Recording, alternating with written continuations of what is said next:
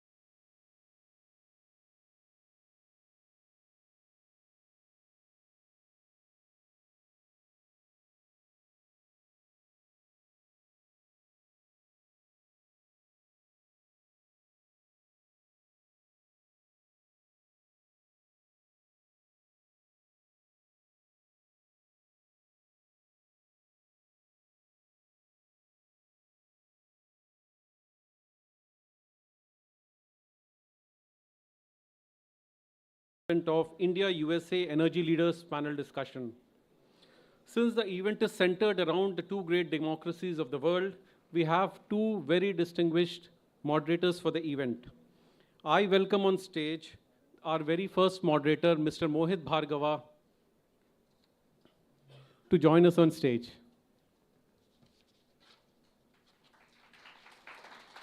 Mr. Bhargava is the CEO of NTPC Green Energy Limited and NTPC Renewable Energy Limited. He is spearheading the company's effort to have 60 gigawatt of renewables capacity by 2032 and be a leading green hydrogen player in India. Under his leadership, NTPC has achieved a renewable energy capacity of 3.3 gigawatt with more than 20 gigawatt capacity in the pipeline. Work on India's first green hydrogen hub and the largest solar park of 5 gigawatt is being undertaken under his able leadership. We welcome you, sir. I now request our second moderator for the day, Mr. Nolty Theriot. He is the Global Head, Government Affairs and Energy, US ISPF. He is the Senior VP, US ISPF. He studied International Trade, Finance and International Business. He has served as a Senior Director of Energy Policy and Advocacy at the US Chamber of Commerce. He leads the policy teams and executes strategy for the companies in India and the US that increase market access, dissolve international disputes, and benefit from policy developments and emerging business trends. We welcome you, sir. Now I request the panelists, Ms. Gauri Jauhar, Executive Director, S&P Global. She is the Executive Director of the Energy Transition and Clean Tech Global Consulting Team at S&P Global. She is certified in Economics and Clean Energy Transition from the Stanford University. She has over 24 years of experience in energy systems thinking, problem solving with energy stakeholders, using the tools of applied economics, finance with wide regional experience in the United States, Kuala Lumpur, and Singapore. She was the Commercial Advisor, Gas Policy and Regulatory Affairs at BP in India and was directed at the IHS market. We welcome you, ma'am, for the panel discussion. I now invite Dr. Jennifer Holmgren, CEO of LanzaTech. She is the CEO of LanzaTech since 2010. LanzaTech is a carbon recycling technology provider. She has worked in various positions at UOP from 2002 to 2010 in the Renewables, Energy and Chemicals Division. She is a member of the National Academy of Engineering and is recipient of awards like Leadership Award from the Civil Aviation of Alternate Fuels Initiatives, the Holmberg Award, and many more. We welcome you on stage, ma'am. I now invite Mr. Mark Welling, Director at the BNF. He is Director at BNF and Co-Head of Asia Pacific Commercial Team. He has a rich experience of over 20 years. BNF is a strategy research provider for the global commodity markets, technologies driving the low-carbon economy and the energy transition. Prior to his 10 years in Bloomberg's New York and Singapore offices, he spent 10 years in clean energy, public health, and sustainability in research and business development roles. We welcome you, sir, on stage. Now I request Mr. Shashi Shekhar, Vice Chairman of ACME, to join us on stage. Mr. Shashi Shekhar is a former IAS officer having 4 decades of rich experience.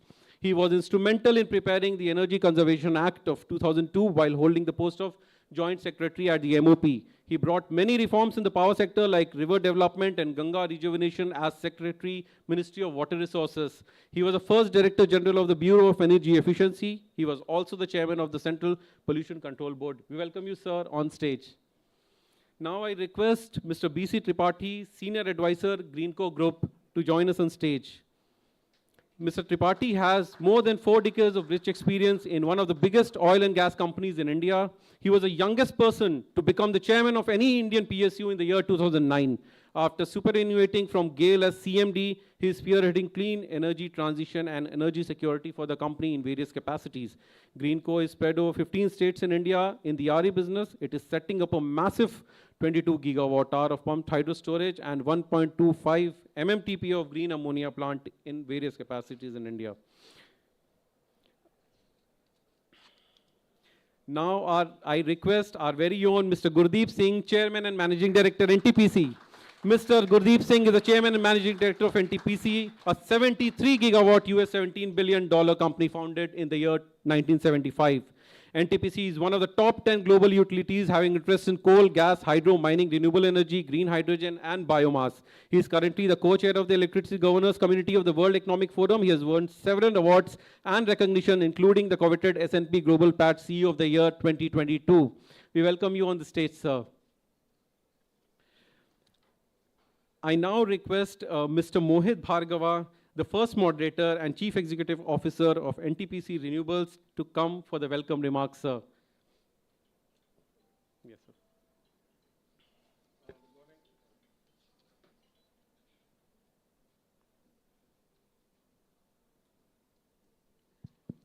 Okay. Thank you, Rahul. And first of all, apologies for the people standing in the room. We actually couldn't help it much because we requested B for a larger room. So I know there's a lot of interest in this when you have people like Mr. Gurdeep Singh sitting on the stage. So we are all very keen to listen to him. And of course, very, very highly regarded panel. So welcome to all of you to this meeting. The idea of having a Indo-US senior energy leaders dialogue emanated from the fact that this started off as a G20 event, and the government wanted us to have something really significant to discuss and take forward. So I don't know how many of you actually listened to the CEM inaugural address there, but I'm sure a lot of you were listening to it here. So we heard our Honorable Minister talking about India's commitment. So I don't need to repeat those numbers. Net zero by 2070, but what we are doing is that our 2030 targets, we're trying to meet way ahead of time. So if I talk about NTPC, so we are quite aligned to what the government is doing. And one of the things I heard Secretary Granholm speak was deploy, deploy, deploy. So there's no question that we need to actually deploy green energy and green energy transition activities so that we are all ready to take care of where we want the world to be. So without further ado, probably I'll ask Nolte now to give his opening remarks. Thank you, sir. Good afternoon, ladies and gentlemen. On behalf of USISPF, it gives me great pleasure to welcome everyone to the India-US Energy Leaders panel. I'd like to begin by expressing our gratitude to all the distinguished speakers, panelists, and attendees who have joined us here today. Your presence reflects a shared commitment to addressing the challenges of energy security, energy transition, and climate change through collaboration and innovation. Allow me to extend a special welcome to Mr. Gurmeet Singh, the CMD of NTPC, and Mr. Ajay Yadav, Joint Secretary of MNRE. Your participation underscores the importance of this discussion on fostering a sustainable renewable energy ecosystem, and we're honored to have you here to provide your valuable insights and guidance. Today's panel will highlight the key issues, challenges, and collaboration opportunities which mark a significant milestone in a strong and enduring partnership between the U.S. and India in pursuit of a sustainable and inclusive energy future. The U.S.-India Strategic Clean Energy Partnership Ministerial that recently took place in Delhi with Secretary Granholm and Minister Puri demonstrated the growing importance of clean energy and climate cooperation. Both sides also noted the important achievements of the SCEP in strengthening energy security and producing green hydrogen as a critical energy source for global decarbonization. And deepened collaboration to scale and accelerate deployment of hydrogen technologies will continue to be supported through the public-private task force that were launched at the SCEP by both governments and supported by US ISPF, like the US-India Hydrogen Task Force, the Biofuels Working Group, and the Climate Technologies Action Working Group. Energy cooperation between the US and India has yielded significant achievements in renewable energy technologies and practices, and both countries have been actively investing in research and development to enhance the efficiency and affordability of renewable energy sources. And by continuing to collaborate and leverage their respective strengths, both nations can lead the way in developing innovative solutions, setting global standards, and inspiring other nations to embark on a similar path towards a cleaner and more resilient planet. So once again, I thank you all for joining us and look forward to a productive and inspiring panel discussion. I'd like to now welcome our panelists to make their opening remarks. If you could keep them to around 5 minutes, that would be great. So why don't we start with Gauri. Thank you, Nolte. Great to be here, and thanks to NTPC leadership and the US ISPF leadership to have S&P Global represented here. It's great to be here amongst really trailblazers on this panel in more ways than one. I think as Mr. Bhargav said that it's about deployment, and I really hope that we are able to come out with actionable solutions in terms of how to bring the technology, the policy, and the financing piece, really, which is the critical, sort of the missing element many times, together for that deployment. Thank you very much for the opportunity to be here with you and the invitation. I simply want to add that I would ask us to always continue to think about how we change our current ecosystem, how we utilize resources that are waste resources to make everything we need, so we can transition away from today's current carbon economy, which is creating additional inequities because of the impact of climate change. So the real challenge is, how do we solve two problems? One is ensuring equity of those that do not have access to power, fuels, and chemicals, while at the same time ensuring the equity that comes from making sure that climate change does not make it harder for them to be successful. I believe that challenge can be harnessed, can be controlled if we start to use distributed production, solar energy, renewable power, and create a hydrogen and waste economy. I'd like to also thank NTPC and Mr. Singh for inviting me. It's a pleasure to be on this panel. And it's a really distinguished group. And when we talk about some of the topics today, it's been in the market for a long time, but we're still at the early stages of true deployment of a lot of this worldwide. And I think, as Jennifer said, I'd like to underline the importance of the social and the equity question in here. Very, very important, because the world is under pressure in a lot of different ways right now. And so it's important we factor that in, but also when we look at the biodiversity questions and some of these other non-climate, but indeed ecosystem questions that are part of this, and increasingly becoming part of the discussion at policy levels, as well as at financial and investor levels. So I think that's another component that will be more and more important to being part of the conversation. Thank you. Thank you. Shashi Shekhar here. We would like to talk about the genesis of ACME making a transition from solar energy, from telecom to solar energy, and solar energy to now green hydrogen. What are the challenges that we have faced so far, and how we are likely to overcome in entering into this as a business?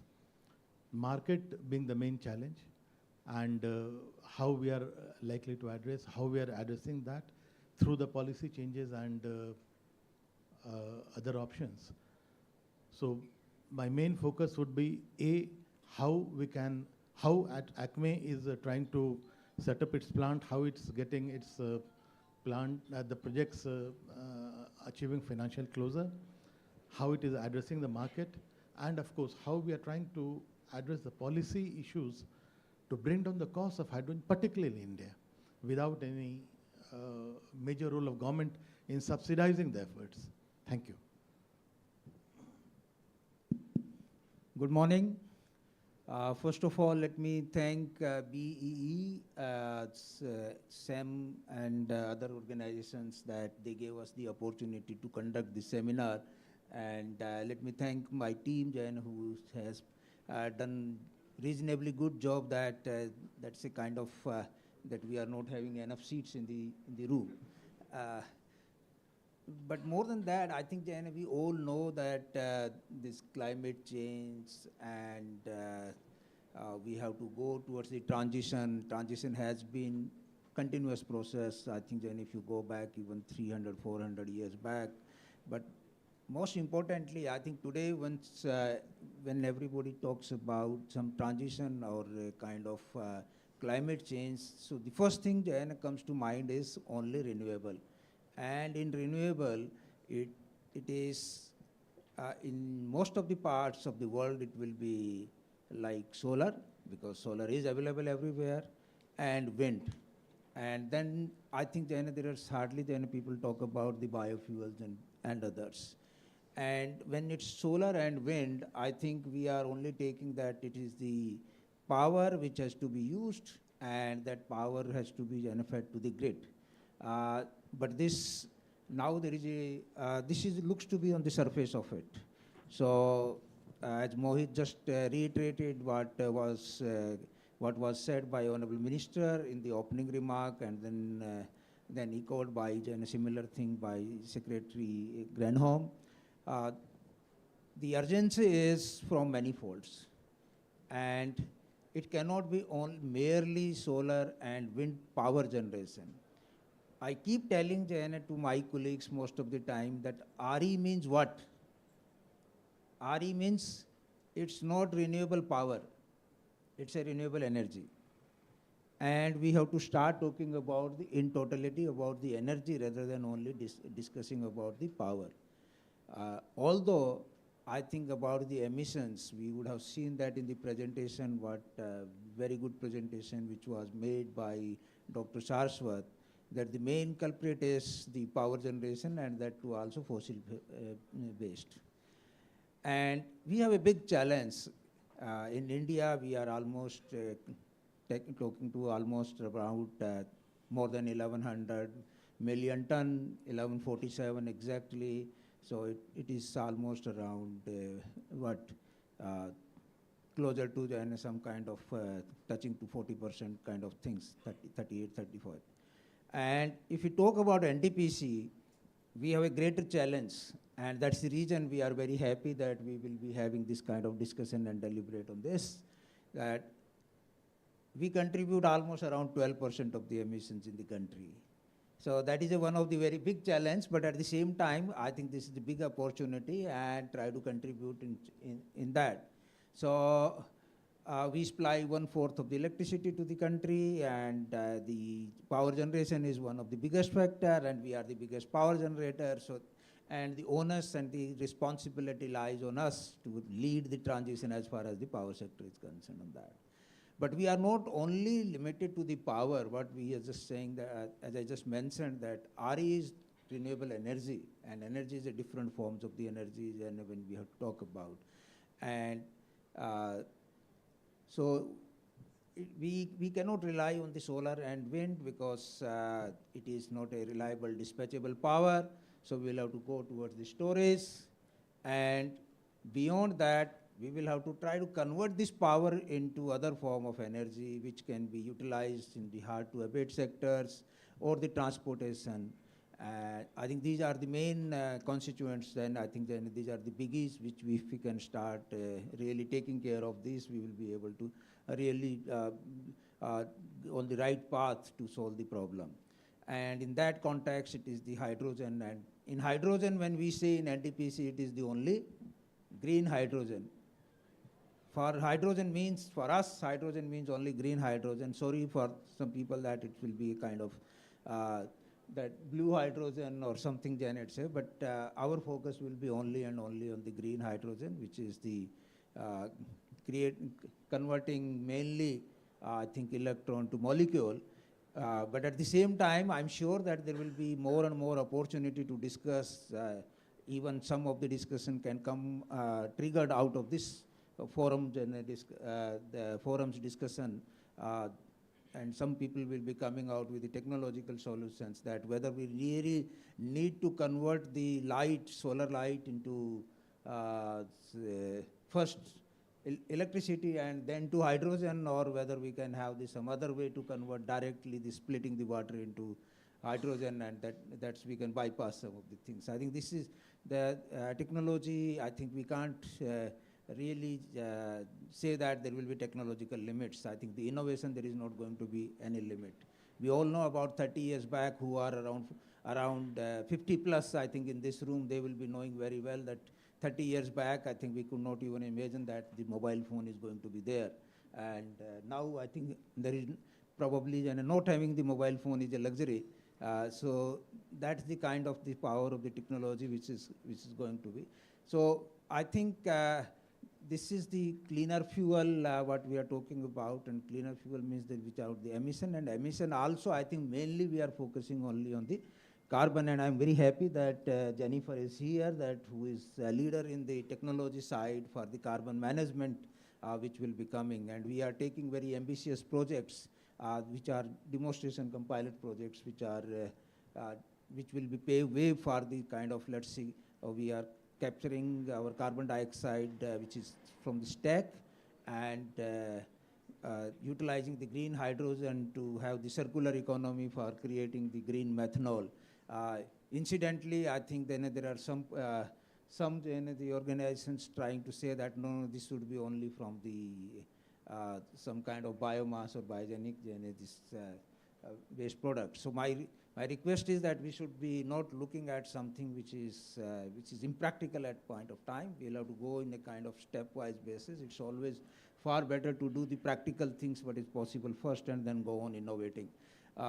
I think I'll not take more time. Probably I have taken more than anybody's time, but I think Jan, I was just trying to bring the perspective, and we will do everything possible, at least for the Indian power sector, to take that lead and do everything possible, whatever it is. And I will call on from US specifically, because this is US-India dialogue, that all the companies who are engaged in the technology side, we will be more than happy to engage with them and try to work with them. If it is established, we can adopt that technology. If it has to be demonstrated, we can partner with that. I think then in the collaborative.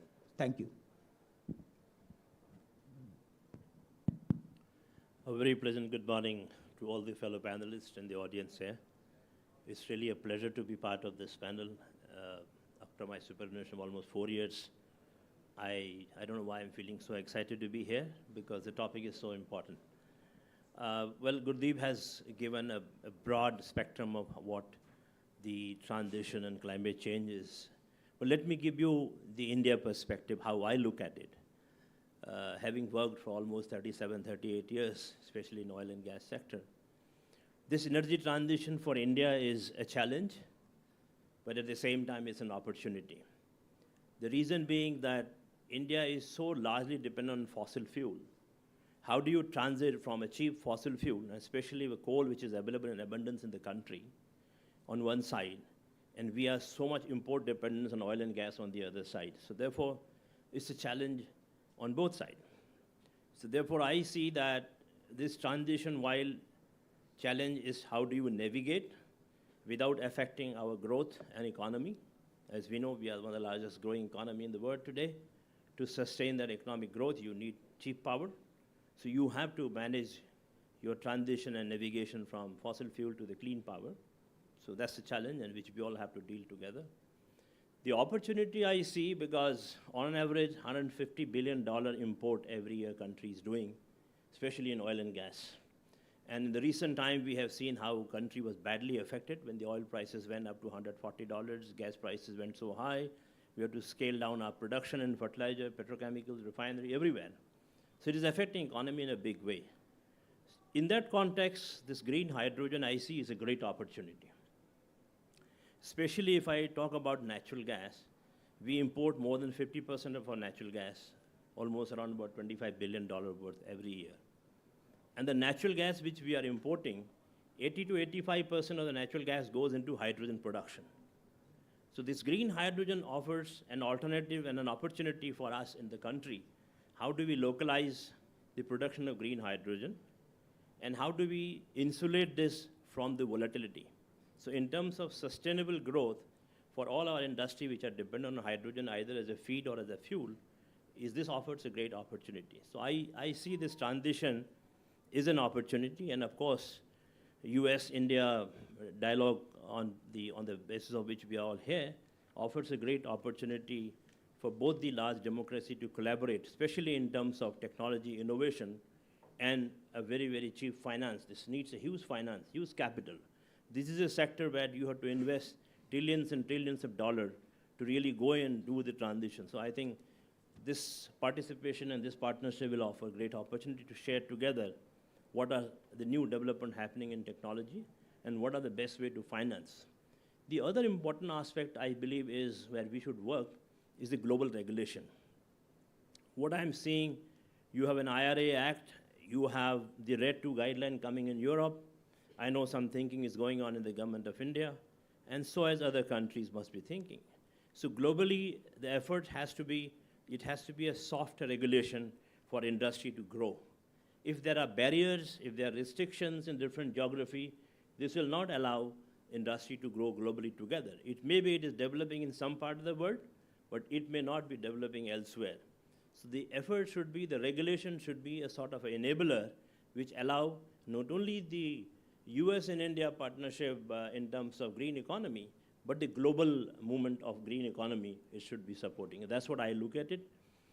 I am in this forum today representing Greenco, and as I go along, I'd like to share with you how Greenco is trying to be enabler as a part of the industry here. Thank you very much for inviting me. Thank you, Mr. Tripathi. I'd like to start the Q&A session with Mr. Singh.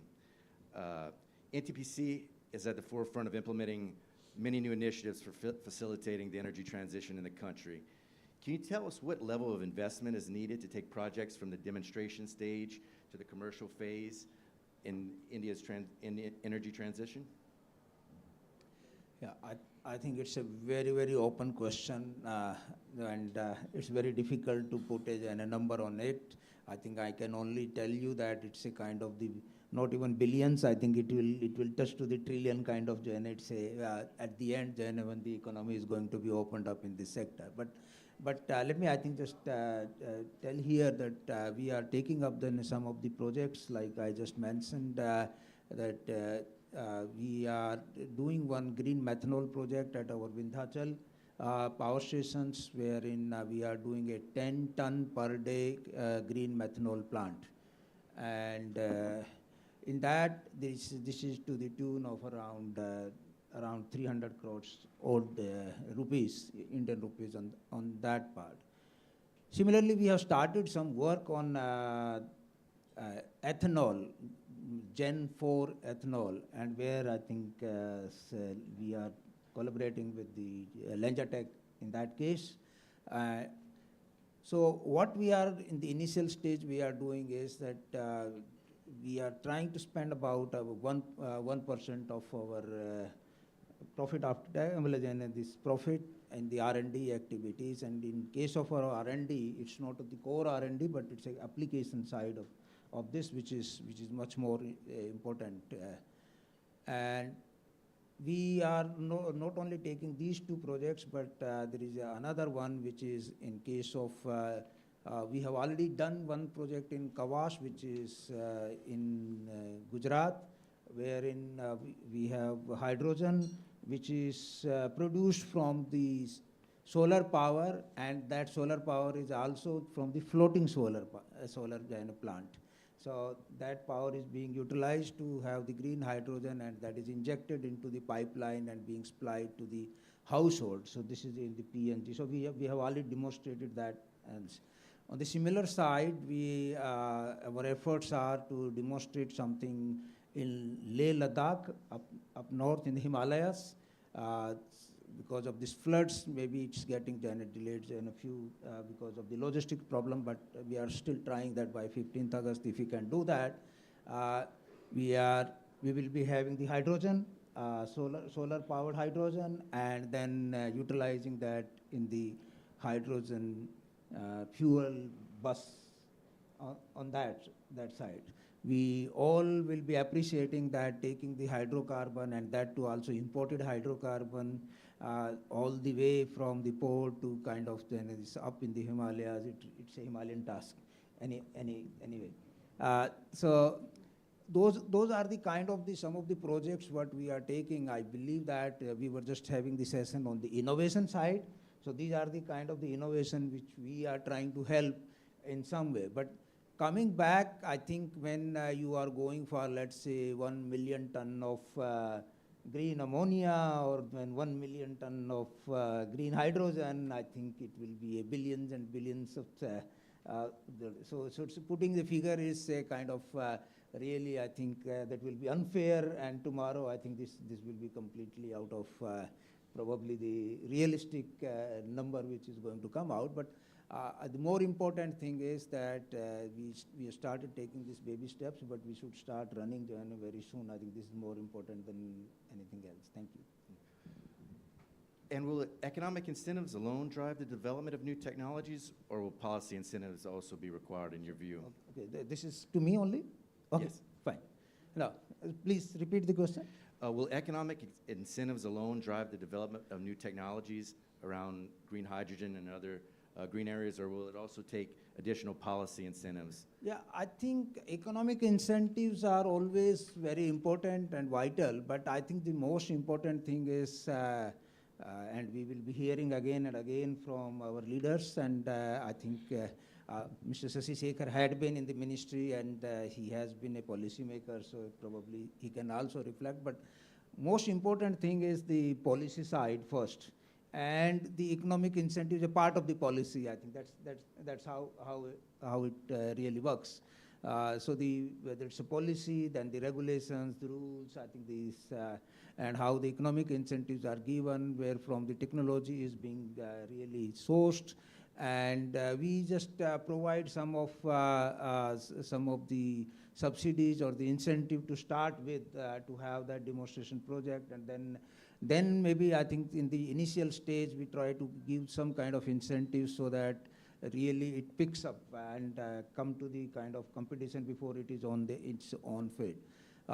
We have done similar things in case of the renewable energy, but on the green hydrogen side, what we were talking about, India has come out with a, it may be done, it's a part of the green hydrogen mission, where approximately 2 billion, it's in 19,500 crores, something which is available for the PLI and the other schemes where it will go in kind of incentivizing the development of the hydrogen-based economy. And in addition to that, there are other incentives which are coming, like we have it's one of the very innovative steps what was taken in the country was that renewable energy, whether it's solar or wind, and if you are wheeling from one part of the country to the other part of the country, the total transmission system, there is no loss and there was no charges to start with.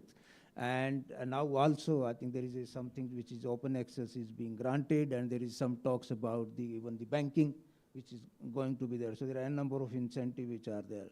But only economic activity, this can be helpful in the beginning, but how long it should last, how fast it should be taken up, I think those are the points of the further discussions. But I think the policy is the real fundamental, in my opinion, on that side. Thank you. The hydrogen incentives are very generous, 2.26 billion, and especially included in the site financing scheme. I think they will go a long way in the development. Now I'd like to turn it back over to my co-moderator, Mr. Mohit, to take on the questions.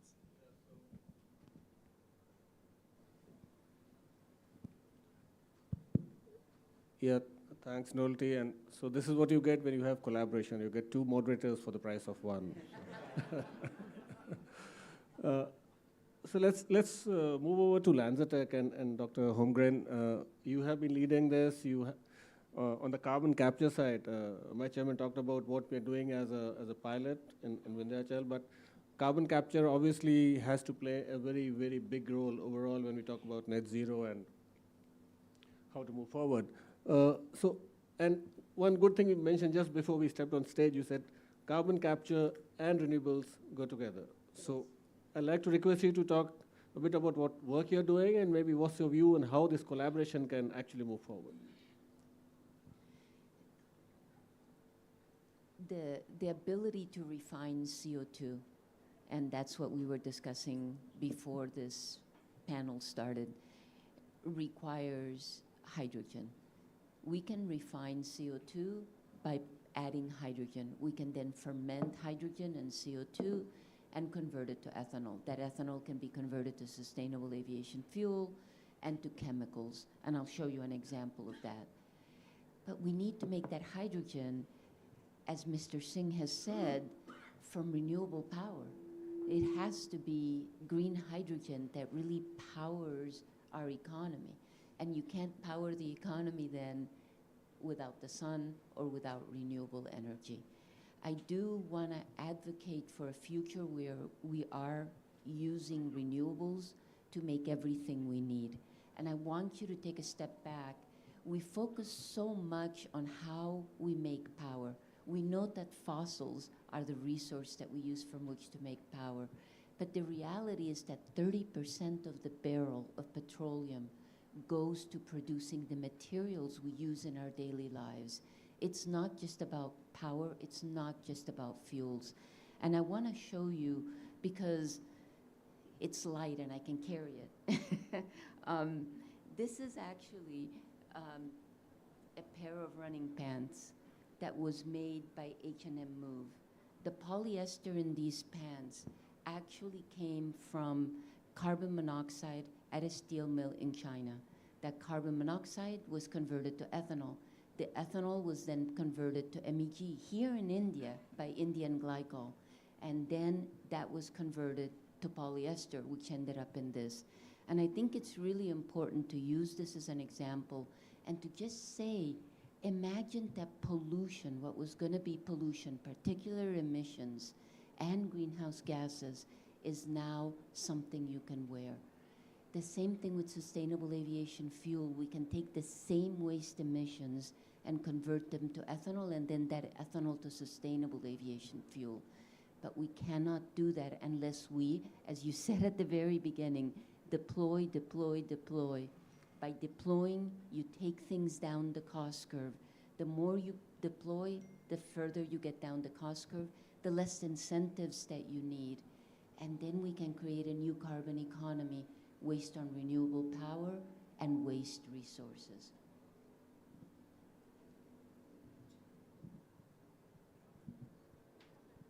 Thank you, Jennifer. I'd like to now turn to Mr. Shaker. Mr. Shaker, it seems like many companies have been announcing large-scale hydrogen projects, but they're still trying to determine their final investments, while ACME, on the other hand, is moving forward with a lot of large-scale green hydrogen projects, like the Oman project, for example. You've signed a couple MOUs in Tamil Nadu and Karnataka. Can you share with us some of the challenges that you might have faced when moving from the demonstration stage to the commercial stage in your projects? Thank you.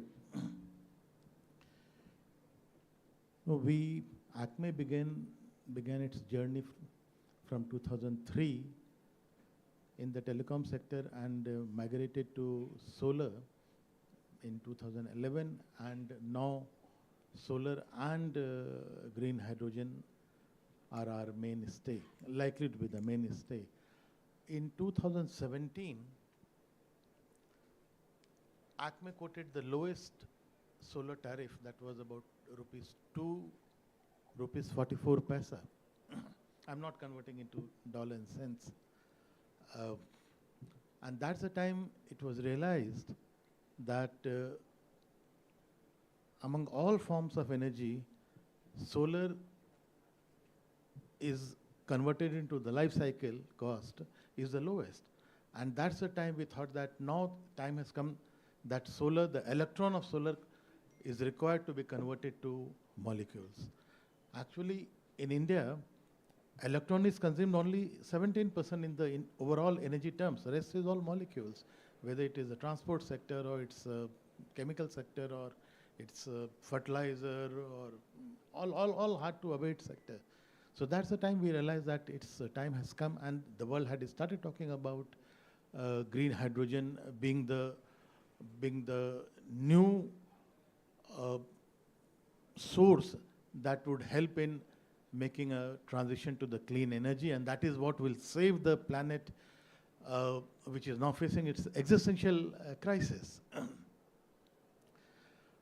So we set up a semi-commercial scale. I don't say it's a pilot scale, it's a semi-commercial scale plant, solar to green hydrogen to green ammonia. I mean, the technology for electrolysis was well known. Technology for green ammonia, the Haber-Bosch process was again well known, 100 years technology. The challenge was how to integrate the three chemistries. chemistries of solar power generation, chemistry of electrolysis, and chemistry of Haber-Bosch process in green ammonia manufacturing, and the integration. So we set up the first commercial scale plant, invested our own money, about 100 crores. And today we have reached the optimum level of performance in that commercial scale, and it is perhaps the only integrated green ammonia project running in the world, perhaps.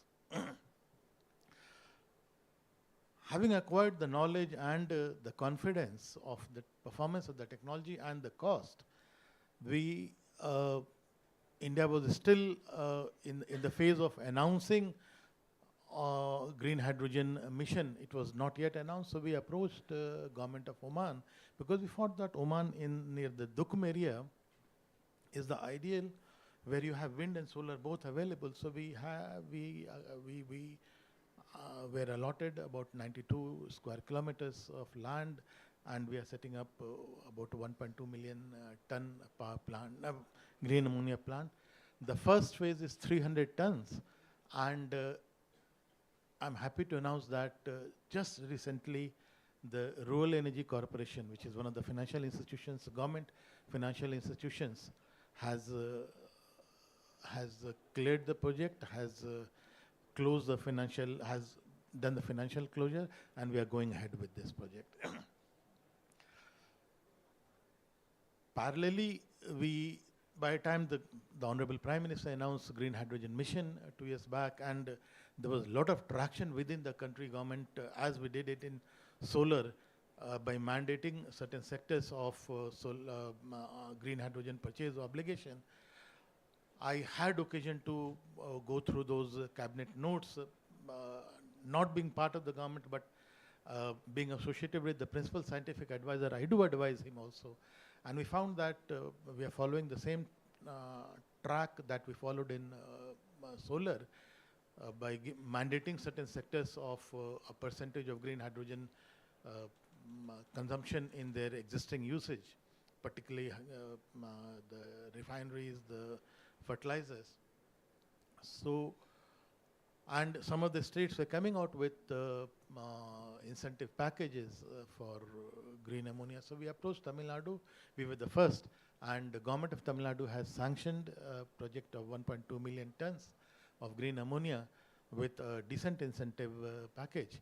And that particular, we have already acquired land in Tuticorin Port, which is one of the declared green hydrogen ammonia ports by the government of India, apart from Paradip and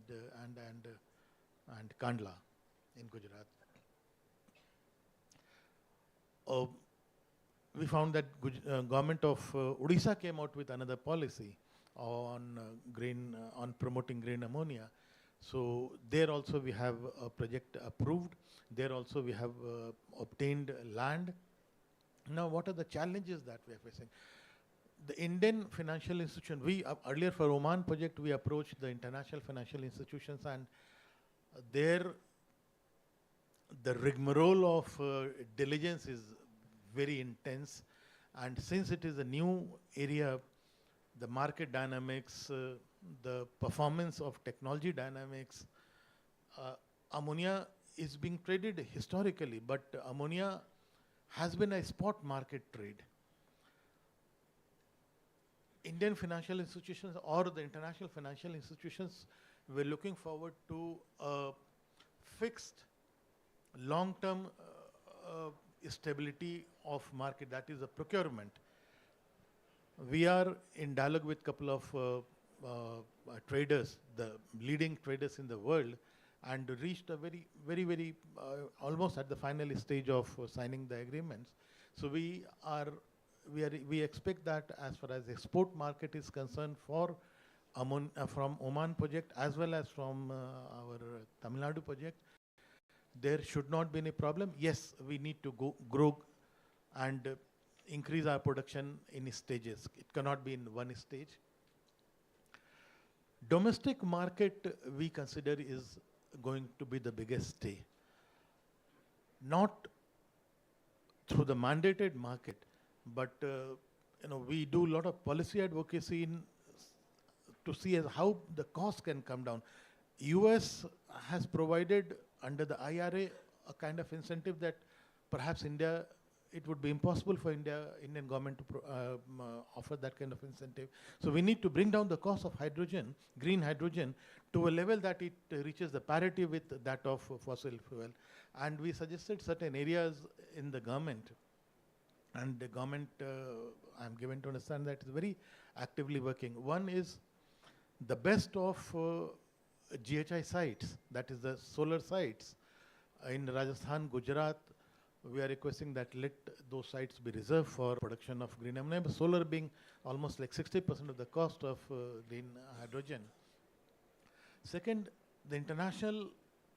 the important developed countries would, under the Paris Agreement 6.2, the government is agreeing to execute certain joint credit mechanism, carbon mechanism, where they would fund a project at the cost that is available in those countries, so that the difference in weighted average cost of capital, to that proportion, carbon credit could be given to those countries and rest could be to the project. And that can bring down the cost of hydrogen significantly. We are requesting the government also to, till 2030, the phase 1 of the National Green Hydrogen Mission, not to impose any basic custom duty on imports, particularly of solar panels. With all these and the kind of carbon credit, the carbon credit market that is growing, and I'm given to understand that government is also coming out with, Indian government is coming out with a carbon credit policy, that all this will help in bringing down cost of green hydrogen to an extent that the domestic market will on its own start demanding green hydrogen, and that's why we are aggressive on green hydrogen. This is a broad that I wanted to say. Thank you. Mr. Shekhar, thank you for your insights and on the challenges. We appreciate you sharing that with us. I would like to say, just with your permission, no, we are talking about climate change and everybody agrees that it is an existential crisis to the humanity, but action unfortunately is still not reflecting by different countries, particularly the developed countries, in terms of opening up their market. They are creating so many barriers. My colleague Mr. Tripathi talked about RED to Act, US IRA. You need to allow the countries where you have good solar and wind, the renewable energy sources, to be able to manufacture, produce green hydrogen and its derivative and sell across the world. This is how the world will make transition to clean energy. This kind of barrier will never help. So action, the conduct by the developed world is required to be demonstrated in terms of opening the market. Thank you, sir. Those are very good points. Now I'd like to turn to my friend Mr. B.C. Tripathi. Greenco is now a major player in the green ammonia space, and it has been one of the first movers in the country.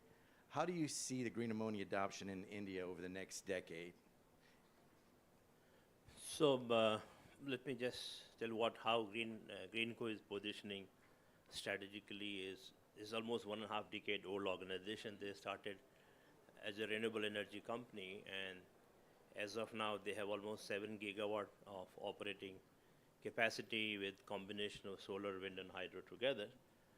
But there has been a realization in Greenco management is that if you want to penetrate more into the renewable space, you need to improve the quality of power in terms of certainty, in terms of reliability of the power as far as the cost. So they started thinking through 3 years back, and they understood that unless we provide a reliable round-the-clock power at the most optimum cost, it's not going to take us far as the integration of renewable energy is concerned, be it in the normal power supply and in particular for going into different chemical applications, hydrogen, ammonia and all that. So the first leg which Greenco is focusing today is to create storage. And they have a target by 2030, they want to create 100 gigawatt hours of storage platform. which is not only for their captive use, but also will be for as a service to the outside industry, and it will support all the renewable energy major player to improve their quality of power, and they'll be creating more demand for renewable. That's one part. So their first project is getting commissioned by end of this financial year, where 10 gigawatt hour of storage capacity will be operational, will be available for industry and for their own captive use. So that's an area, and that's the pipeline of almost $10 billion, which they have planned. 2 more projects are under construction. First one is in advanced stage of completion. The second piece where they realize in terms of their hydrogen strategy is the technology. So across various technology, after evaluation, they zero down on alkaline, and they have formed a partnership with a company called John Cochrane from Belgium. And they are going to set up a large-scale electrolyzer manufacturing capacity in India. And they are going to set up a plant of 2 gigawatt annual base capacity. And right now, a two-way approach into electrolyzer side. One is they are trying to localize the supply chain. That's very critical in terms of producing that at optimal cost. So the efforts are on that to the extent 95% supply chain should come from the local market. So that's where they're focusing. The second is to have one of the largest capacity stack of 5 megawatt each stack. So that's where they're planning, so that they're able to optimize the cost. If you look at alkaline electrolyzer cost today in the market, as we get the numbers, the actual numbers will come when the large scale project come, but the people are throwing number around $500 to $600. So the aim is to bring it down to half. That's where the Greenco is focusing as a strategic direction. The third one where Greenco is now looking at in setting up over 5 million tons of ammonia facility till 2030. That's the strategic direction the board has given. And they're looking at both greenfield project and the brownfield. So they recently announced an acquisition of a large fertilizer complex. Rather than reinvesting into a greenfield plant, they're trying to convert that into a green ammonia plant. And if things goes as planned, by 2026, they think to export the first lot of green ammonia to the European market. So that's an area where directionally Greenco is looking at. And further value addition on the green chemicals, this is another important space. As Mr. Shekhar rightly mentioned, that the energy component is to a large extent into these applications.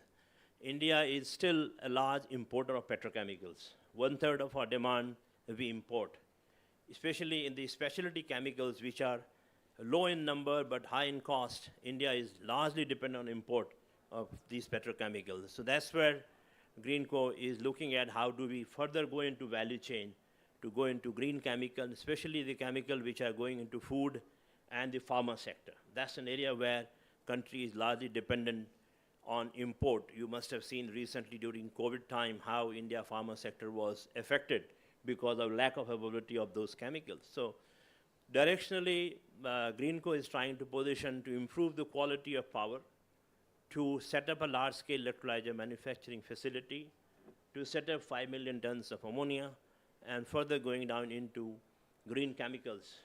And I was just listening to the comments of Dr. Jennifer. I had an opportunity to recently visit the Honeywell Technology Center in Gurgaon to see how carbon capture and the further value addition ethanol chemistry is happening. So I think that offers a great opportunity on which Greenco is working, collaborating with different technology players.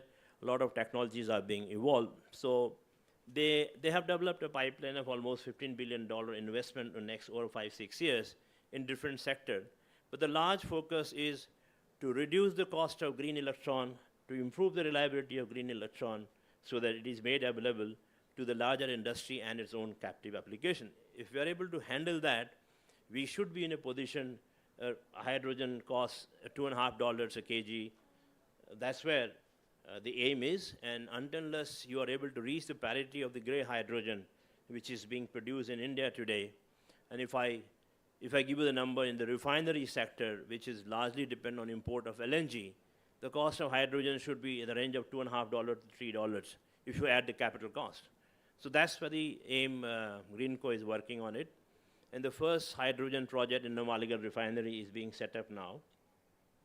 Of course, it's not reaching to that number, but when you go to the scale, the efforts are that you reach to the number of $2 a kg. And if you are able to go there, you are able to substitute the large amount of import of gas, which is $14, $15, $16 for MMBTU. And that's the directional efforts in terms of technology, investments, learning, local supply chain. And that's where Greenco is working. Yeah. And what policy incentives do you think will be required to make India a major player in the green ammonia space? Well, first of all, a lot of initiative recently government has done this 5 million ton, the hydrogen mission government has announced 500 gigawatt scale of renewable, which has been announced, and the support, especially in the hydrogen sector, where you are providing support of freewheeling of power so that you need not to be confined to the location where it is being produced. Second is the PLI scheme of the electrolyzer manufacturing. But I think the biggest important factor in India, which government should look at is, and I think they're working already on it, I understand, is to create demand, a large scale demand. Because all these projects which are happening in refinery, in the gas company, in power company are at a pilot scale, right? If you want to really bring the economy of scale, you need to go to a gigawatt scale or half a gigawatt scale. There really you are able to see, and that cannot happen unless you have the demand. I understand that there will be a limitation in the government of the looking into the country's other priority, that India cannot afford to have the IRA kind of subsidy in India. But I see that the industry is working hard where they are going to reach to that number without those kind of heavy subsidy coming from the government. But a little bit of support from the government, in terms of the tax regime. The whole power sector value chain, right from manufacturing and panel, import of panel, and going up to the supply of green hydrogen, at different stages in the whole value system, the tax structure is very, very rigid and compartment-wise.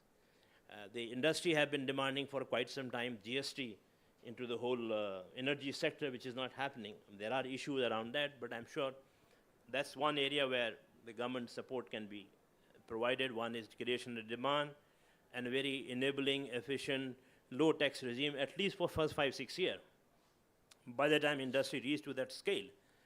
The third thing is the financing, because these all are large capital-intensive projects.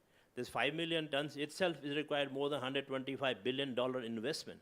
To raise that kind of capital, you need to have a bandwidth in the financing sector. So there is where Government of India or the green bond options or through some international institutional mechanism, the financing at a reasonable rate will be a great help for the industry to take off. I think once these three things are there, I'm sure industry is there to really reach to the number of $2. That's where everybody is aiming. But you have seen the major industry players are talking of $1, but let me put an intermediate number of $2. If you're able to reach there, I think we have a great market. And then market will automatically open up and demand will automatically come. Maybe initial 5 to 6 years, this kind of support will be required from the government. Thank you for your insights. Those are great points. Now I'll turn it over to Mr. Mohedi.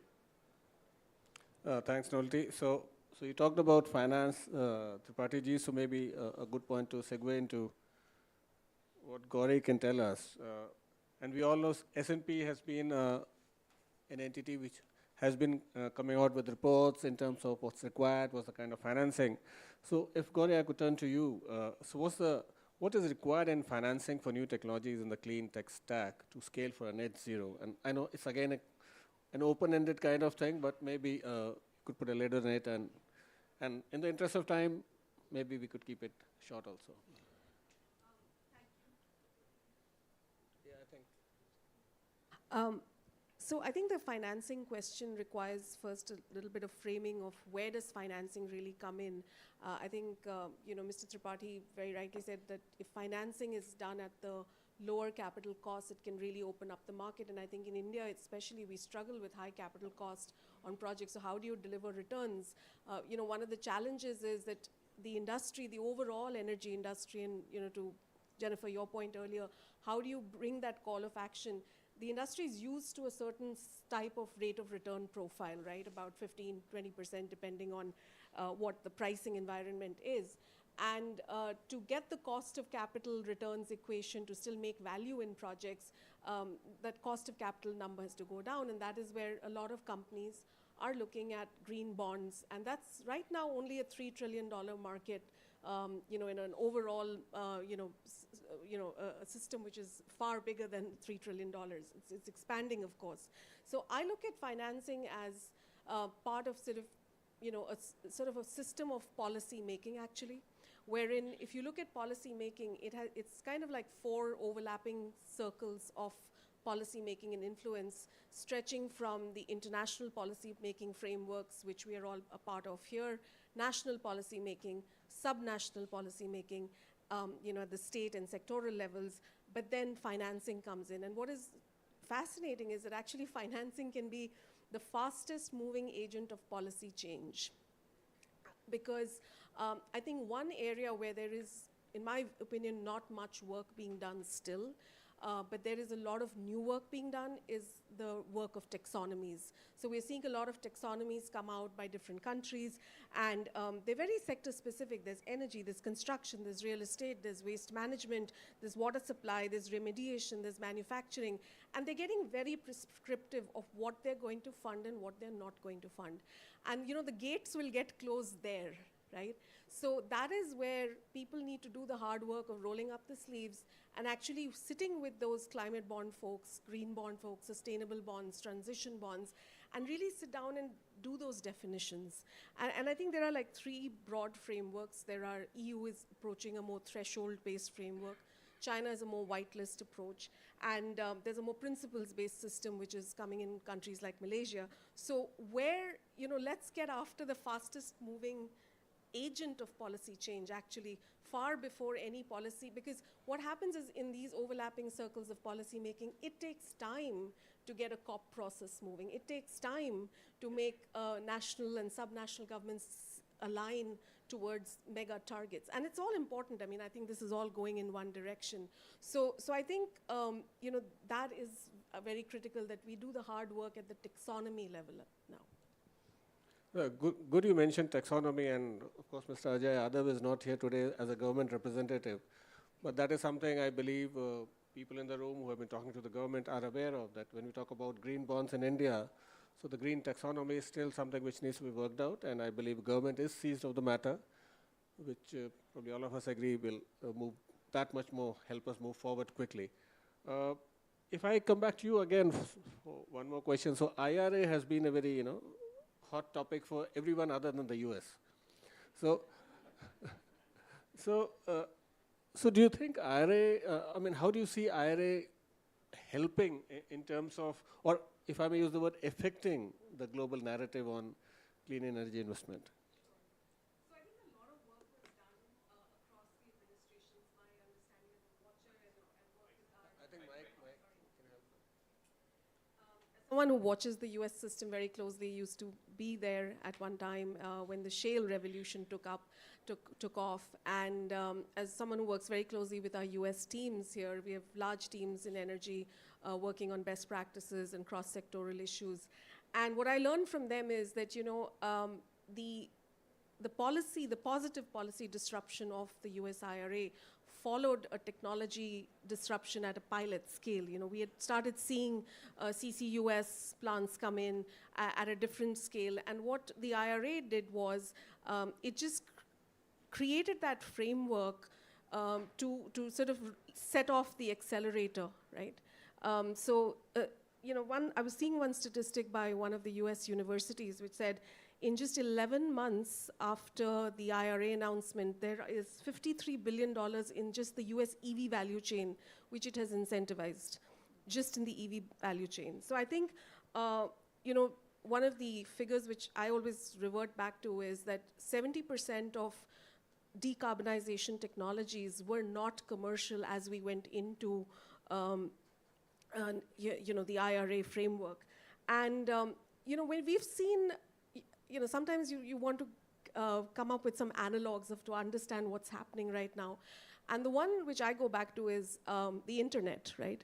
The internet, the shale revolution. These were, in some senses, the US is the R&D lab or innovator of the world, and brings down the cost curve, and through partnerships which companies and governments do, helps you access that innovation. So it's okay. I think earlier in the panel there was a mention about how the developed world, which has polluted its way to growth, has a responsibility. So let that be the US as the R&D lab of the world. Thank you, Gauri. I think you've been very nice and diplomatic about the whole thing. So, so Mark, apologies for coming to you last, but I think all of us read BNEF reports and probably swear by it many of the times. Maybe have made right or wrong decisions using the BNEF report. So I leave that to you, Mark. I mean, how do you see the policy developments? And not restricted to US this time alone, maybe US, the world, and India. So how do you think ultimately all of that coming together, moving the things forward? Yeah, and I think many swear by them or swear at them when they read them. So, and I appreciate that, Mohit. We've been around since 2004, and we've been around only to do the energy transition. We're not a traditional energy intelligence organization from our birth, but really focused specifically on this. And of course, the recent years, we're seeing the whole ecosystem move in this direction. But if I can comment, for many years, we didn't see the economics of hydrogen really changing in the way that they were required compared to renewables, as Mr. Singh talked about in the beginning, solar and wind. We saw a lot of those cost declines. Batteries, we saw the cost declines.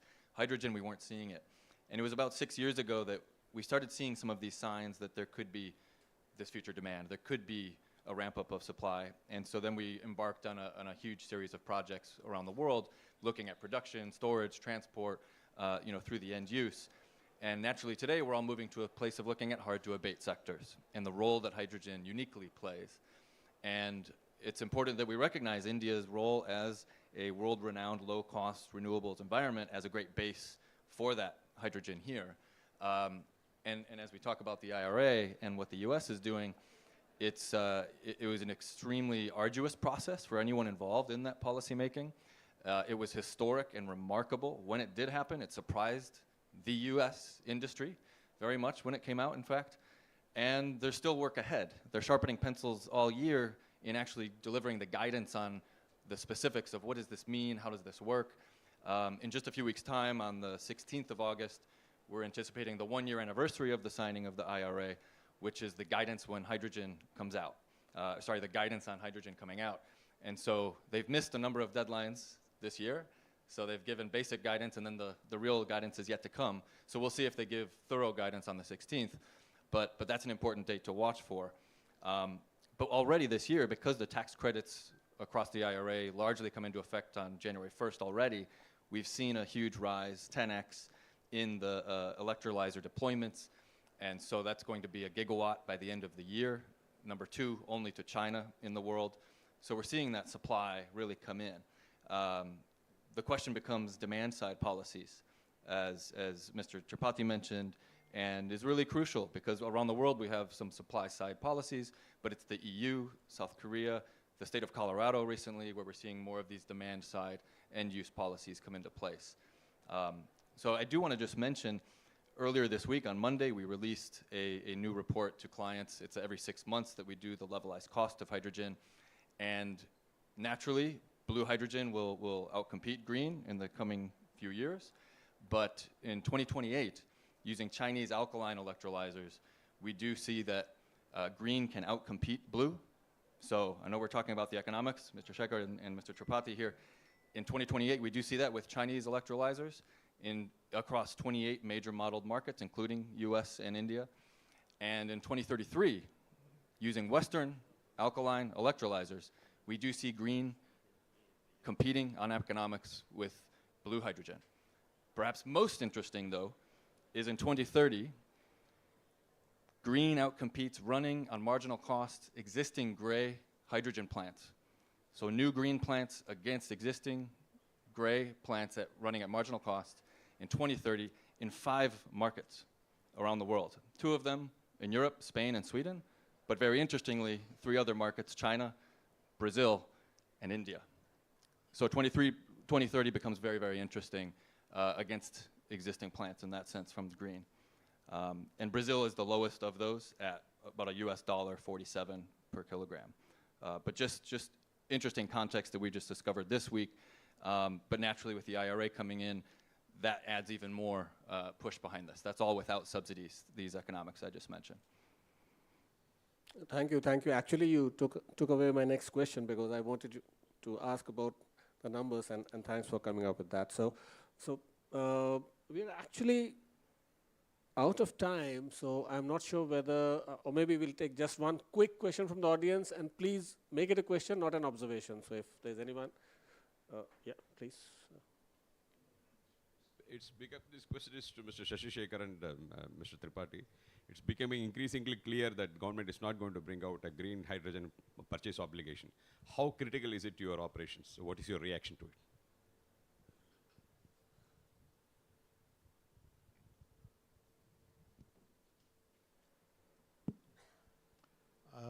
I didn't say that government is not going to bring out a mandate. It's likely. It's part of the government decision, part of the cabinet decision. It has still not come out because they are figuring out what should be the percentage of green hydrogen purchase obligation. But if it doesn't come, then there are ways to, we have to work on reducing the cost of green hydrogen, and certain areas that I had suggested, we need to very seriously work on. You see solar. We started the journey at 18 rupees per unit, and in 5 years' time, if that time at 18 rupees, the current Prime Minister, who was the Chief Minister of Gujarat, had not agreed to purchase 1,000 megawatts of solar power and distributed among 20, 30 players, we would not have the private players demonstrated with innovation and competition and brought down the tariff to about 244 in 5-6 years' time. So we need to work seriously, and as consumers, individual consumers of petrol, of electricity, we need to be ready to pay slightly higher price for our health, because the climate is impacting our health, our children's health, the posterity's health. So somewhere we need to pay, either government pays or we pay. So initial days is the pain, but after pain only you deliver good things. So that's how we have to see. You see, you're only looking at the domestic market, but India has a unique opportunity, apart from what Mr. Shekhar has mentioned. People are saying US is a hub, Australia is a hub, Middle East is a hub. But look at, India has a unique advantage, apart from the potential of solar and wind. It has such a robust national grid, which enables your electron to flow, which is nowhere there, neither in the Middle East, nor in Australia, nor in US. So as a country, we need to monetize on the heavy investment which country has made, a combined entity of NTPC Power Grid and later on Power Grid has made. It's a public money. It is in the larger interest of the government and the public at large to see that this functions and utilize the potential of India. You see, the same thing happened in the case of solar panel. Today, 95% is being imported. Do we want to land up into that situation? That's where we need to examine. So therefore, it's not a question of green obligation, it's a question of establishing the whole green ecosystem, utilizing the inherent strength which India has, its potential of renewable energy, and its ability of such a robust national grid, which is nowhere there in the world. So I think these all forces will enable this to happen. Even if it is somewhere less in the expectation, the export market is where India will be aiming in a big way. That's what I see. Thanks a lot, and we're actually out of time. So, Nolti, I'll just quickly sum up and then maybe we can close. So first of all, thanks to the panel for the brilliant views. The room stayed full, so it means that people were interested. So these were important views, and when you talk about the world's largest democracy and the world's oldest democracy coming together in terms of partnerships, in terms of technology transfers. So we are talking a lot of work going down in terms of how the energy transition happens. And these are investments we talked about. These are how the technology, Mr. Tripathi, Mr. Shekhar talked about, how a lot of new things are happening. So the onus on all of us is actually to bring down the cost. That, I think, is the key, bottom line. We can't actually be looking at sustaining ourselves on some kind of subsidy or mandates. If it happens, good, that'll help us all, but if it doesn't, we have to make it happen. So with that, thanks once again to the audience, to the panelists. Rahul? Thank you, Mohit sir. Wow, what a session it has been. I thank all the panelists and the moderators for taking out their time from their busy schedule. I request Mr. Gurdeep Singh sir to hand over mementos to each of the panelists and the moderators as a token of reverence from the organizing committee.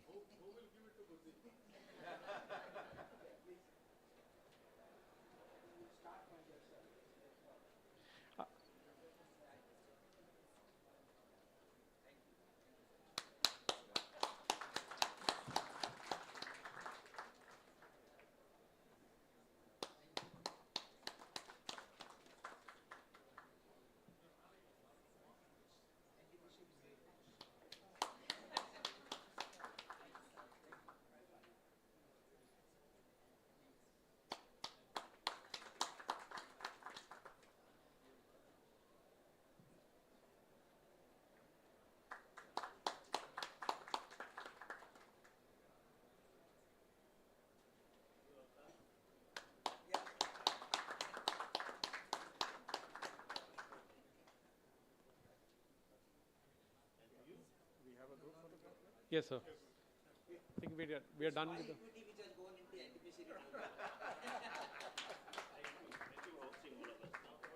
So I request all the panelists and the moderators to come closer for a quick photo and give us a very good smile on the camera.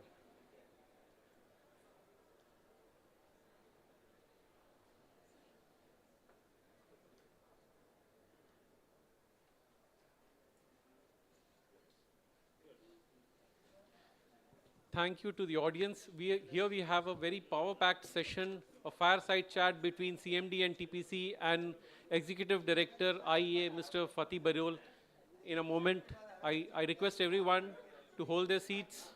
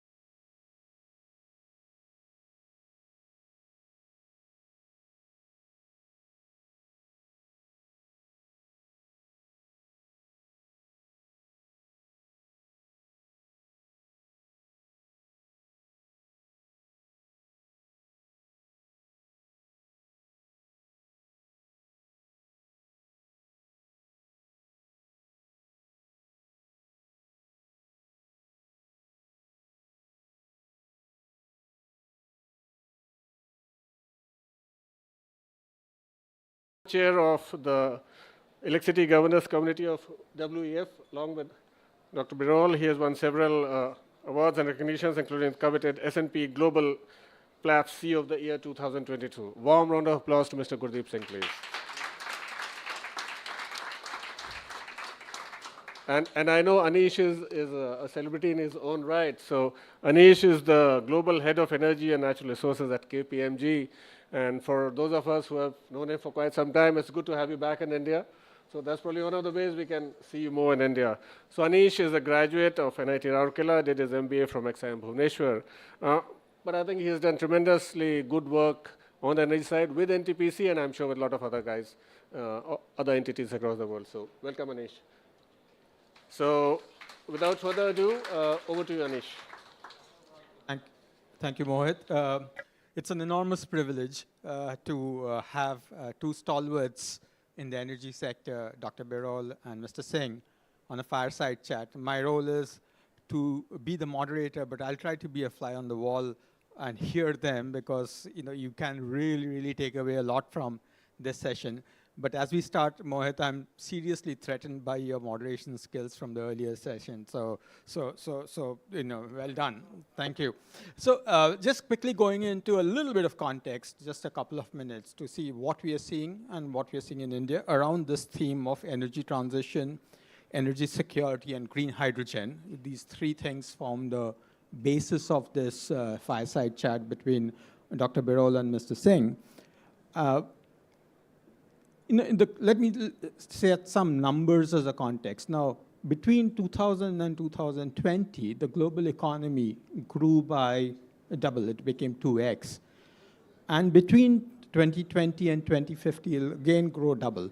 Okay, so that's the prognosis, and that's necessary, because without economic growth, you really don't have prosperity. You don't bring people out of poverty.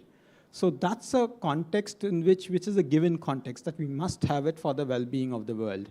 But the problem is that with economic growth comes energy consumption. We all know that. And with energy consumption, thus far, we have had emissions come in particular CO2 emissions, which threatens the planet.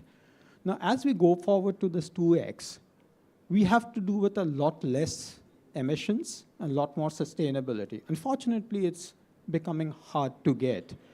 And the hope is that with some of the new levers which we have, we are going to be able to achieve that, including clean hydrogen, which in itself is not going to achieve. There are lots of things which need to fall in place. Simultaneously, especially after Ukraine, we saw a situation where the whole energy security question has become paramount. And when you have an energy security question versus a sustainability question, in the short term, nations will prioritize. And in the case of India, countries like India, energy availability also becomes important, because the Indian economy is going to grow multifold. In the next, between now and in the next 25 years, we are going to grow, the economy is going to grow 4x to 5x, which is going to be, energy availability is going to become very important. So we are trying to balance all of this, and I'm very keen to explore some of these themes and have Dr. Birol and Mr. Singh explore some of these themes as they talk amongst themselves. I'll pose a few questions for them, and individually, as well as they can talk about each other's comments and comment on their respective comments. So that's what we are looking forward in this session. Dr. Birol, as we start, just a little bit of disquieting statistics from 2022. The Statistical Review of World Energy has been bringing out the data, as well as IEA is bringing out the data. It shows that energy consumption is back, with a fair bang, despite China not having come back full in 2022. For example, aviation was down. Your own report, IEA 2023, shows that China aviation was not quite as much, and it's now back.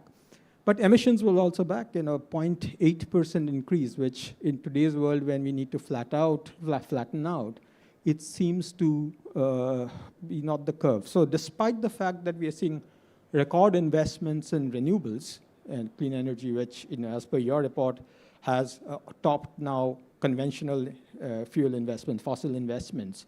Okay, despite that, we are not bending the curve. Is it just a short-term worry, or do you think that it's something which we are going to see much better days ahead? Thank you very much, first inviting me here. My friend, Gurdev Singh, it's always a great pleasure to be with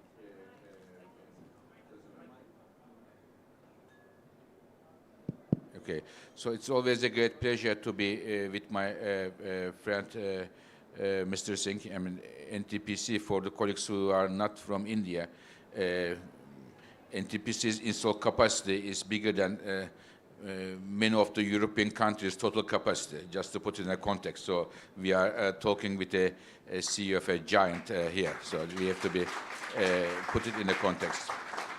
Coming back to your question, now we see global energy demand, because you remember the COVID years, okay? So there was a decline of the global energy demand, oil demand and everything. Now we are seeing a rebound.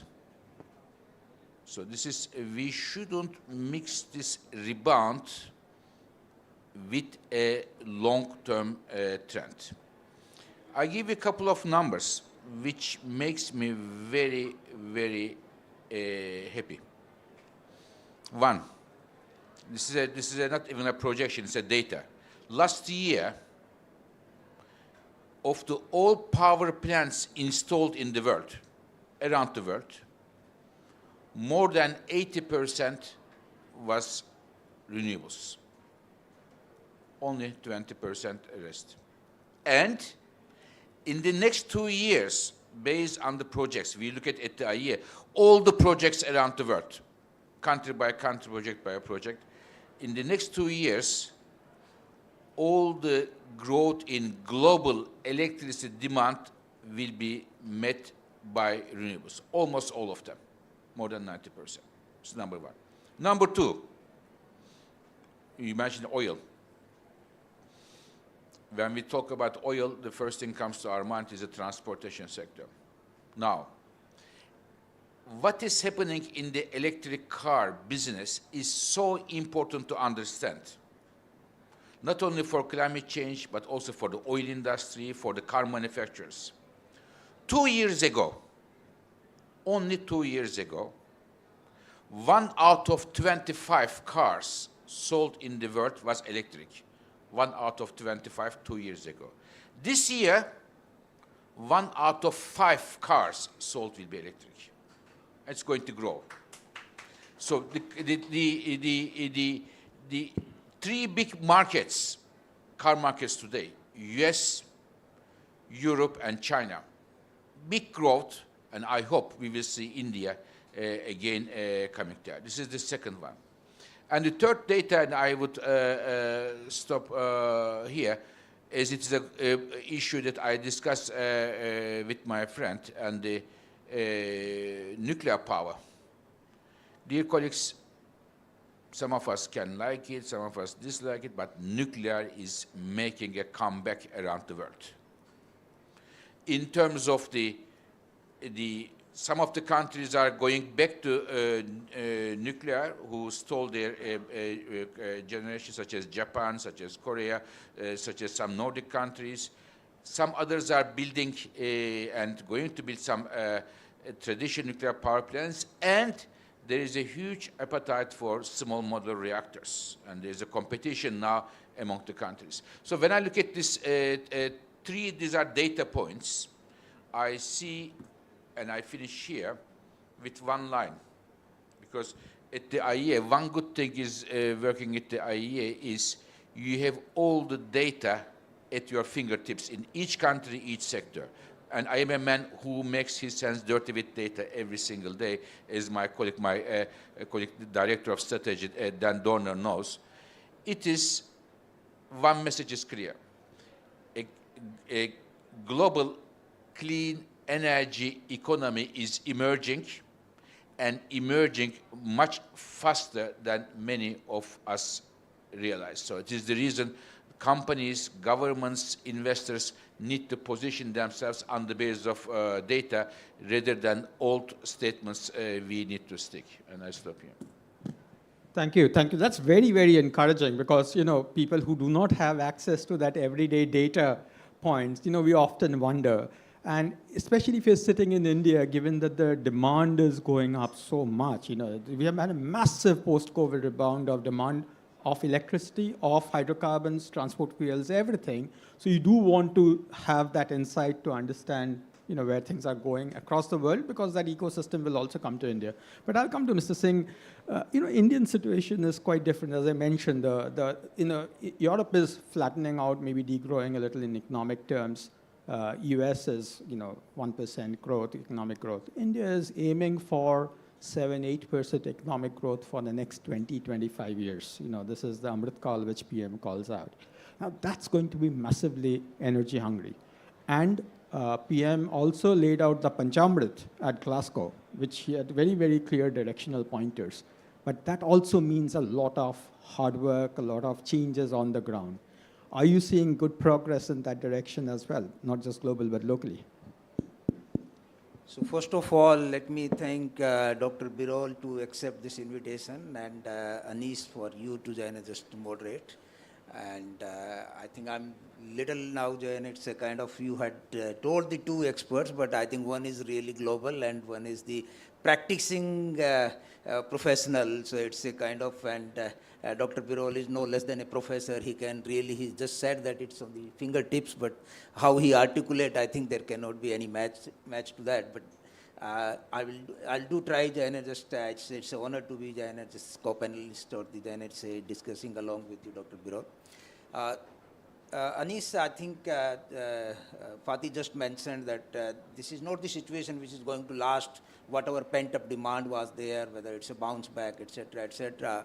Hopefully, I think we have to be positive and we have to go along. But coming back to the Indian scenario, we all know that our emissions have been, and our energy consumption has been very low per capita, and emissions are also low. But so that is the indication that we have enough scope for growing. And last year, we had registered, at least in the power sector, it was a double-digit growth. So that is the kind of, this is, but today morning, you would have heard Honorable Minister mentioning in his opening remark that through the energy efficiency figures and through the renewables, additional renewables, we had been able to save up to kind of 270 million tons of the CO2. And we, again, he also mentioned that around 183 gigawatt is of the renewable today. And if and there is another 80 gigawatt under construction, even in our NTPC, you know that Mohit last session also you were here, but Mohit just mentioned that he's in his portfolio, he's having at least 6 gigawatt of under construction, but more than that, more than 20 gigawatt is almost on the verge of starting construction. So I think this is the situation where we are taking up that it's an initial work, this is the developmental work which takes time, and then when we really gear up and this we have the kind of resources mobilized and the policies are in place, I think then it will be much faster. And soon we will be in a position that our incremental demand is met by the non-fossil sources. So there are three challenges, if I can just mention, and I can take it this little longer. For the transition, in my opinion, there are three these steps. One is whatever is the present capacity that has efficiency from both sides, whether supply side or the consumption side, which we have to work. And we have been doing an exemplary job through Bureau of Energy Efficiency, etc., you know very well. But this carbon capture and the green hydrogen, and Fatih just mentioned about the SMRs, I think these are the three things where if we are just focusing, I think this will really give us quite a good stage going forward, and we will be able to start reversing the curve.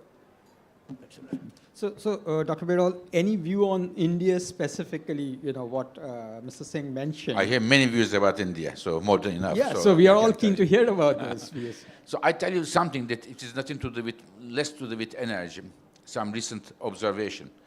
So many of you know our headquarters are in Paris, in France. I mean, just for the Indian colleagues to understand where India is today in the global affairs. In France, in Paris, we receive a lot of guests, the heads of states from countries, they come to Versailles, meetings and so on. But when Prime Minister Modi came, there was, I can assure you, there was a completely different vibe.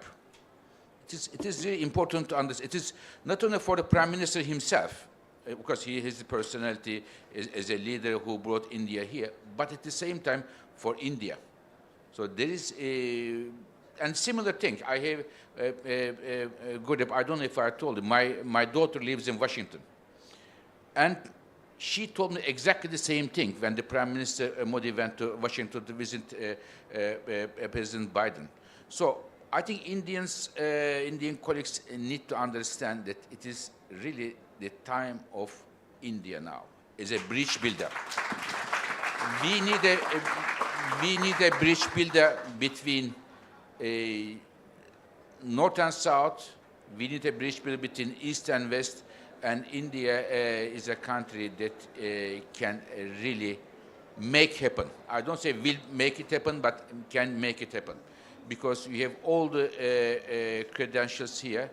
There's a lot of trust on India in the world, and to make it happen. In terms of energy, and I told this to Prime Minister Modi, India made so many achievements, but the world unfortunately doesn't know.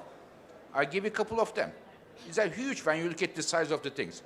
The full electrification of the villages, it's a big thing. It is India brought electricity to the number of people, which is almost close to the population of Europe in a very short period of time. The big issue when we talk about the energy poverty, we talk about always electrification, but the other one, clean cooking, the program of Ujjwala, it's a huge success story. How many million women and children now avoided of having the respiratory diseases because of the air pollution coming from the bad cooking habits. LED program. It's a big thing, LED efficiency. It should be an example for the others. Or the solar and the others, I can go and on. Of course, there are many challenges. I can tell you the challenges later. But these achievements should be known by the international community, for which IEA and myself are very much committed, not only to be fair to India's achievements, but also provide a source of inspiration for the other countries around the world.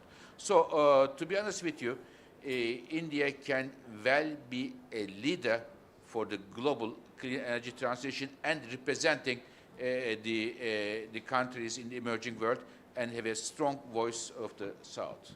Thank you, Dr. Birol. And this is so important because when somebody like you, looking at India, familiar enough with India, but from the outside still makes these comments, it gives everybody the confidence. Otherwise, we don't talk about these so much. So that is a very good indication that how much insight Dr. Birol is having about the Indian energy sector. So that itself, I think, this testimony of that. Not just that, it's better appreciation than sometimes we have because we just treat it as business as usual, and it is not business as usual. But Dr. Birol, again, the challenge is very large, as we all know, and you have mentioned this.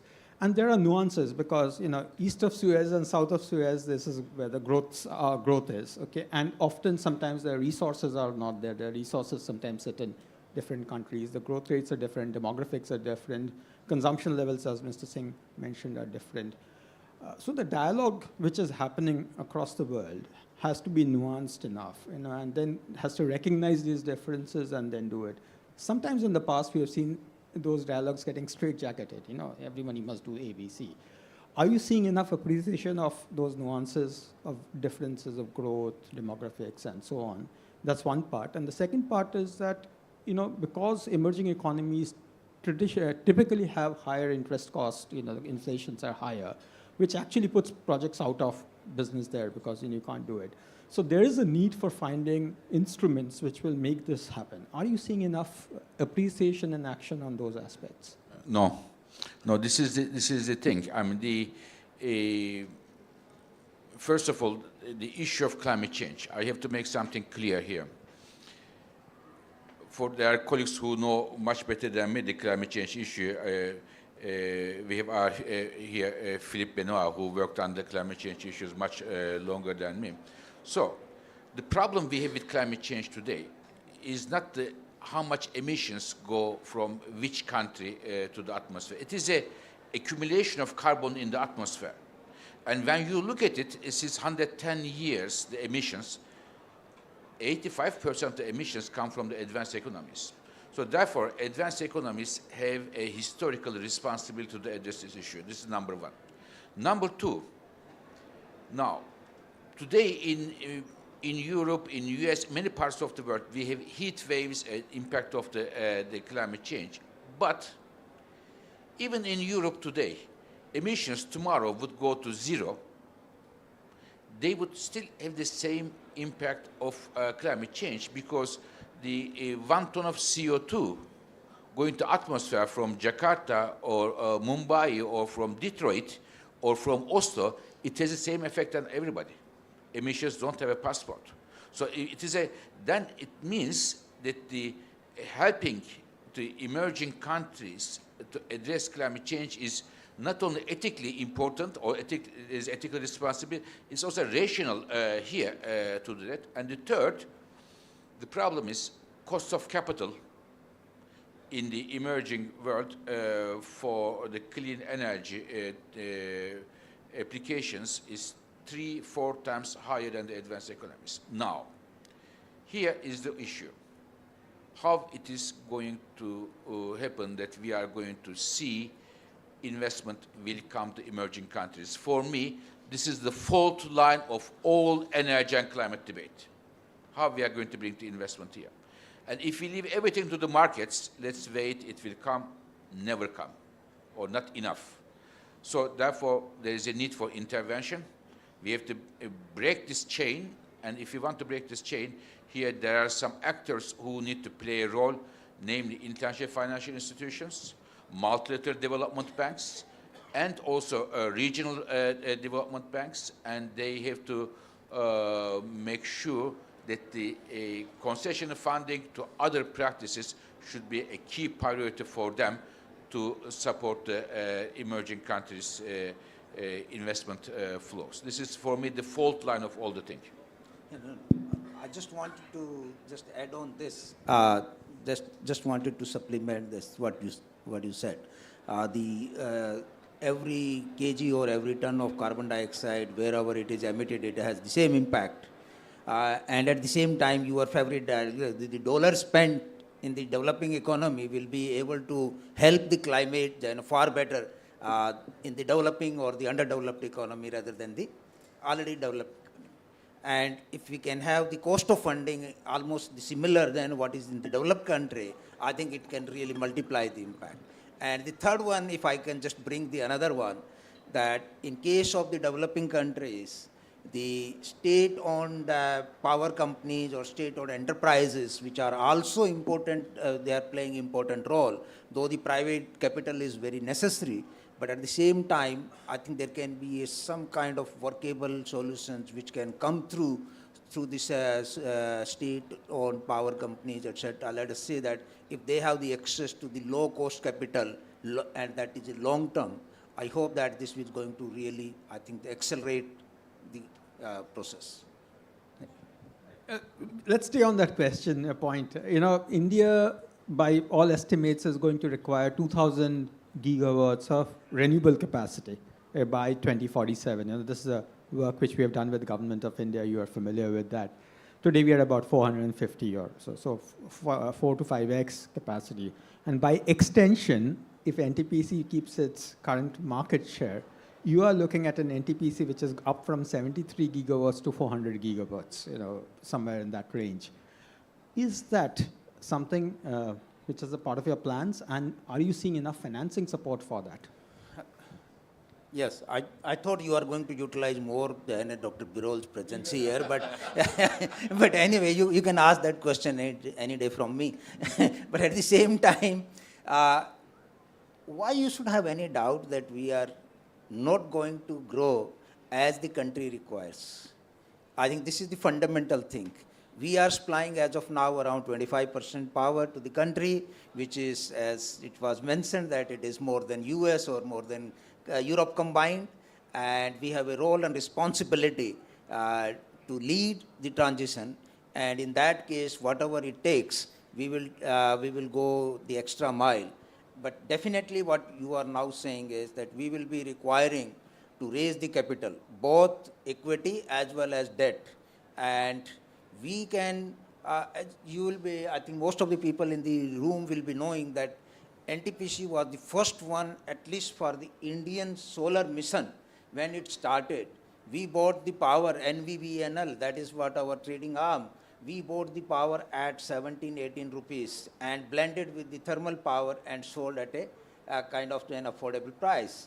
Today we are, as a policy maker, I am very happy and thankful to the Ministry of Power that we are even trying to do the reverse, that during the daytime we can reduce the generation on our coal-based power station and take the solar power, which is cheaper, and blend it and supply to the consumers to keep the costs of not only affordable, but to bring it down and down as we go forward.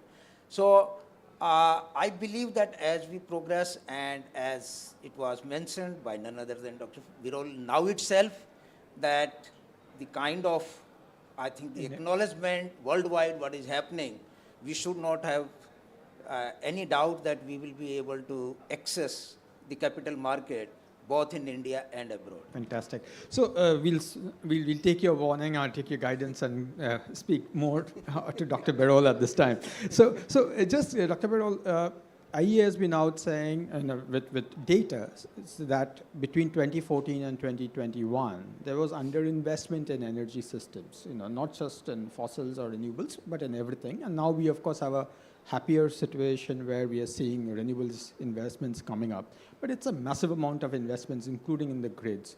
So do you see a challenge in the world in where finding that kind of money, especially in the world where growth has become much more difficult to find, in that sense?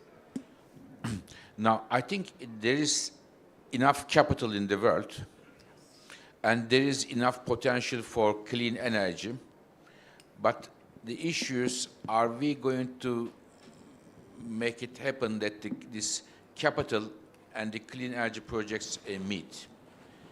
The problem, again, is how we bring the money to emerging world, how we are going to de-risk the investments here. For me, this is the fault line of everything.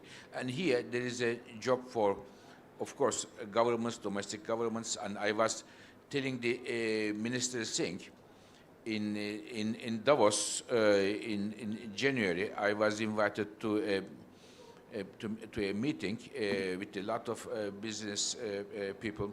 I said, India is an excellent destination for investment, these are foreign investors, for 3 reasons, minus 1.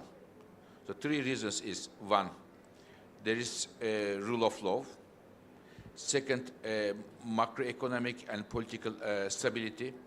And third, huge potential of energy demand growth. What is minus 1? This is important for India to tackle. Simplify the bureaucracy. This is extremely important. And I can tell you that many big investors telling me they come, but they are really discouraged. And some of them got frustrated with the bureaucracy.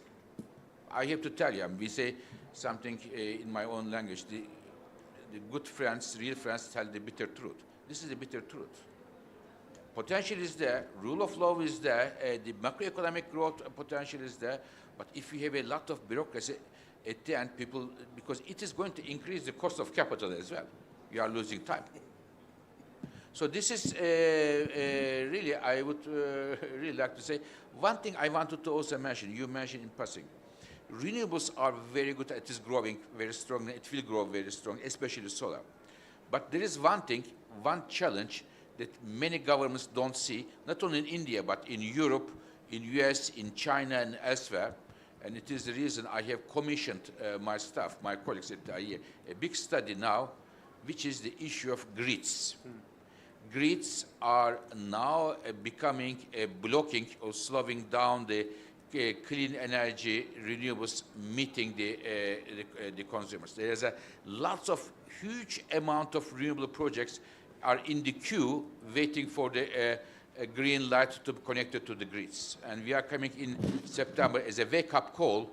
Don't think only, you government people, don't think only building solar panels, windmills, and others.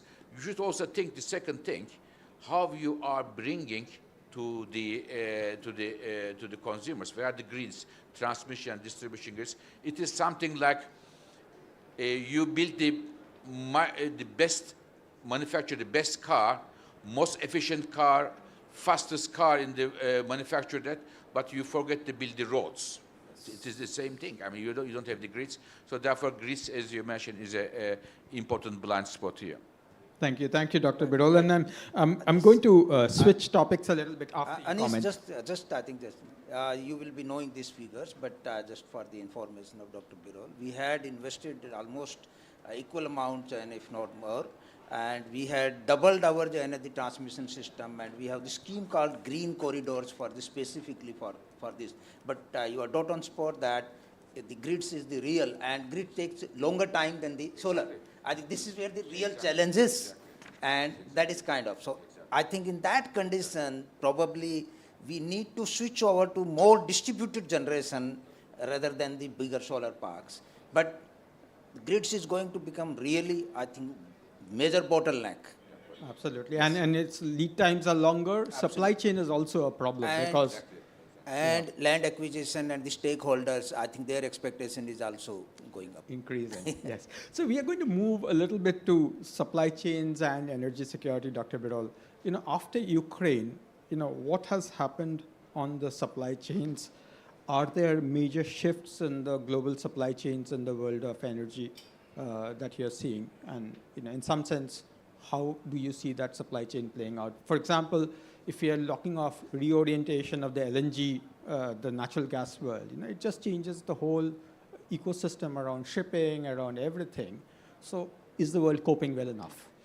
Now, I think with the what happened 24th of February last year, people understand the importance of energy security. And for me, there is one, and for also Indian colleagues, I think it's an important thing to recognize. For me, there is one golden rule in energy business: diversification. Europe made a big mistake, in my view, by over-reliance on energy on one single country. It can be, this country can be the friendliest and the happiest and whatever country it is.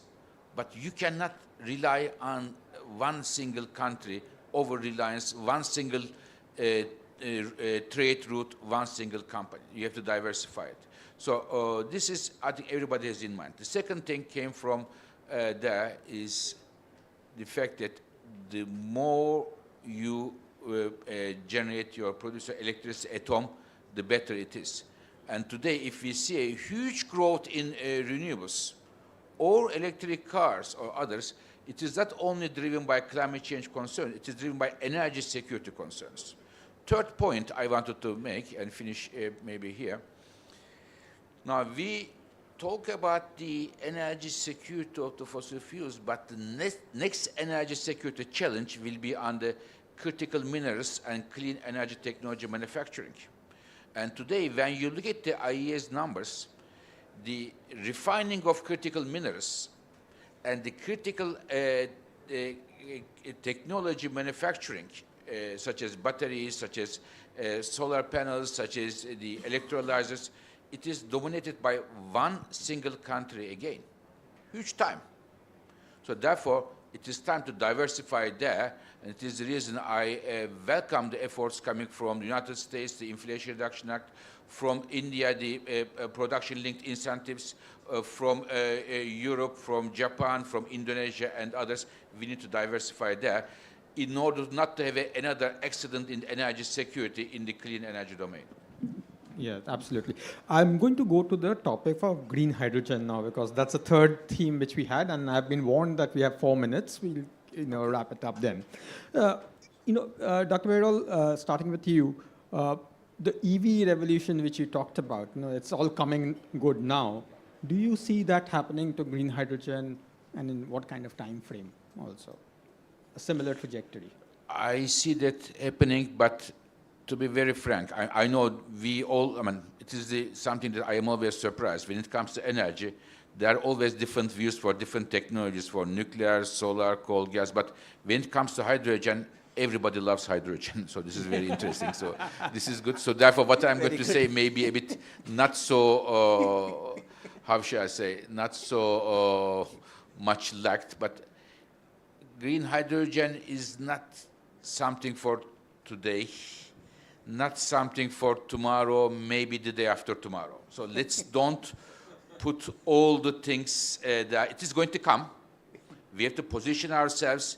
The technology is there, the potential is there, but if we believe that, because when I talk with some government leaders, they sometimes think green hydrogen is coming now, solve all the problems, we don't need to pay attention to others. I think we should be a bit careful here. It is going to come, and it's going to come from the countries especially where we can generate hydrogen much cost effective than the others. But please, we shouldn't be fixated the green hydrogen and forget already the opportunities we have in hand, which are commercially available. Push them, but at the same time, continue to push the green hydrogen, which will come, of course, part of our energy mix soon. You have an observation on that? No, I think I can't have the observation when this expert is saying, but at the same time, I think I would like to just point out one thing which is a bit concerning to us also, that circularity, I think this is another important, and hydrogen can be quite a good kind of, for the carbon capture and hydrogen will have to go hand in hand. And we had been doing this 1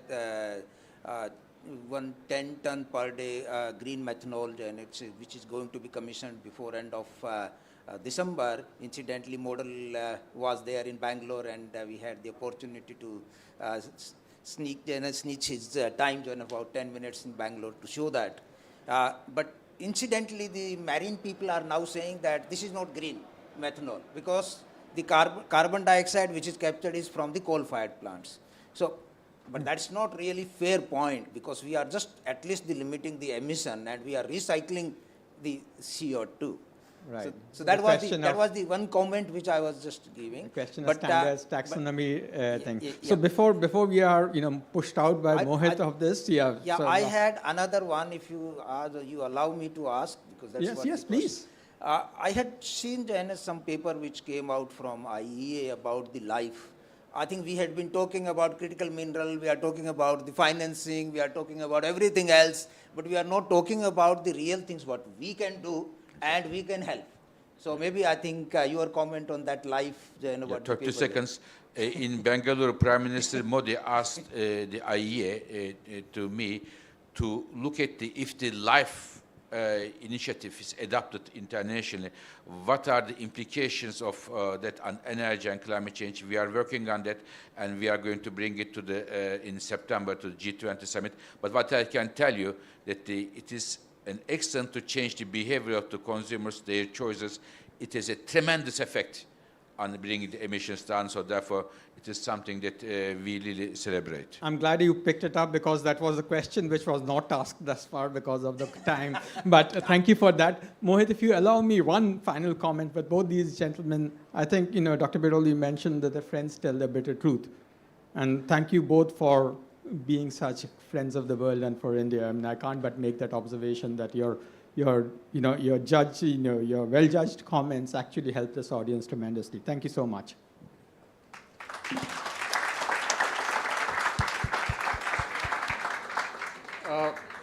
Thank you, Dr. Birol, and as a true friend, you not only told us the good things, you also told us the bitter truth, and the fact is that we actually like that also. So when you said that this is a bitter truth, we probably wanted to see the mirror. We are happy to see the mirror. I don't know whether we can set it right immediately, but yes, we'll try to look at that. And I think this has been a great panel. I don't need to say anything, because when Dr. Birol speaks, we all listen. And I have heard him talking in larger sessions and smaller sessions, so this was a privilege to have him here in this room, and we all got to listen to you, sir. It's great to hear from you. Mr. Singh, my chairman, always a pleasure. He's the person who's actually guiding us and all. And you said, I don't know what, some number in 2047. So I'll not talk about 2047, I can talk about 2030. So we'll probably much bigger than what we are today. And Dr. Birol said that we are probably larger than many countries. Yes, we'll be even larger. And thanks to you, Anish, for moderating it so well. So can I request quickly, we'll just take a few more seconds, Dr. Birol, small mementos, small token of thanks. Mohit sir, a last job for the day from you. Kindly, I request you to kindly hand over mementos to Dr. Fatih Birol.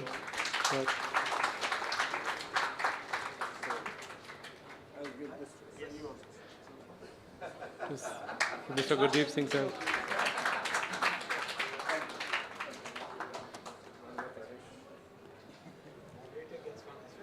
To Mr. Anish Dey sir for a very well moderated event. Can we have a quick photograph, please? Yes, of course.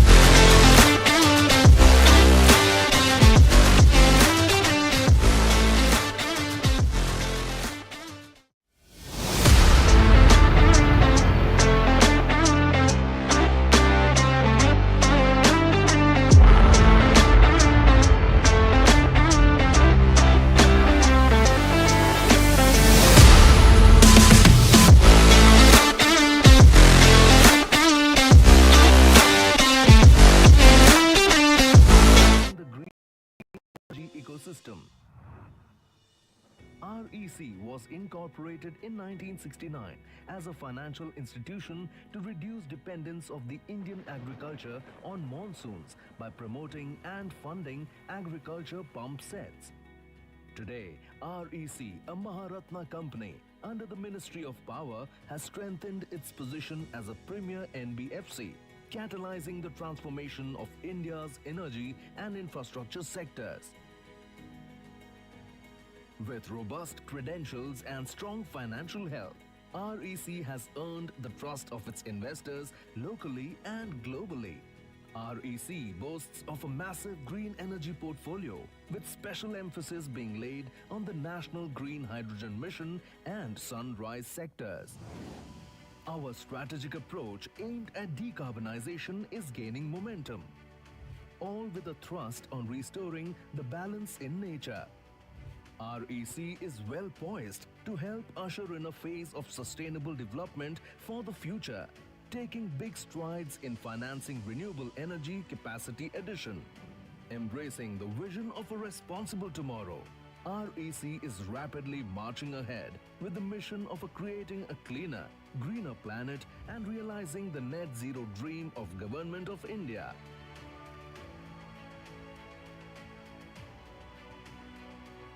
With the commitment that RE in REC stands for renewable energy, we look forward to this new and exciting journey, keeping environmental sustainability at the heart of our operations.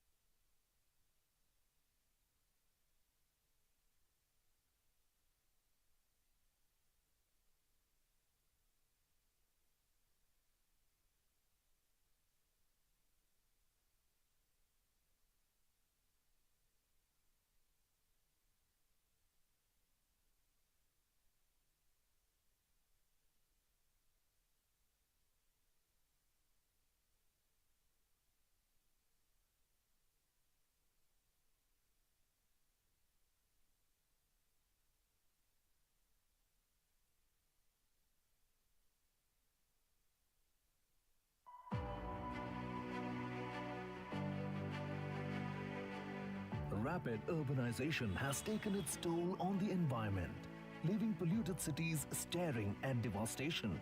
All this for the sake of development without prudence. Sustainability is the need of the hour. It is the elementary tenet for the future. To renew the spirit of empathy for the planet, REC has emerged a front runner in financing the green energy ecosystem.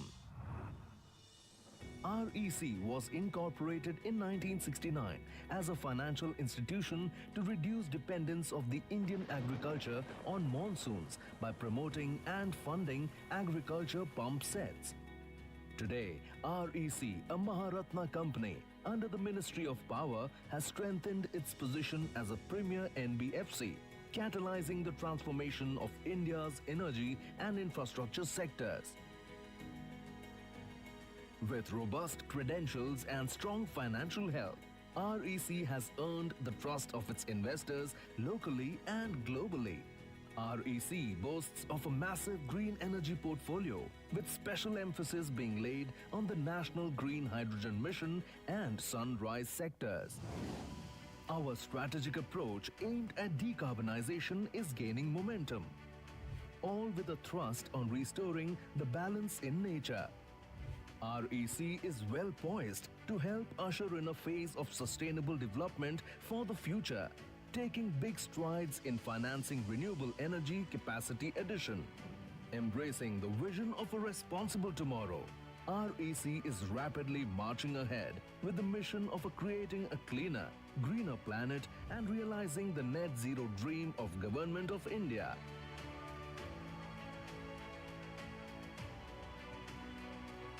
With the commitment that RE in REC stands for renewable energy, we look forward to this new and exciting journey, keeping environmental sustainability at the heart of our operations.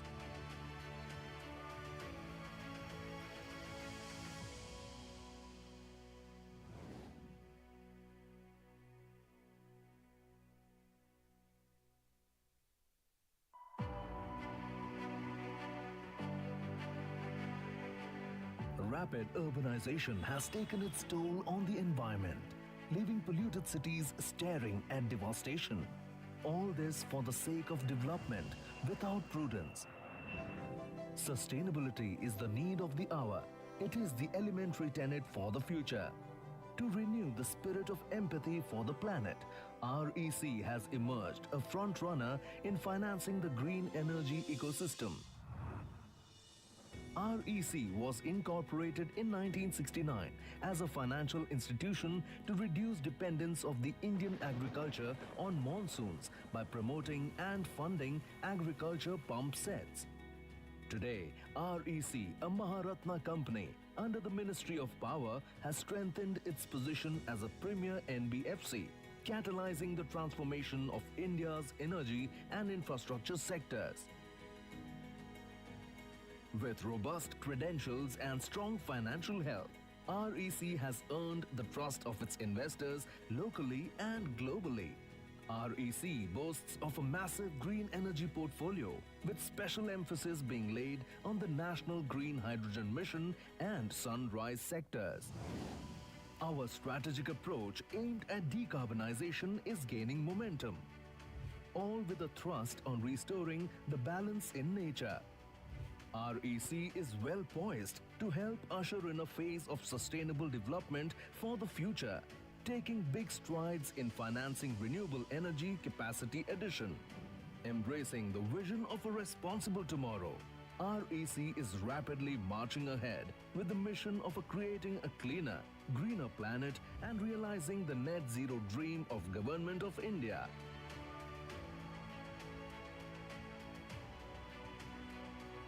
With the commitment that RE in REC stands for renewable energy, we look forward to this new and exciting journey, keeping environmental sustainability at the heart of our operations.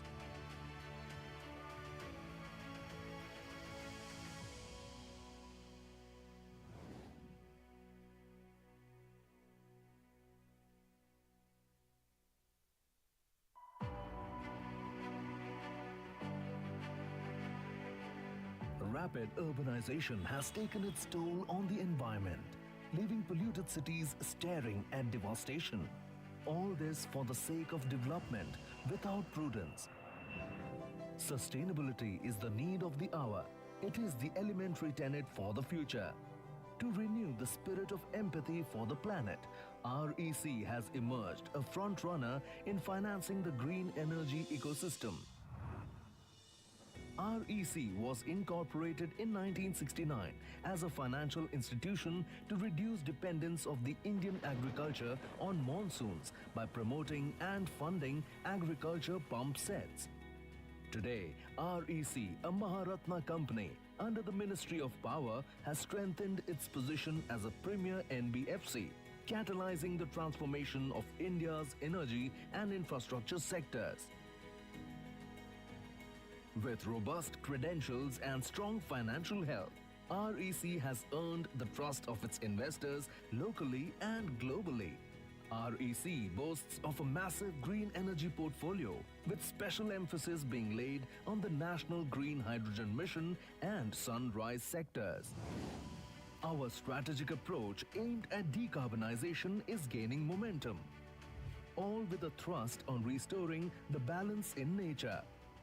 REC is well poised to help usher in a phase of sustainable development for the future, taking big strides in financing renewable energy capacity addition.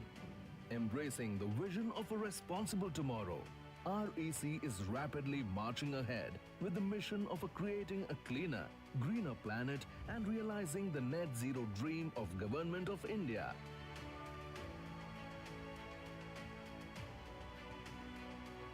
With the commitment that RE in REC stands for renewable energy, we look forward to this new and exciting journey, keeping environmental sustainability at the heart of our operations.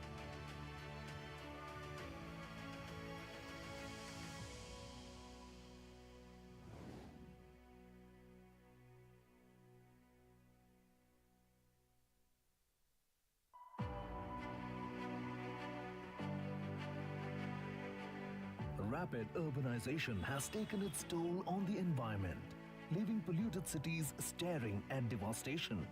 All this for the sake of development without prudence.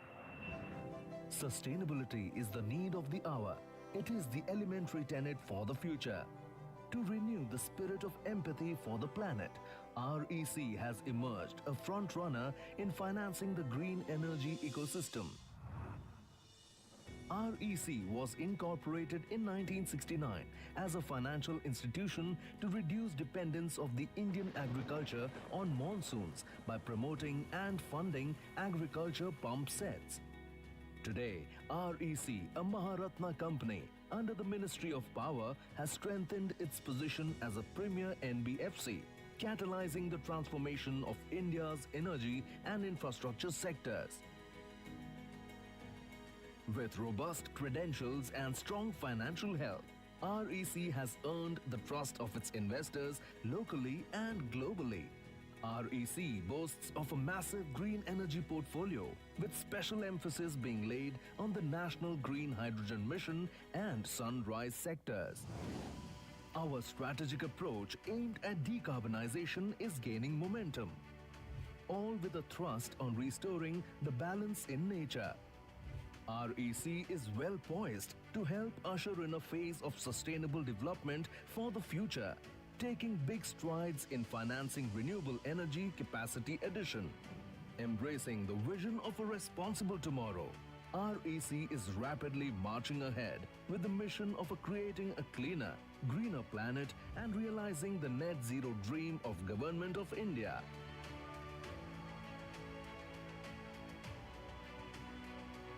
With the commitment that RE in REC stands for renewable energy, we look forward to this new and exciting journey, keeping environmental sustainability at the heart of our operations.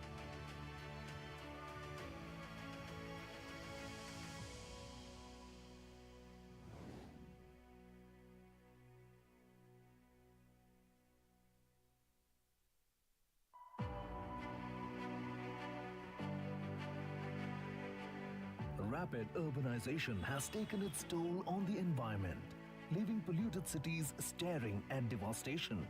All this for the sake of development without prudence.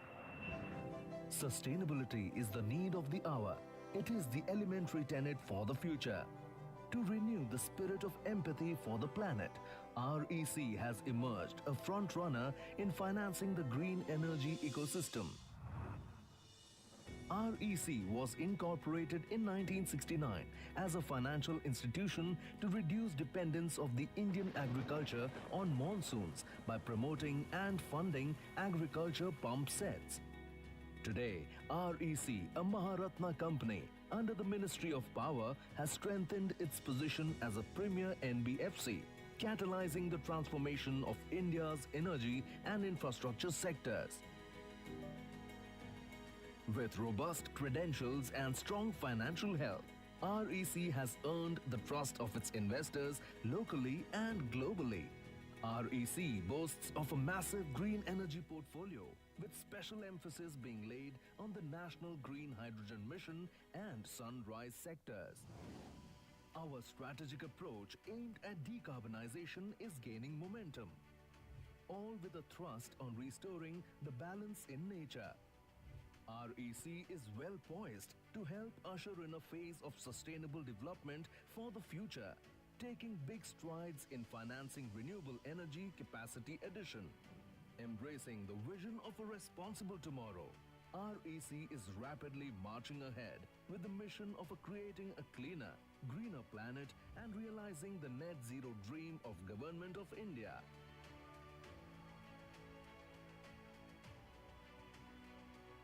With the commitment that RE in REC stands for renewable energy, we look forward to this new and exciting journey, keeping environmental sustainability at the heart of our operations.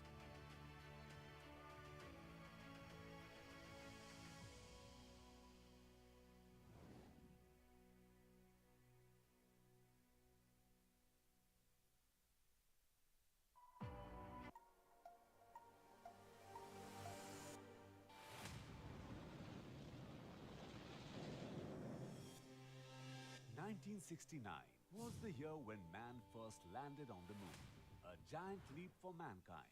1969 was also the year when REC was incorporated to resurrect the agriculture sector by energizing irrigation pump sets, a giant leap for the Indian agrarian economy. Since then, we have diversified into new technologies and financed over 100,000 megawatt of energy. We have come a long way, from setting up our first regional office in 1974 to presence across India through 22 project offices today. We are now one of the biggest financial institutions in the country, funding generation, transmission, distribution and renewable energy projects. The future is now, and we are constantly reinventing ourselves to stay ahead of the times.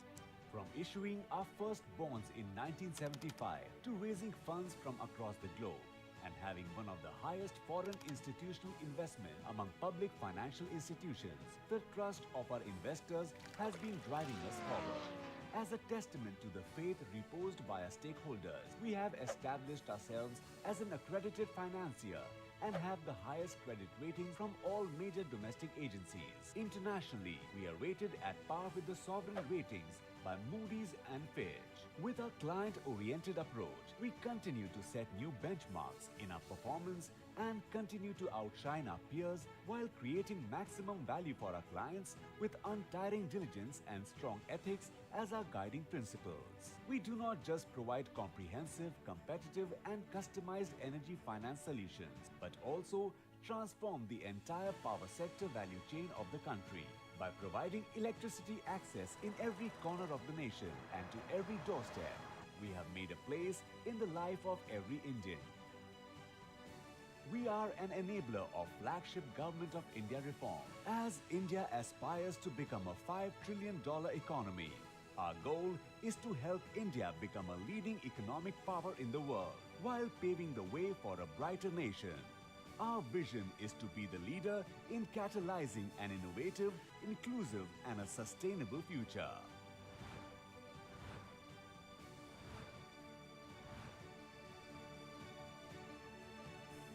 REC, endless energy.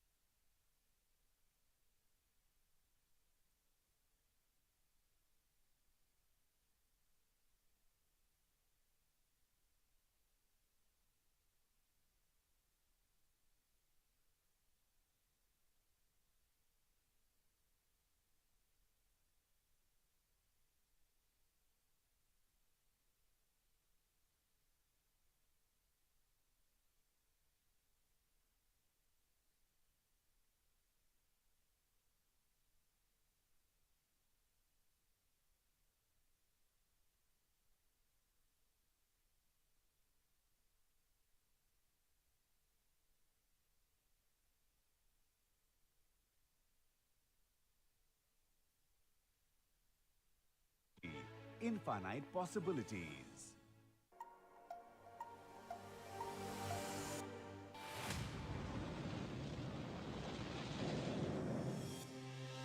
"1969 was the year when man first landed on the moon, a giant leap for mankind. 1969 was also the year when REC was incorporated to resurrect the agriculture sector by energizing irrigation pump sets. A giant leap for the Indian agrarian economy. Since then, we have diversified into new technologies and financed over 100,000 megawatt of energy. We have come a long way from setting up our first regional office in 1974 to presence across India through 22 project offices today. We are now one of the biggest financial institutions in the country, funding generation, transmission, distribution and renewable energy projects. The future is now, and we are constantly reinventing ourselves to stay ahead of the times. From issuing our first bonds in 1975 to raising funds from across the globe and having one of the highest foreign institutional investment among public financial institutions, the trust of our investors has been driving us forward. As a testament to the faith reposed by our stakeholders, we have established ourselves as an accredited financier and have the highest credit rating from all major domestic agencies. Internationally, we are rated at par with the sovereign ratings by Moody's and Fitch. With our client-oriented approach, we continue to set new benchmarks in our performance and continue to outshine our peers while creating maximum value for our clients with untiring diligence and strong ethics as our guiding principles. We do not just provide comprehensive, competitive and customized energy finance solutions, but also transform the entire power sector value chain of the country by providing electricity access in every corner of the nation and to every doorstep.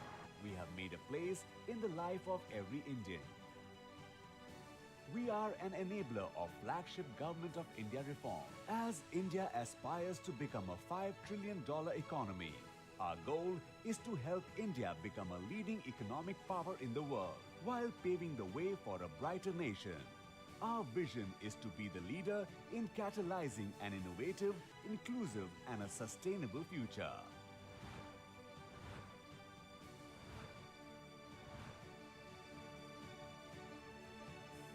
REC, endless energy, infinite possibilities.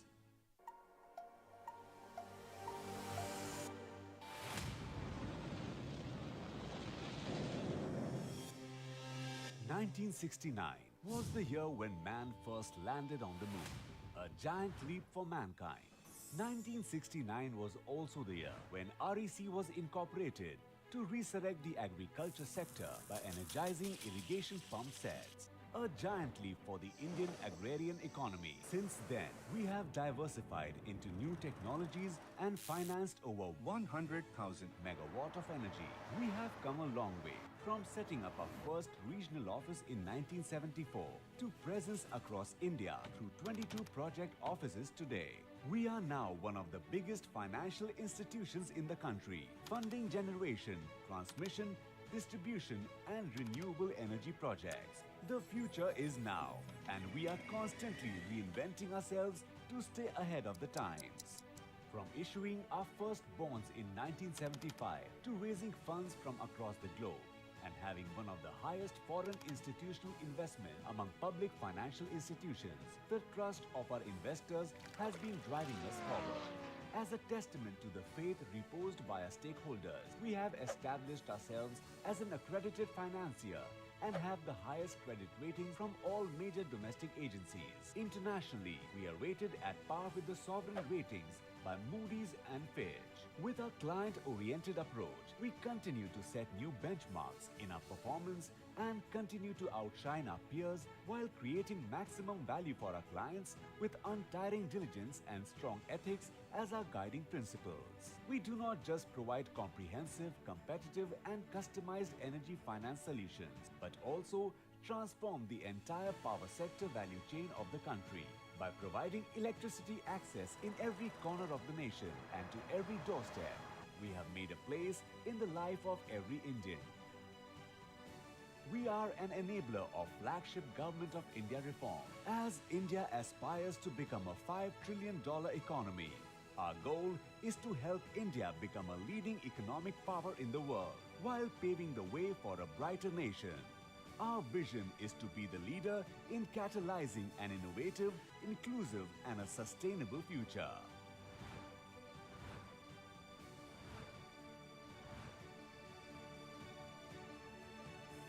REC, endless energy, infinite possibilities.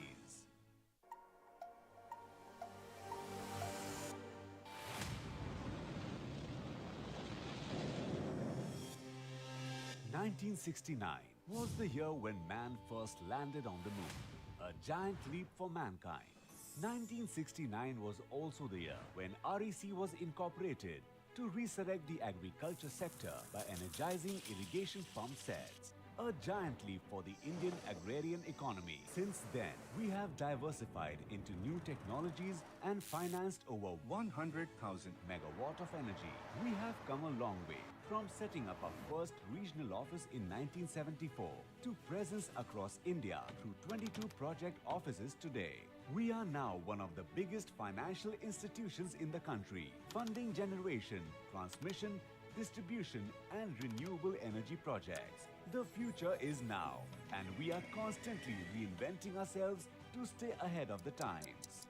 From issuing our first bonds in 1975 to raising funds from across the globe and having one of the highest foreign institutional investment among public financial institutions, the trust of our investors has been driving us forward.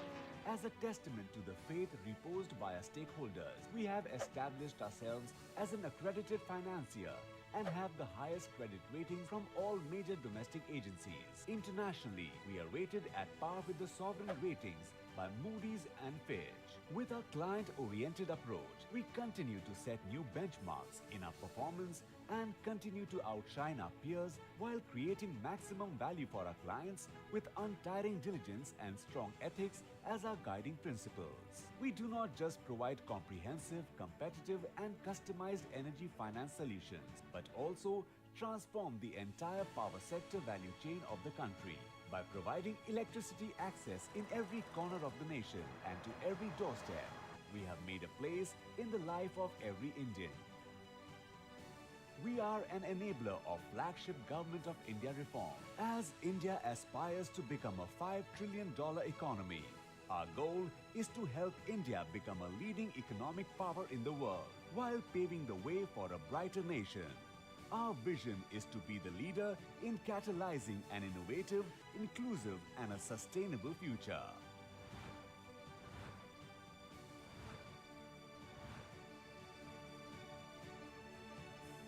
REC, endless energy, infinite possibilities.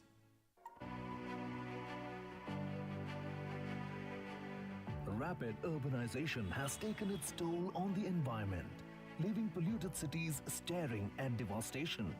All this for the sake of development without prudence. Sustainability is the need of the hour. It is the elementary tenet for the future. To renew the spirit of empathy for the planet, REC has emerged a front runner in financing the green energy ecosystem. REC was incorporated in 1969 as a financial institution to reduce dependence of the Indian agriculture on monsoons by promoting and funding agriculture pump sets. Today, REC, a Maharatna company under the Ministry of Power, has strengthened its position as a premier NBFC, catalyzing the transformation of India's energy and infrastructure sectors. With robust credentials and strong financial health, REC has earned the trust of its investors locally and globally. REC boasts of a massive green energy portfolio, with special emphasis being laid on the National Green Hydrogen Mission and Sunrise sectors. Our strategic approach aimed at decarbonization is gaining momentum, all with a thrust on restoring the balance in nature. REC is well poised to help usher in a phase of sustainable development for the future, taking big strides in financing renewable energy capacity addition. Embracing the vision of a responsible tomorrow, REC is rapidly marching ahead with the mission of creating a cleaner, greener planet and realizing the net zero dream of Government of India.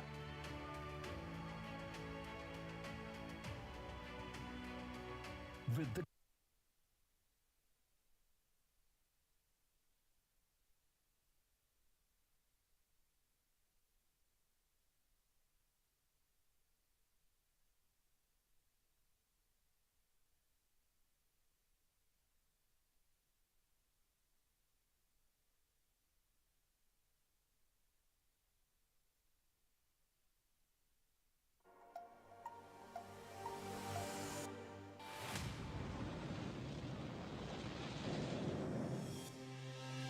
1969 was the year when man first landed on the moon, a giant leap for mankind.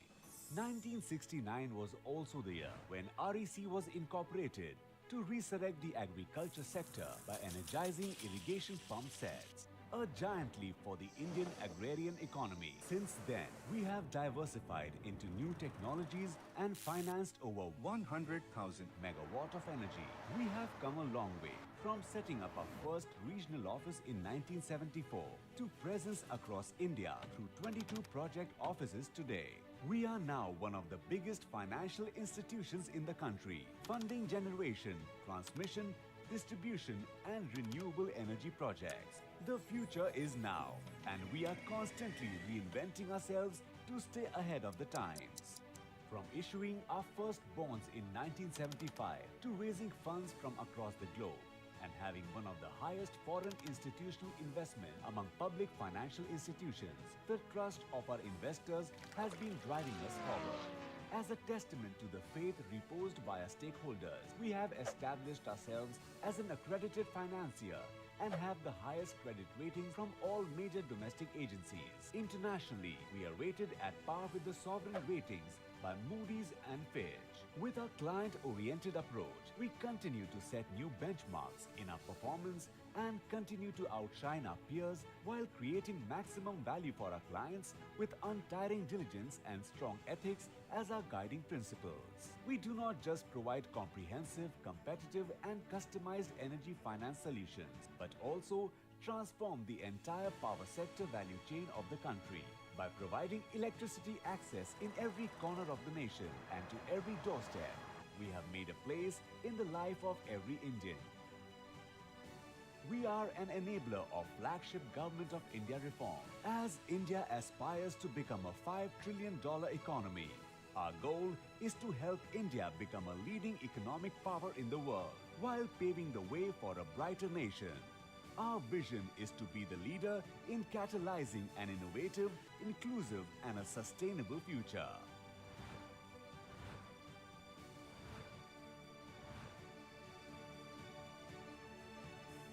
REC, endless energy, infinite possibilities. Commitment that RE in REC stands for renewable energy. We look forward to this new and exciting journey, keeping environmental sustainability at the heart of our operations.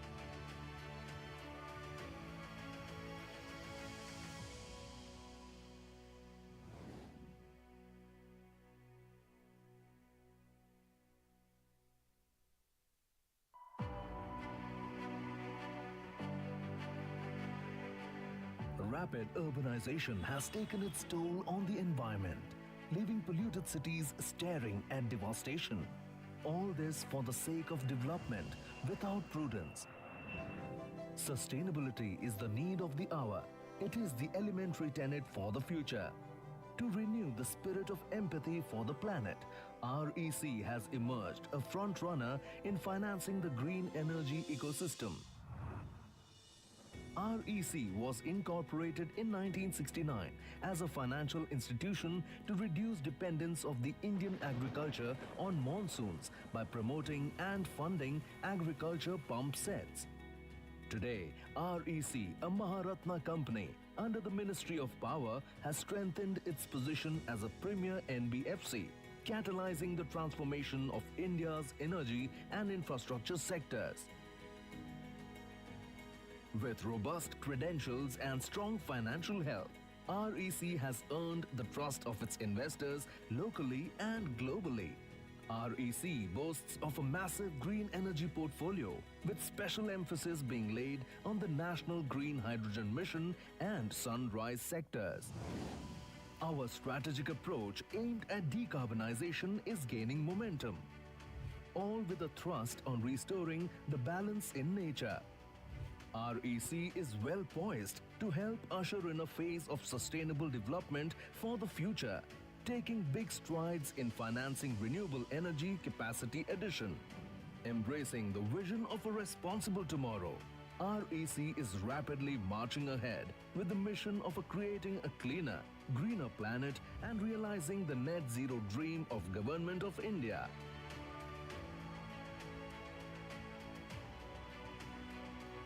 With the commitment that RE in REC stands for renewable energy, we look forward to this new and exciting journey, keeping environmental sustainability at the heart of our operations.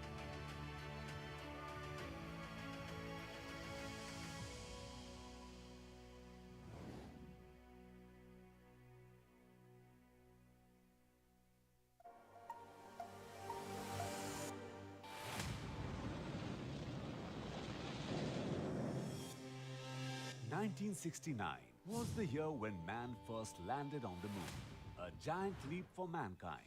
1969 was also the year when REC was incorporated to resurrect the agriculture sector by energizing irrigation pump sets, a giant leap for the Indian agrarian economy. Since then, we have diversified into new technologies and financed over 100,000 megawatt of energy. We have come a long way, from setting up our first regional office in 1974 to presence across India through 22 project offices today.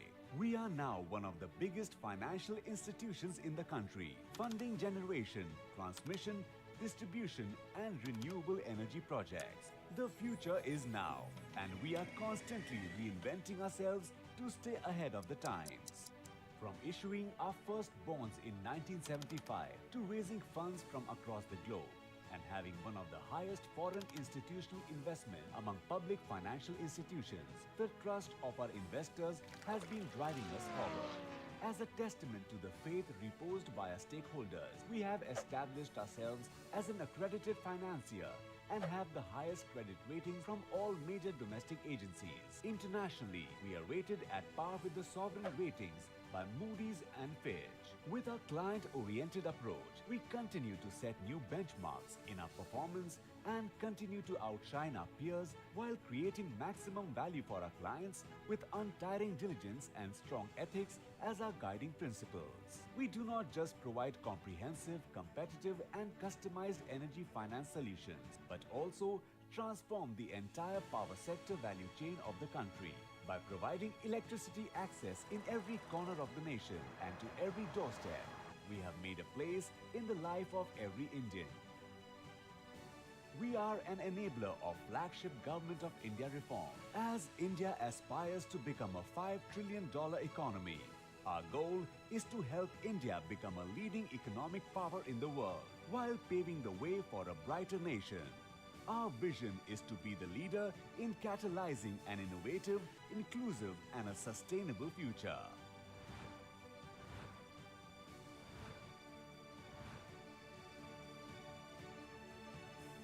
REC, endless energy, infinite possibilities.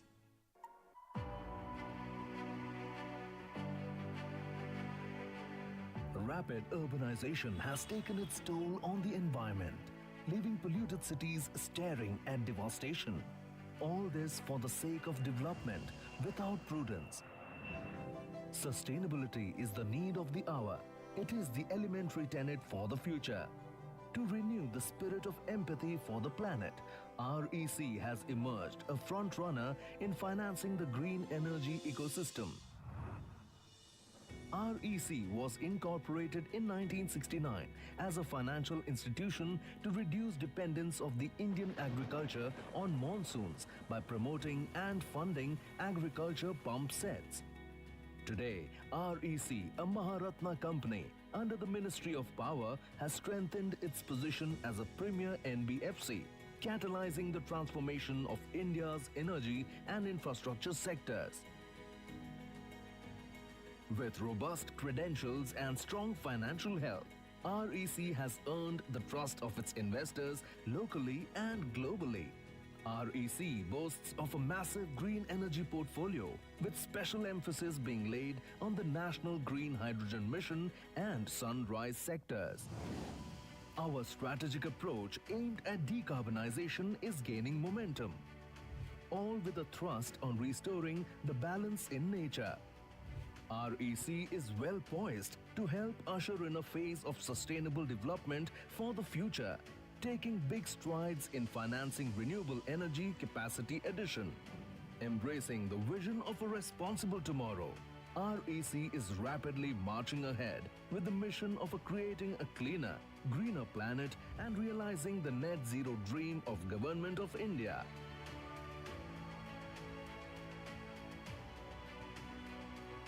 With the commitment that RE in REC stands for renewable energy, we look forward to this new and exciting journey, keeping environmental sustainability at the heart of our operations.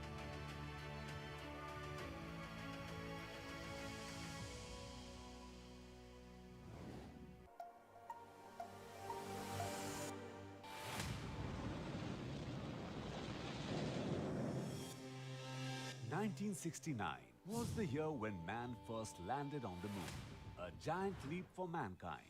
1969 was also the year when REC was incorporated to resurrect the agriculture sector by energizing irrigation pump sets, a giant leap for the Indian agrarian economy. Since then, we have diversified into new technologies and financed over 100,000 megawatt of energy. We have come a long way, from setting up our first regional office in 1974 to presence across India through 22 project offices today.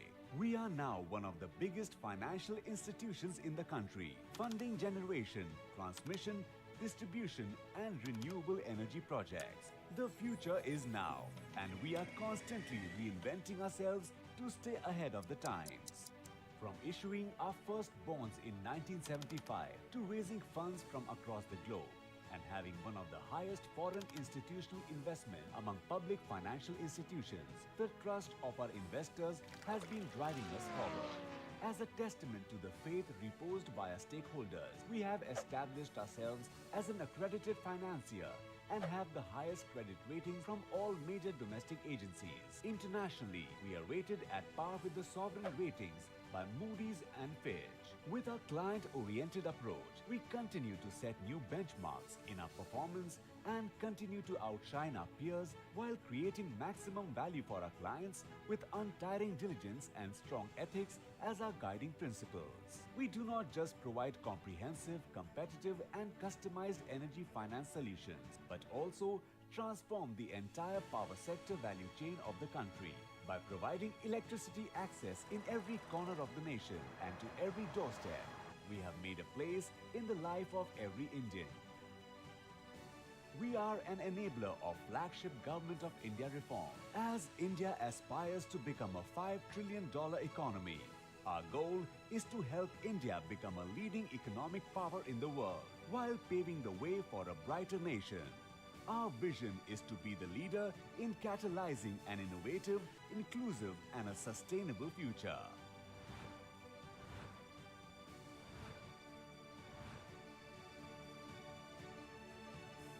REC, endless energy, infinite possibilities.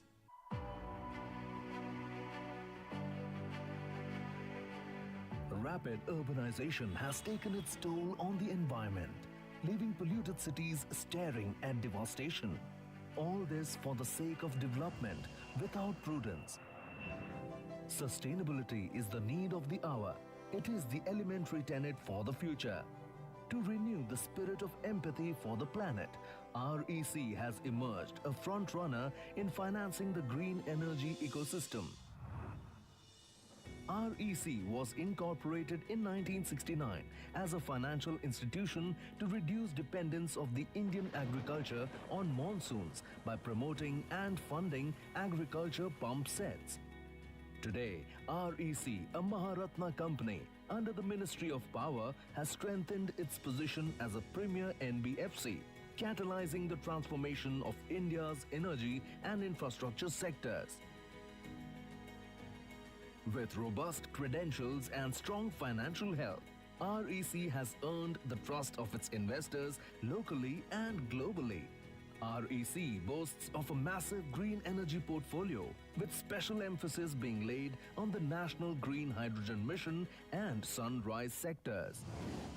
Our strategic approach aimed at decarbonization is gaining momentum, all with a thrust on restoring the balance in nature. REC is well poised to help usher in a phase of sustainable development for the future, taking big strides in financing renewable energy capacity addition. Embracing the vision of a responsible tomorrow, REC is rapidly marching ahead with the mission of creating a cleaner, greener planet and realizing the net zero dream of Government of India.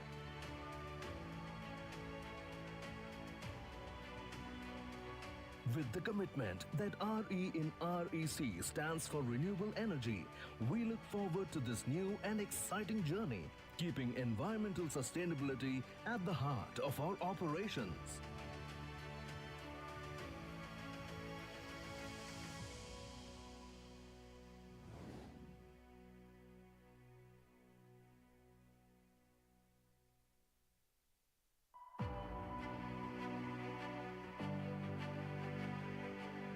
Rapid urbanization has taken its toll on the environment, leaving polluted cities staring at devastation. All this for the sake of development without prudence.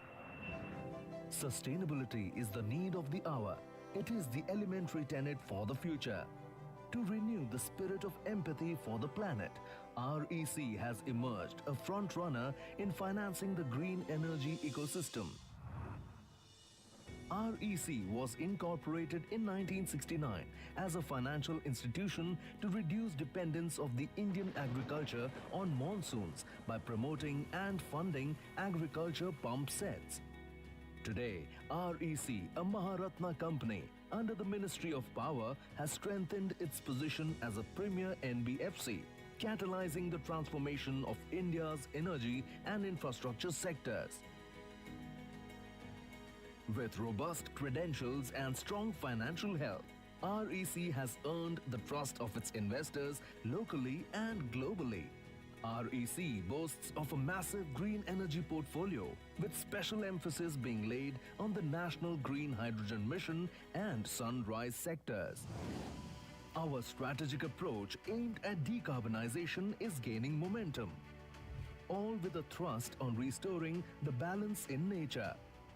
REC is well poised to help usher in a phase of sustainable development for the future, taking big strides in financing renewable energy capacity addition. Embracing the vision of a responsible tomorrow, REC is rapidly marching ahead with the mission of creating a cleaner, greener planet and realizing the net zero dream of Government of India.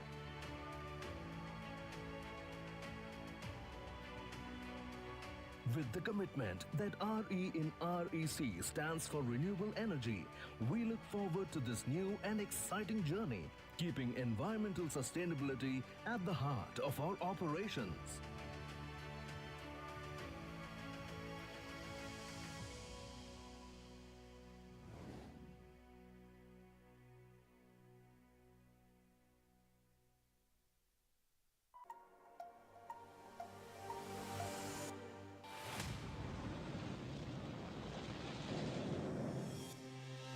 "1969 was the year when man first landed on the moon, a giant leap for mankind. 1969 was also the year when REC was incorporated to resurrect the agriculture sector by energizing irrigation pump sets, a giant leap for the Indian agrarian economy. Since then, we have diversified into new technologies and financed over 100,000 megawatt of energy. We have come a long way, from setting up our first regional office in 1974 to presence across India through 22 project offices today. We are now one of the biggest financial institutions in the country, funding generation, transmission, distribution and renewable energy projects. The future is now, and we are constantly reinventing ourselves to stay ahead of the times. From issuing our first bonds in 1975 to raising funds from across the globe and having one of the highest foreign institutional investment among public financial institutions, the trust of our investors has been driving us forward.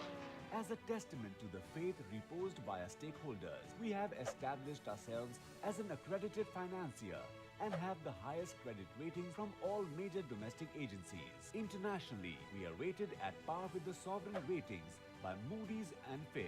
With our client-oriented approach, we continue to set new benchmarks in our performance and continue to outshine our peers while creating maximum value for our clients with untiring diligence and strong ethics as our guiding principles. We do not just provide comprehensive, competitive and customized energy finance solutions, but also transform the entire power sector value chain of the country by providing electricity access in every corner of the nation and to every doorstep. We have made a place in the life of every Indian. We are an enabler of flagship Government of India reform. As India aspires to become a $5 trillion economy, our goal is to help India become a leading economic power in the world while paving the way for a brighter nation. Our vision is to be the leader in catalyzing an innovative, inclusive and a sustainable future.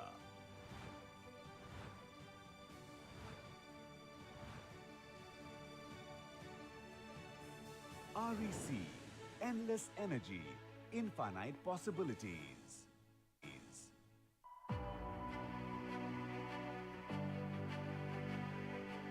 Rapid urbanization has taken its toll on the environment, leaving polluted cities staring at devastation.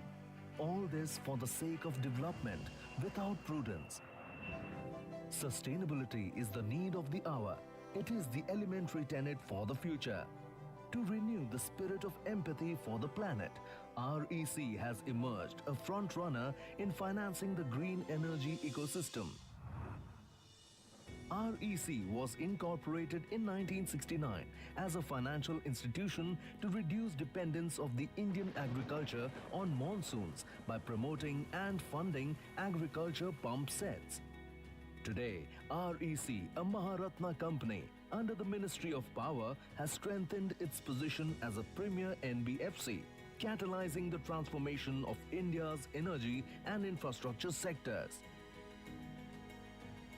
With robust credentials and strong financial health, REC has earned the trust of its investors locally and globally. REC boasts of a massive green energy portfolio, with special emphasis being laid on the National Green Hydrogen Mission and Sunrise sectors.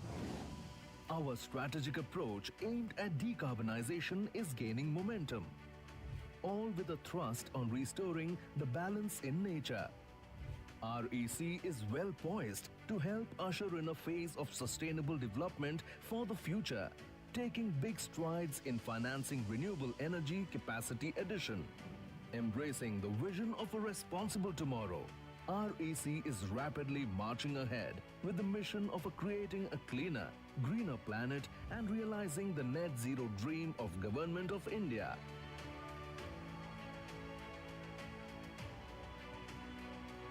With the commitment that RE in REC stands for renewable energy, we look forward to this new and exciting journey, keeping environmental sustainability at the heart of our operations.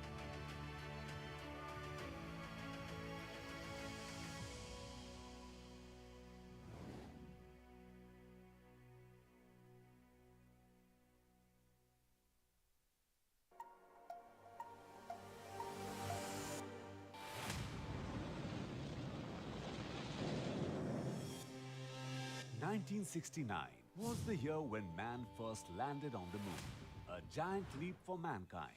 1969 was also the year when REC was incorporated to resurrect the agriculture sector by energizing irrigation pump sets, a giant leap for the Indian agrarian economy. Since then, we have diversified into new technologies and financed over 100,000 megawatt of energy. We have come a long way, from setting up our first regional office in 1974 to presence across India through 22 project offices today. We are now one of the biggest financial institutions in the country, funding generation, transmission, distribution and renewable energy projects. The future is now, and we are constantly reinventing ourselves to stay ahead of the times. From issuing our first bonds in 1975 to raising funds from across the globe and having one of the highest foreign institutional investment among public financial institutions, the trust of our investors has been driving us forward. As a testament to the faith reposed by our stakeholders, we have established ourselves as an accredited financier and have the highest credit ratings from all major domestic agencies. Internationally, we are rated at par with the sovereign ratings by Moody's and Fitch. With our client-oriented approach, we continue to set new benchmarks in our performance and continue to outshine our peers while creating maximum value for our clients with untiring diligence and strong ethics as our guiding principles. We do not just provide comprehensive, competitive and customized energy finance solutions, but also transform the entire power sector value chain of the country by providing electricity access in every corner of the nation and to every doorstep. We have made a place in the life of every Indian. We are an enabler of flagship Government of India reform. As India aspires to become a $5 trillion economy, our goal is to help India become a leading economic power in the world while paving the way for a brighter nation. Our vision is to be the leader in catalyzing an innovative, inclusive and a sustainable future.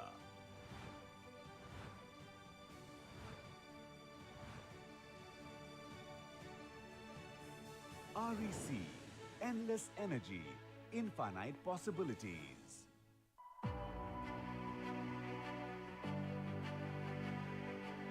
Rapid urbanization has taken its toll on the environment, leaving polluted cities staring at devastation. All this for the sake of development without prudence. Sustainability is the need of the hour. It is the elementary tenet for the future. To renew the spirit of empathy for the planet, REC has emerged a front runner in financing the green energy ecosystem. REC was incorporated in 1969 as a financial institution to reduce dependence of the Indian agriculture on monsoons by promoting and funding agriculture pump sets. Today, REC, a Maharatna company under the Ministry of Power, has strengthened its position as a premier NBFC, catalyzing the transformation of India's energy and infrastructure sectors. With robust credentials and strong financial health, REC has earned the trust of its investors locally and globally. REC boasts of a massive green energy portfolio, with special emphasis being laid on the National Green Hydrogen Mission and Sunrise sectors. Our strategic approach aimed at decarbonization is gaining momentum, all with a thrust on restoring the balance in nature. REC is well poised to help usher in a phase of sustainable development for the future, taking big strides in financing renewable energy capacity addition. Embracing the vision of a responsible tomorrow, REC is rapidly marching ahead with the mission of creating a cleaner, greener planet and realizing the net zero dream of Government of India.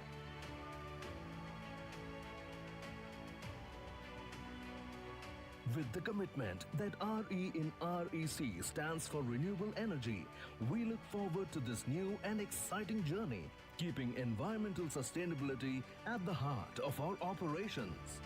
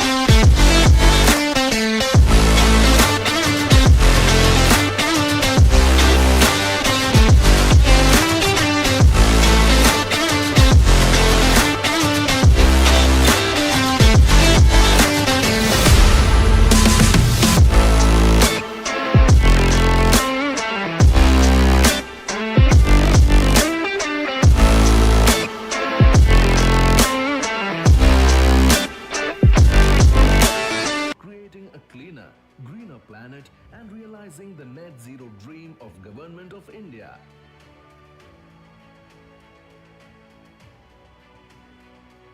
With the commitment that RE in REC stands for renewable energy, we look forward to this new and exciting journey, keeping environmental sustainability at the heart of our operations.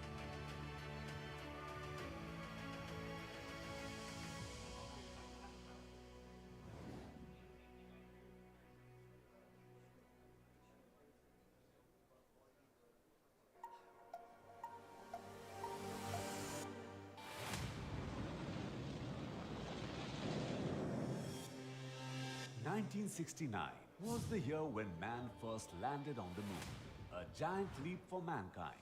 1969 was also the year when REC was incorporated to resurrect the agriculture sector by energizing irrigation pump sets, a giant leap for the Indian agrarian economy. Since then, we have diversified into new technologies and financed over 100,000 megawatt of energy. We have come a long way, from setting up our first regional office in 1974 to presence across India through 22 project offices today.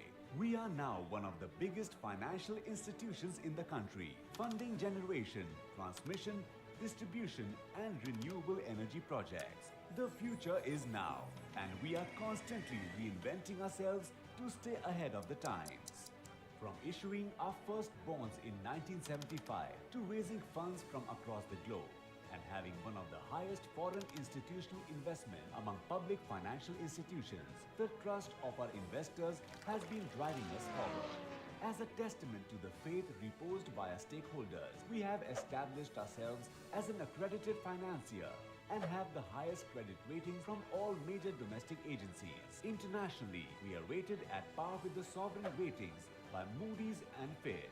With our client-oriented approach, we continue to set new benchmarks in our performance and continue to outshine our peers while creating maximum value for our clients with untiring diligence and strong ethics as our guiding principles. We do not just provide comprehensive, competitive and customized energy finance solutions, but also transform the entire power sector value chain of the country by providing electricity access in every corner of the nation and to every doorstep.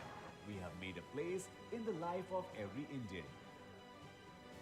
We are an enabler of flagship Government of India reform. As India aspires to become a $5 trillion economy, our goal is to help India become a leading economic power in the world while paving the way for a brighter nation. Our vision is to be the leader in catalyzing an innovative, inclusive and a sustainable future.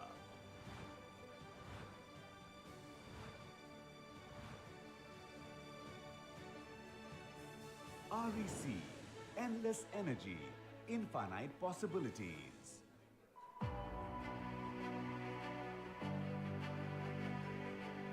Rapid urbanization has taken its toll on the environment, leaving polluted cities staring at devastation. All this for the sake of development without prudence.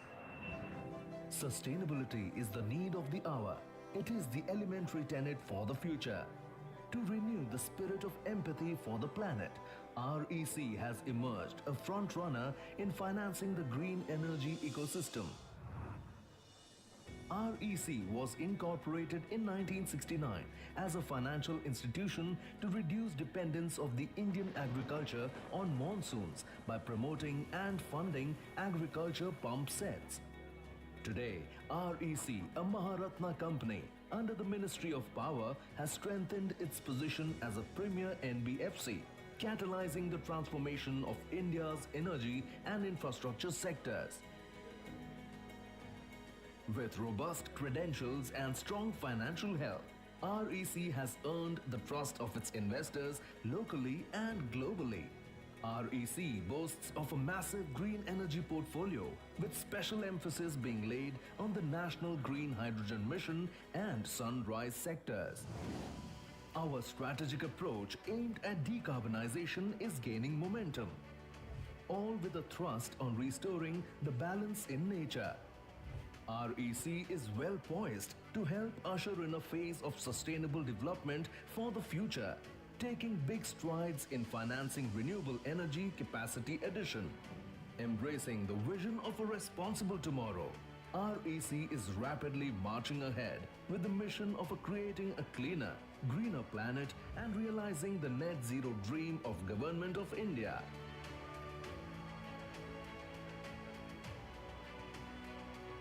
With the commitment that RE in REC stands for renewable energy, we look forward to this new and exciting journey, keeping environmental sustainability at the heart of our operations.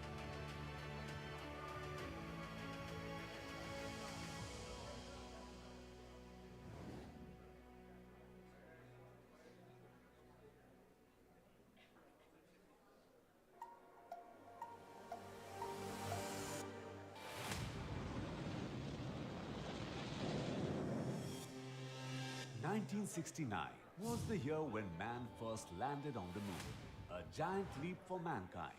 1969 was also the year when REC was incorporated to resurrect the agriculture sector by energizing irrigation pump sets, a giant leap for the Indian agrarian economy. Since then, we have diversified into new technologies and financed over 100,000 megawatt of energy. We have come a long way, from setting up our first regional office in 1974 to presence across India through 22 project offices today. We are now one of the biggest financial institutions in the country, funding generation, transmission, distribution and renewable energy projects. The future is now, and we are constantly reinventing ourselves to stay ahead of the times. From issuing our first bonds in 1975 to raising funds from across the globe, and having one of the highest foreign institutional investment among public financial institutions, the trust of our investors has been driving us forward. As a testament to the faith reposed by our stakeholders, we have established ourselves as an accredited financier and have the highest credit rating from all major domestic agencies. Internationally, we are rated at par with the sovereign ratings by Moody's and Fitch.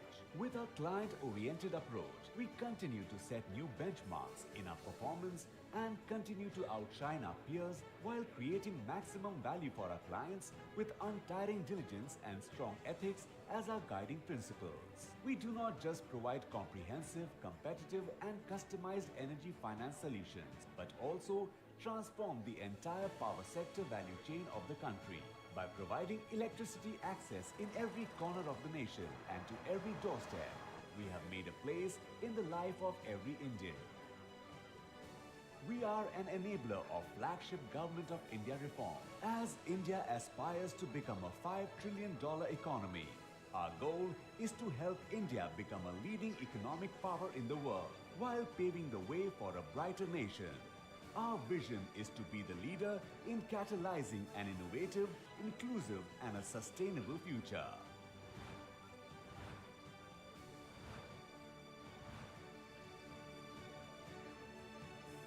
REC, endless energy, infinite possibilities.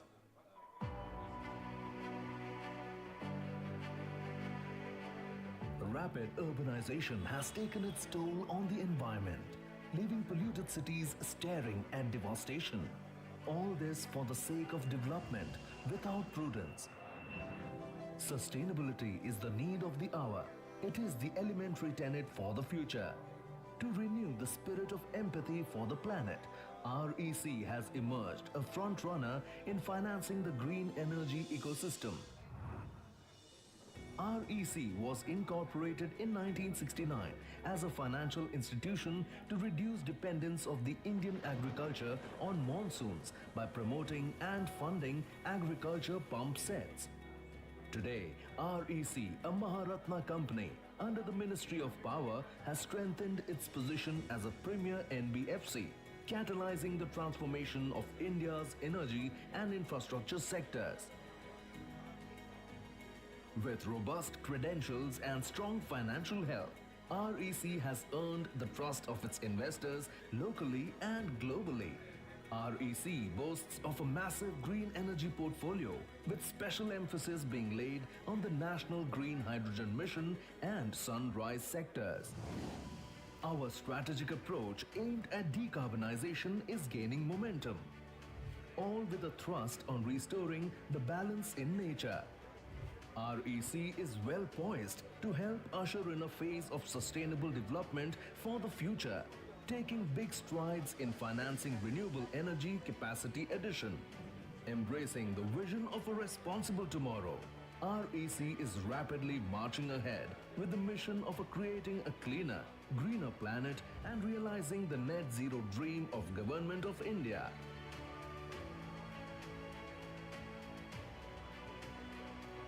With the commitment that RE in REC stands for renewable energy, we look forward to this new and exciting journey, keeping environmental sustainability at the heart of our operations.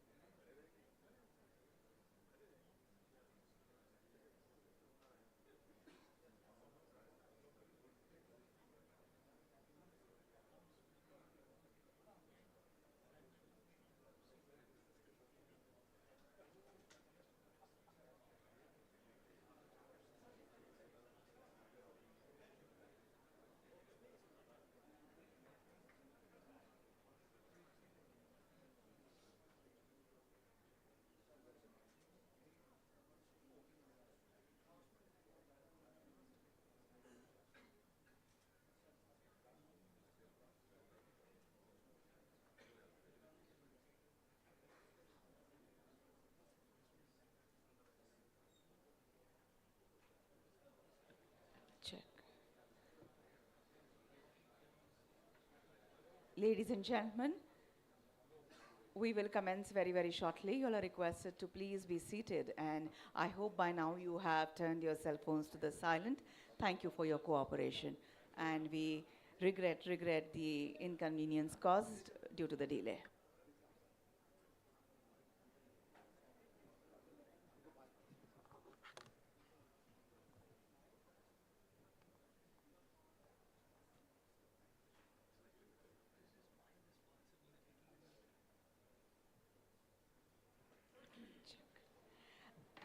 A very good evening, everybody.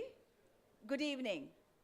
On behalf of REC Limited, it gives me, Manasi, immense delight in extending a hearty welcome to all of you, especially the esteemed dignitaries, distinguished guests, delegates of G20 countries, invited countries, international organizations, regional organizations, knowledge partners, eminent speakers, representatives of print, press, media, and all you invitees who are present here for the inaugural session of the REC Green Finance Summit that is being held in this true to its name Hotel Grand Hyatt in the lovely state of Goa. Ladies and gentlemen, India's G20 presidency celebrates India's civilizational ethos, drawing inspiration from the Sanskrit saying Vasudhaiva Kutumbakam, which translates to the world is one family. This resonates strongly in India's G20 theme of one earth, one family, one future. Well, we are indeed privileged to have with us our special guest, Sri Alok Kumarji, former Secretary, Government of India. A very warm welcome to you, sir. We also have with us Sri Ghansham Prasadji, Chairperson, Central Electricity Authority, and Sri Vivek Kumar Devangan, Chairman and Managing Director, REC Limited. Let us have a resounding of claps to greet our special guests.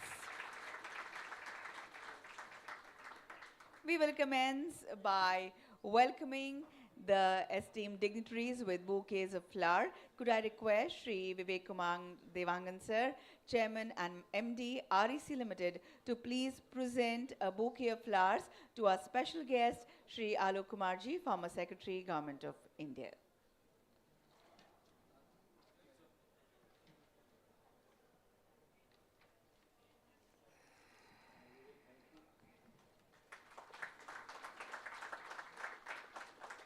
A token of respect has been accepted. And could I now request Shri Ajay Chaudhary ji, Director of Finance REC, to please welcome Shri Ghanshyam Prasad ji, Chairperson, Central Electricity Authority.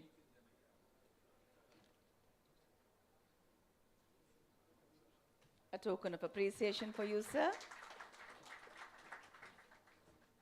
And with that, I call upon Shri Vivek Kumar Devangan, Chairman and Managing Director, REC Limited, for the welcome address.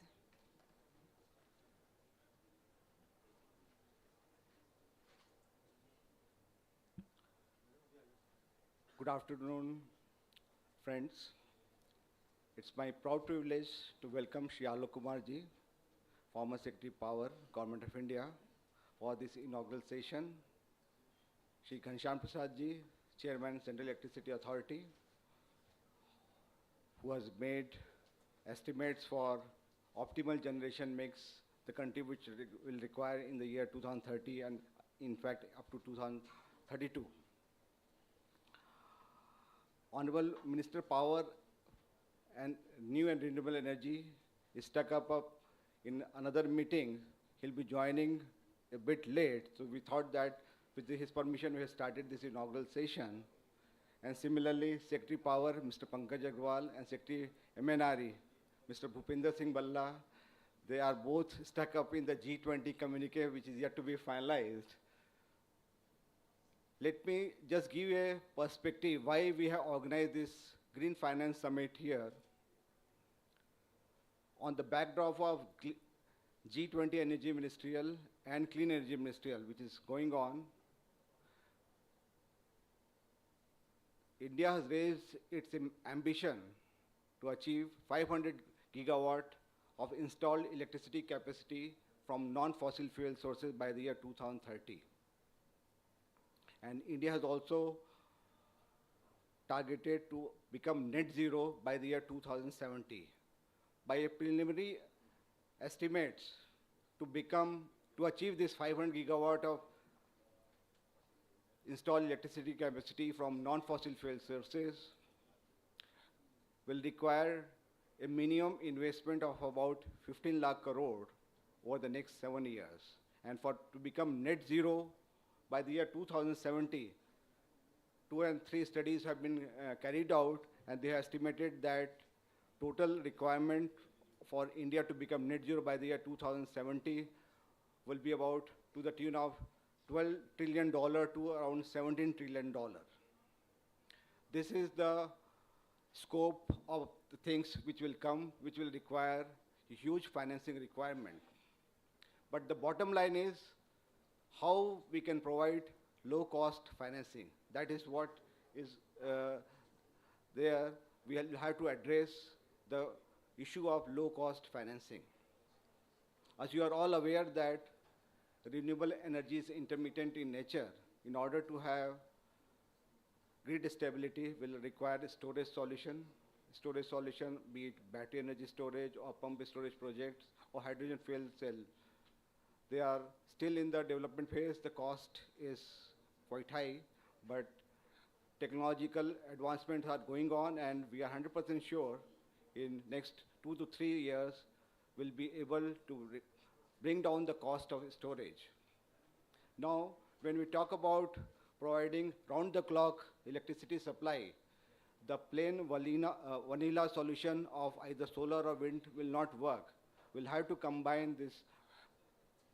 We'll have to combine solar with wind energy, or this renewable energy with the storage solution, or flexible operation of coal-based power plant, because India's base load still comes from the coal-based thermal power plant. But as the penetration of renewable energy will go up, will require more flexible operation of thermal power plants. For that, lot of technological intervention would be required. That will also require a lot of financing. Our Honorable Minister of Power and New and Renewable Energy has highlighted that the green financing will be focusing on, other than solar, wind, and hybrid, will also have to focus on storage solution, be it battery energy storage, pump storage projects. We'll also have to focus on offshore wind. That is a new area where we have found out new potential in the western offshore as well as southern offshore. There is huge potential for offshore wind. The capacity utilization factor for offshore wind is much more than around 50%, although the onshore wind gives a capacity utilization factor of only about 25%. India has also launched green hydrogen mission. The green hydrogen mission and green ammonia will also require a substantial investment. Recently, Ministry of Power has carried out amendment in Energy Conservation Act, in which Government of India can mandate the consumption of renewable energy sources, including green hydrogen. That is a major reform which was spearheaded by Shri Alok Kumar ji. It is my privilege to share with you that on the backdrop of this G20 Energy Ministerial and Clean Energy Ministerial, REC has explored various options for funding green projects. In the last 2 days, we have signed MOUs to the tune of about $35 billion US.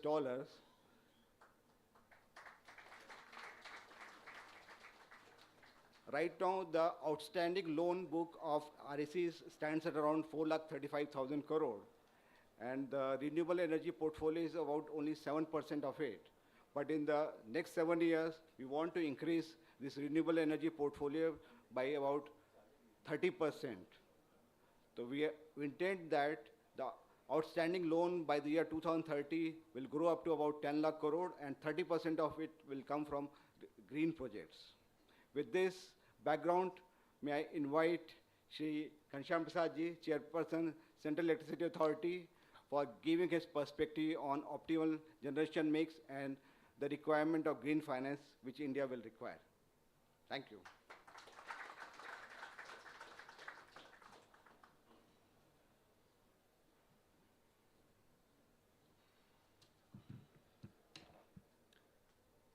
Shri Alok Kumar ji, ex-Power Secretary, Vivek Devangan ji, and all the esteemed persons who are sitting off the dais.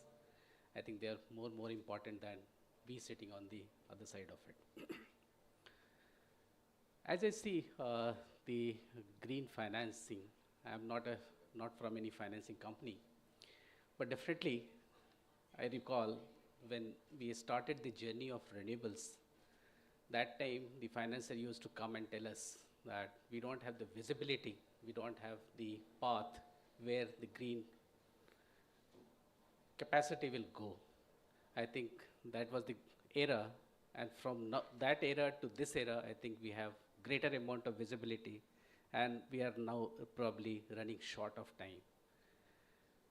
As of now, definitely we have the RE capacity of around 183 gigawatt, and going forward as targeted is 500 gigawatt by 2030, as per the optimal energy generation mix which Devanganji was mentioning about. We have also come out with National Electricity Plan which projects up to 2032.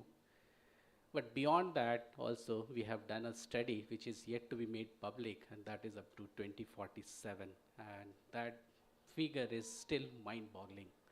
Even the solar itself demands that probably we might have to touch around 1,000 megawatt, so 1,000 gigawatt of that kind of a capacity. So right now we have all the projections which are available. The way the industry is moving, that is also well known.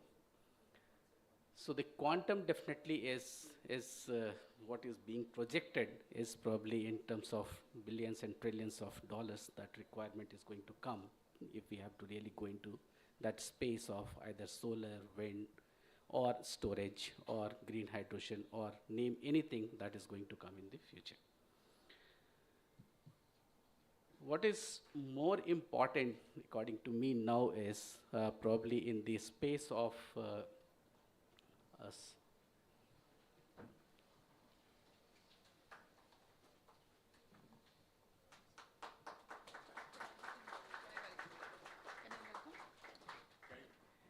So, ladies and gentlemen, we just saw the arrival of the Honorable Minister, Shri Rajkumar Singh.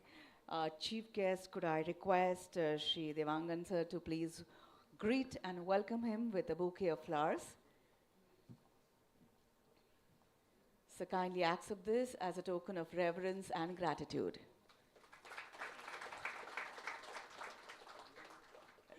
Yes, I request Shri Ghanshyam Prasad ji to kindly continue. Thank you, sir.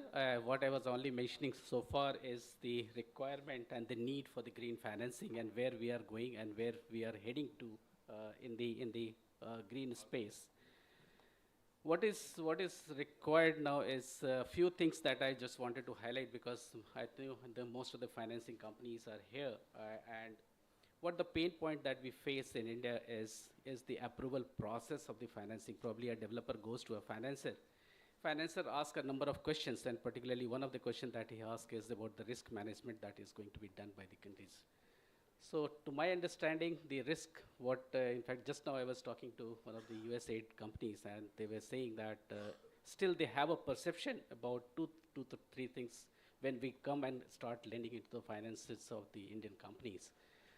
So let us be very clear. And what he told me is the contract, that validity of a contract. I said they're the gone eras when we used to think that a contract can be renegotiated and all. Second, he told about the repayment or payment stream that is being followed, and probably there is no visibility that he is going to get back the money stream and all that. So payment security mechanism, that probably the question of that has already been resolved in the country. So there are so many things that has gone by in particularly last 2 years, wherein we have seen that the perception of the financiers need to change, and probably we need to see that we also are at par with any other countries wherein the financing is likely to come. Since we are also targeting more on the hydro pump storage side, and which requires a huge amount of financing, and we are looking for a long-term financing, even much beyond 18 years or so, because we are going to see that these projects' lifetime or the stream is going to be enhanced from more than 40 years to 50 years or more than that.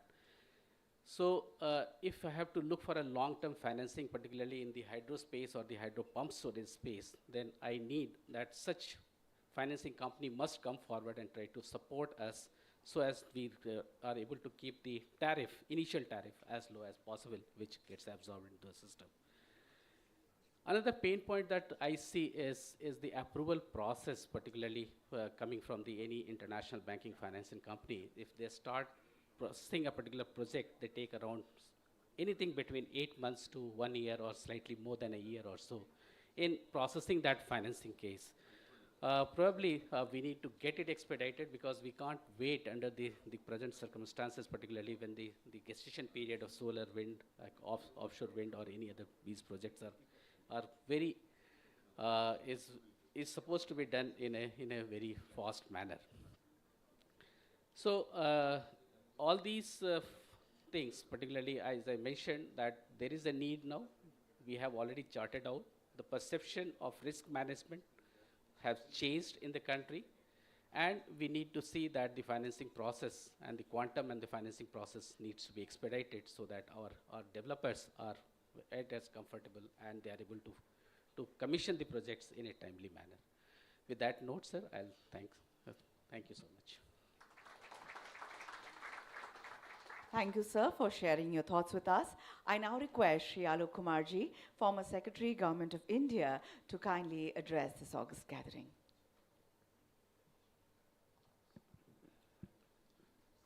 Thank you. Good afternoon.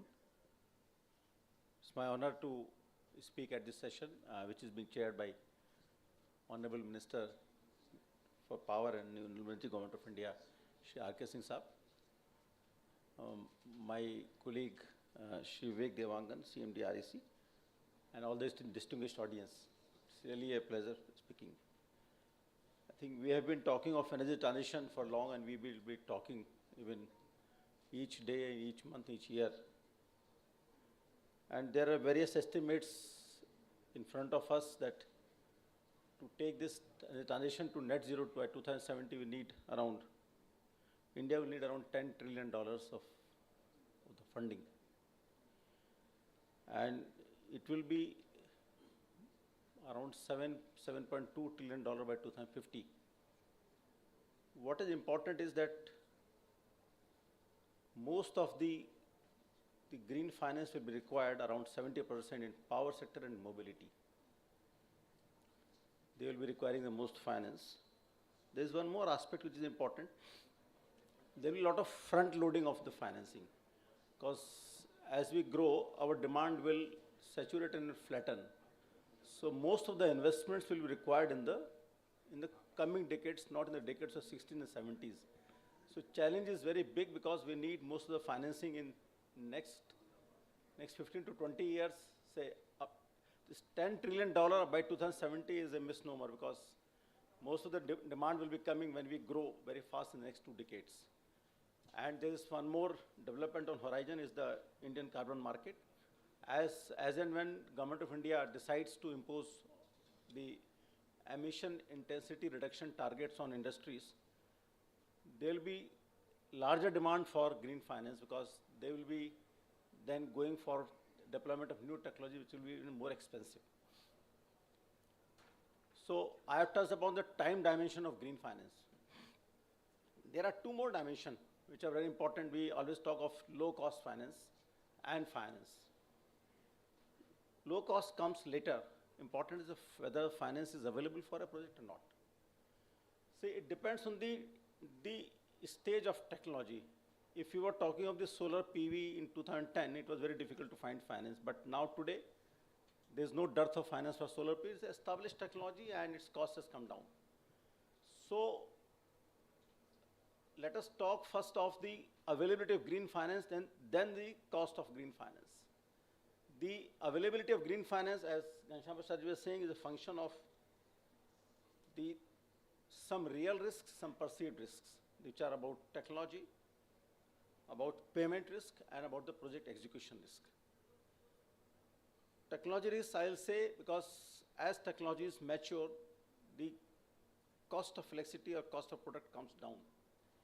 So the earlier mover projects are more difficult to sell their product. They find, like PV projects which entered into at a cost of 15 rupees, they are more risky than the PV which is coming today now at 2.5 rupee.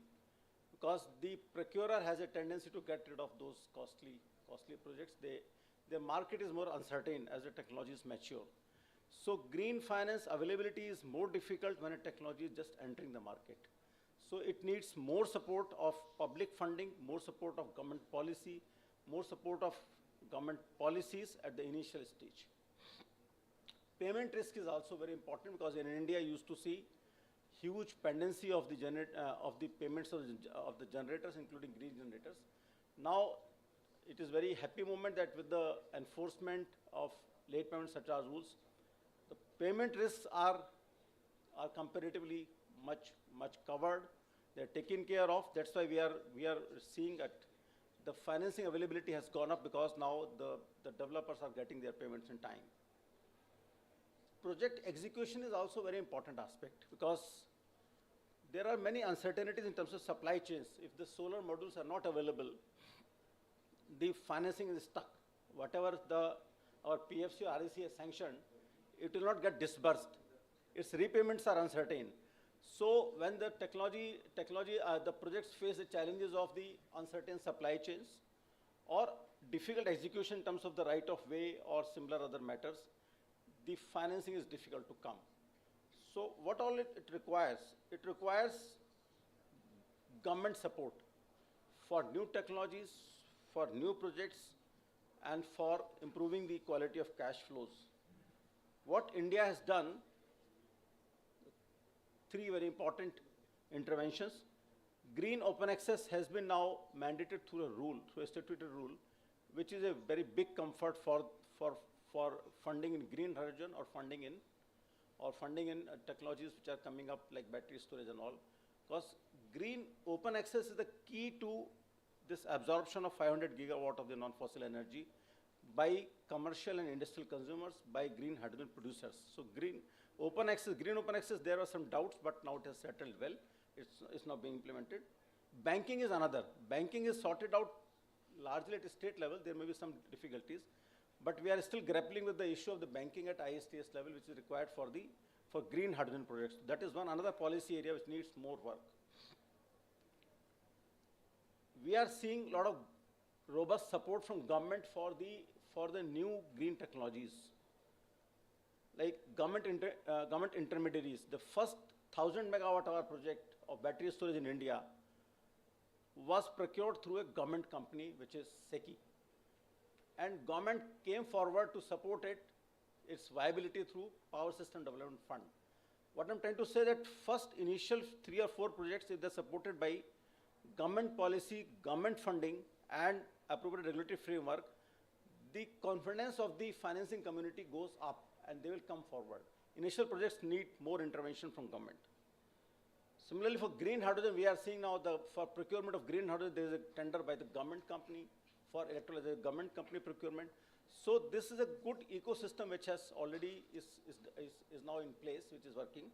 So India is, in my estimates, my assessment, India is going to have easier availability of green finance for its energy transition. What are the works to be done? What remains? First thing is what is green? The investors they have their expectations and they have their mandates. For example, China includes, I'm told, in green finance, they also the larger pollution projects, whereas some of the investors they focus only on the emission projects. So you need to have the taxonomy developed and it is continuously evolved because international expectations are changing. So there has to be larger effort in government, not just by one circular by Department of Economic Affairs. What they have done, some taxonomy for green bonds is not adequate. Some work has been done by SEBI by mandating what is all to be disclosed. But India needs more concerted efforts to have a green taxonomy in place, which is in sync with international taxonomy. And it's a dynamic world, so you have to keep on working continuously so that you keep on attracting the international investors for your green projects. So taxonomy is one given thing. Second, the disclosure requirements. We hear a lot of things about greenwashing. Say, investors are also very concerned that what type of projects it is being used. Say, they have raised their funds for the green finance. So our disclosure requirements, they are being evolved. There are some SEBI requirements are there, but we need more work by RBI also, because next step is that we have to nudge the banks. I am told the data available in public domain that share of our banks in green financing is still very small. And like RBI has some priority lending for agriculture, for MSME, RBI has to now intervene and to come forward to nudge the commercial banks also to come forward and lend to the commercial banks, and that will require a lot of disclosure requirements, a lot of regulatory oversight, a lot of regulatory interventions. One important thing is that our leverage of public funds, we talk of the $100 billion, we talk of the public funds, low-cost finance, what Vivek was saying. Vivek, the funding cost will come by how do we blend our public funds. India has raised 16,000 crores. India is going to raise 22,000 crores more of sovereign green bonds. But I attended one seminar in Mumbai 3 days ago. They were telling that India's leverage track record is very, very poor. We leverage only 1.2 times, whereas some countries leverage 10 times. So India has to develop mechanism to leverage its public funds, what government is providing through its sovereign bonds by budget, to leverage it 10 times. And many countries in the world have done, I think UK has done, Australia has done, many countries have done, by nominating a dedicated national institution with government support to best leverage the public funds for attracting the private funds, especially international private funds. So simple things which PFC, REC have been asking, I think we have to work more that like government guarantees have to come. If government guarantees at a reduced government guarantee fee, they bring down the cost. Similar thing is some currency hedge. There is when you borrow internationally, REC, PFC can't take the whole hedge. Why the cost is higher? Because cost is higher because of your hedging costs. So government of India has to come forward to support the national institutions like PFC, REC, REDA, or some other national institutions to lower the cost and improve the leverage. One important thing is that once we start a subsidy or VGF, that there are vested interests, they never allow to to phase it out. But that is very important because as I started, the new technologies require support up to a time. Once they are mainstreamed, government support has to be phased out. Because then some more new technologies will require support. Government doesn't have the budget and resources to continue to support technologies. So green financing mantra is that you identify the technologies which are critical to your national plan, which are critical to your national energy transition, and suppose those new technologies till they are mainstream, till they are scaled, like solar PV, from 15 rupees to 3 rupees, it doesn't require government support. Earlier we used to give GBI, we used to do bundling of power and all, they don't require. So currently we have some offshore wind, we have green hydrogen, battery storage, and electric vehicle like FAME. So these are technologies which are very critical for next 10 to 15 years for India's energy transition, and they need more public support, and then you can leverage more public finance. But I can see when the cost start coming down, then this support should move out from here and go to somewhere else. I'll give you one, before I close, I'll give you one example.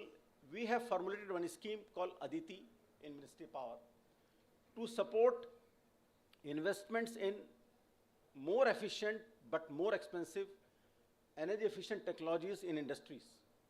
This scheme is almost like formulated. It was awaiting approval when I left.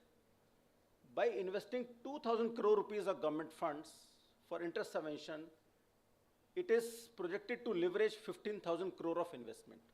So that is the type of thing you require. If you have well-designed say very clear goals, well-designed schemes, you can use the same money which you have in your pocket to leverage maybe 7, 8, 10 times. So green financing is not difficult.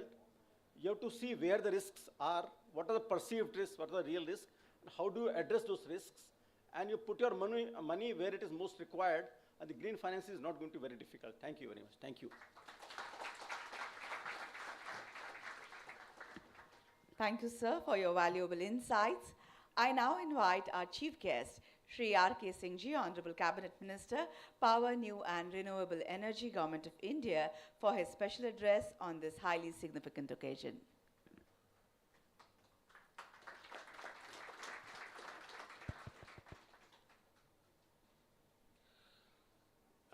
Mr. Alok Kumar Ji, the former Secretary, Ministry of Power, Mr. Sanjeev Sahai, former Secretary, Ministry of Power, Vivek Divangan, the CMD of REC. I see the former CMD of PFC in front of me. Mr. Gupta, CEOs of various renewable energy companies, and CEOs of other financing companies, ladies and gentlemen. Ladies and gentlemen, from my perspective, I've been fortunate. I've been fortunate because we've actually gone through a phase of a huge and rapid expansion in renewable energy capacity. And I never once had to worry about finance. Never once had to worry about finance. The thing about our power sector is, especially the renewable energy sector is, we are talking about green finance.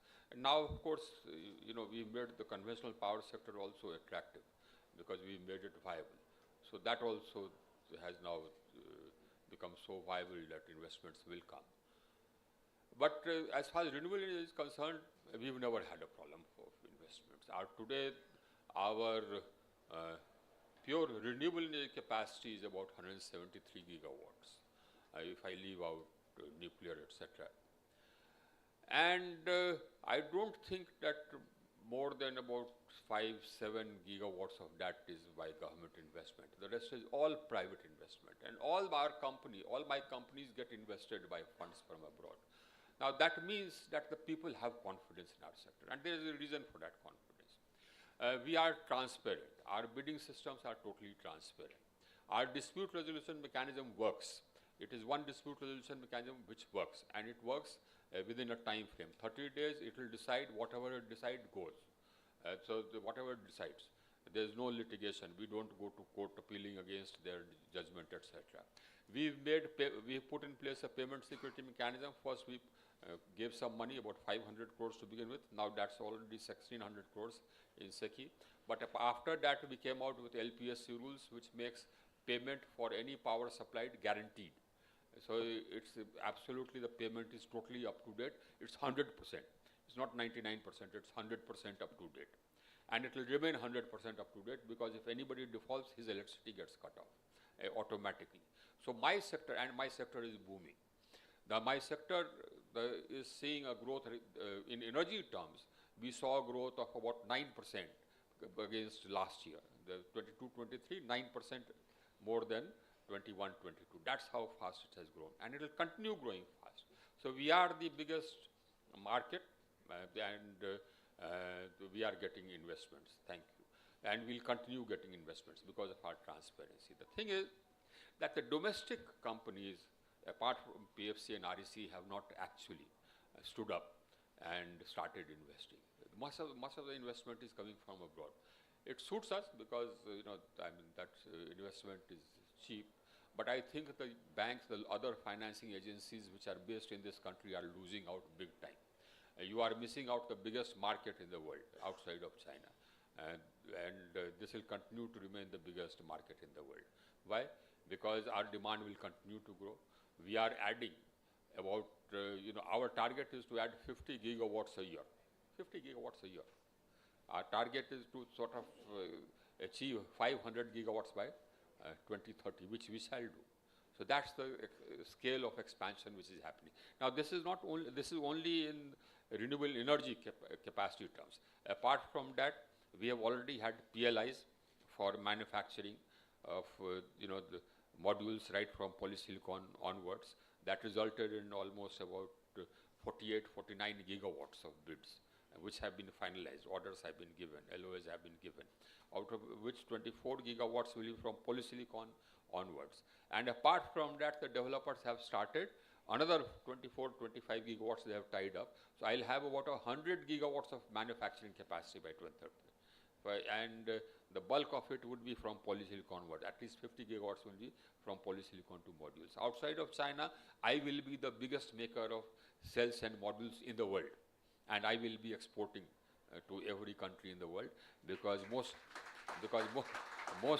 countries have now become wary of China because of the disruptions which happened and which are likely to happen. I don't see that situation easing.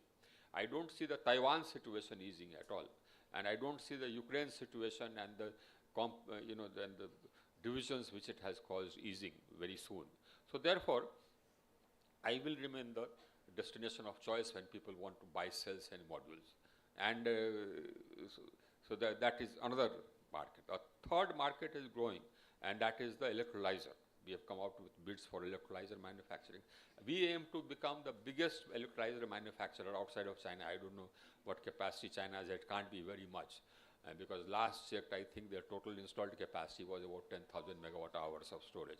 So their manufacturing capacity of electrolyzer, no, I'm talking, sorry, I'm sort of, and that was the figure of battery storage which has been installed. But electrolyzer manufacturing, it's not very much. We will be the biggest electrolyzer manufacturer in the world. And so that bid is out, people will be applying, and people will be seeking finance. Again, a lot of that finance will come from outside. Whereas I believe that our financial institutions are sitting on money. Now why? Here you have a sector which is growing. Here you have a sector where payment security is guaranteed. And here you have a sector where the demand is not going to relax, and therefore the prices are not going to sag. It's not like the stock market up in the sky or down in the dumps. It's not like that.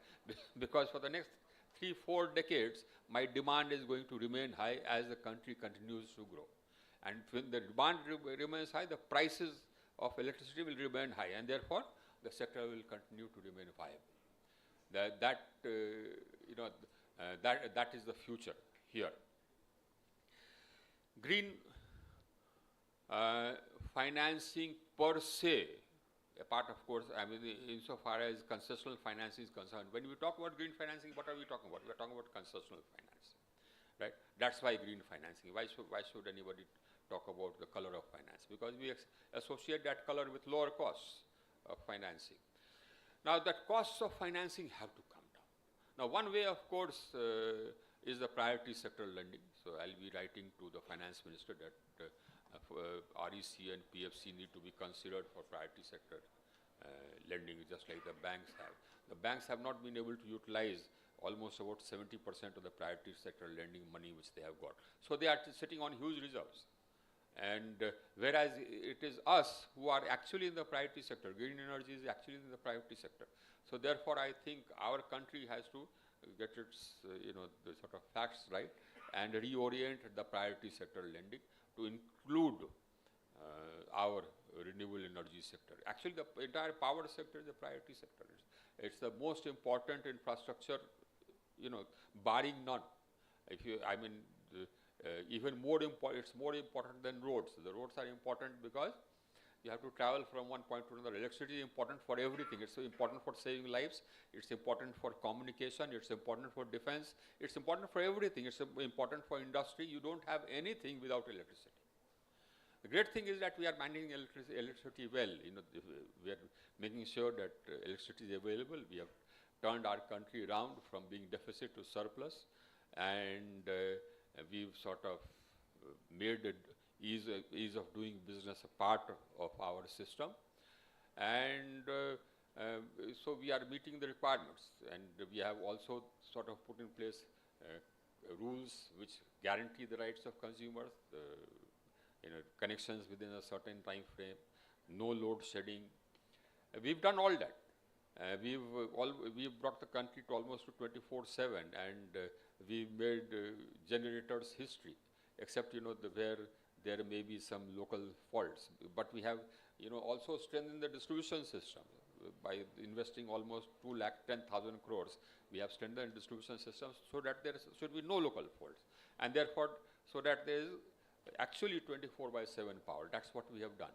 In urban areas, it's already 23.5 hours. In rural areas, it's 22.5 hours. In rural areas also, we want it to be 24 hours. And we, by and large, that gap, which is there only because some discoms are not buying electricity when they see that the prices of the exchange are a bit high, so they do prefer to do load shedding instead. Now, my mission is to make sure that the electricity rule, which says that gratuitous load shedding is not permitted, and if you do gratuitous load shedding, you will have to pay compensation to the consumers. My next mission in life is to make sure that some discoms are penalized, and some discoms have to pay compensation to their consumers for gratuitous load shedding. So that's where we are at. So the sector is booming, and the sector will continue to boom. This is the best sector for lending. If you're not in it, you are missing out. If you're not investing in this sector, you are missing out. So I would advise you to lend to this sector. And I think we need to sort of make sure that a lot of concessional finance which can come because of the pledges which the developed countries have made for energy transition. And so hopefully a lot of finance should be coming. In actual practice, it has not materialized. They keep talking about it. It has not really materialized. But if it materializes, I think the bulk of it should come to the power sector, because we are bearing the brunt of the energy transition. The energy transition is what? The energy transition is us. We are doing the energy transition. We've sort of greened the grid, and now almost in capacity terms, I think 43% of our capacity is non-fossil. In energy terms, non-fossil is almost about 30%. So the electricity which you consume is almost 30% green, non-fossil, and we are adding capacity every day. So actually, our energy efficiency branch has reduced our emissions intensity. So it's actually us who are doing the energy transition. We have emerged as a world leader in energy transition. But this is one sector about which we are bullish. You can be bullish. We have been performing, and we have been performing well. And therefore, come be a partner with us. Come and join us. And the taxonomy is something which is in the works. That what Alok mentioned. That is something which had occurred to us, that we need to have our own taxonomy. So some drafts, etc., were being prepared in the ministry. We'll have to change that. And the priority sector lending, we'll have to change that with the Ministry of Finance. That we shall do. And ultimately, I think we'll have to think out of ways and means of also talking about dollar-denominated, more and more dollar-denominated transactions, so that the hedging cost goes away. In hydrogen, when we came out with the circular, the first circular for hydrogen, we permitted dollar-denominated bids. That guideline is there. So just keep that, take note of that. Some developers are taking advantage of that. Many are not. So you can take advantage of that.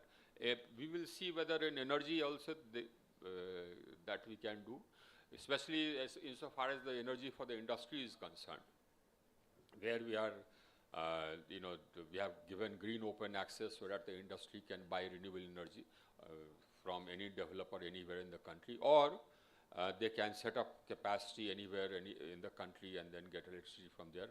We are giving them open access, and we are giving them free transmission if they set up the capacity by June 25, which I'm thinking of extending till about December 25 or something like that, because the regulations of the CRC, we issued the rules, and then the regulations of the CRC came out a year later. So I'm thinking of extending that by that month. So most of my industry will also go green. We are, the RPO is going to apply to the open access consumer. It applies to open access consumers. I'm going to start implementing that. So the market is huge. The market will boom, and in that segment, I think we can also permit dollar-denominated bids for that. So that the costs come down further. I don't see how there's any downside to that. So that is something which is going around in my mind. We'll have it examined. Once that happens, then you will not need green financing for that. The rates will themselves be, because the interest rates in dollars abroad are so low that the costs of that energy will be less. And as far as hydrogen is concerned, we've already permitted the dollar-denominated bids, and some people are already doing it.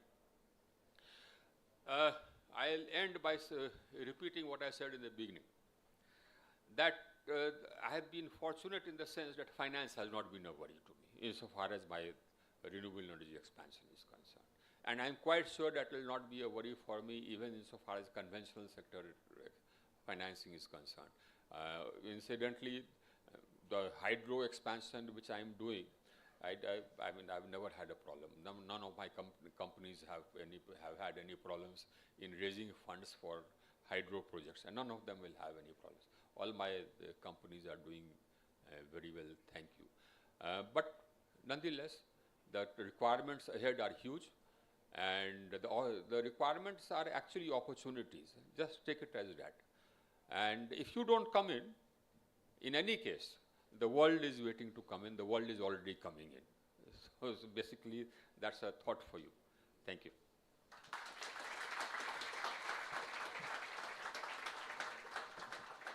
I thank the Honorable Minister for his invigorating words. They will certainly inspire all to surge ahead. And as we move towards the end of this inaugural session of the RAC Green Finance Summit, I, on behalf of REC Limited, Maharatna company with endless energy and infinite possibilities, express profuse and heartfelt thanks towards the Honorable Minister and our special guests for their precious time and speeches. On that note, ladies and gentlemen, we conclude the inaugural session.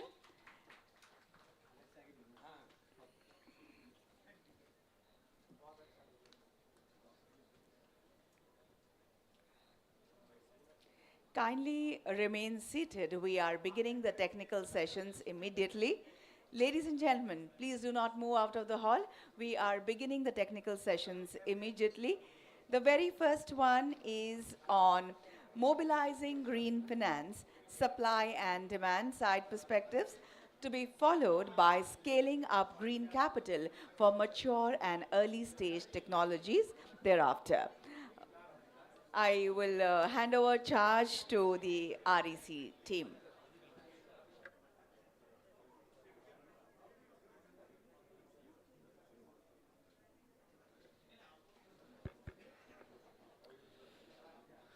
Sir, should we start? Yeah. Good evening, friends. May I request you all to be seated? Yeah.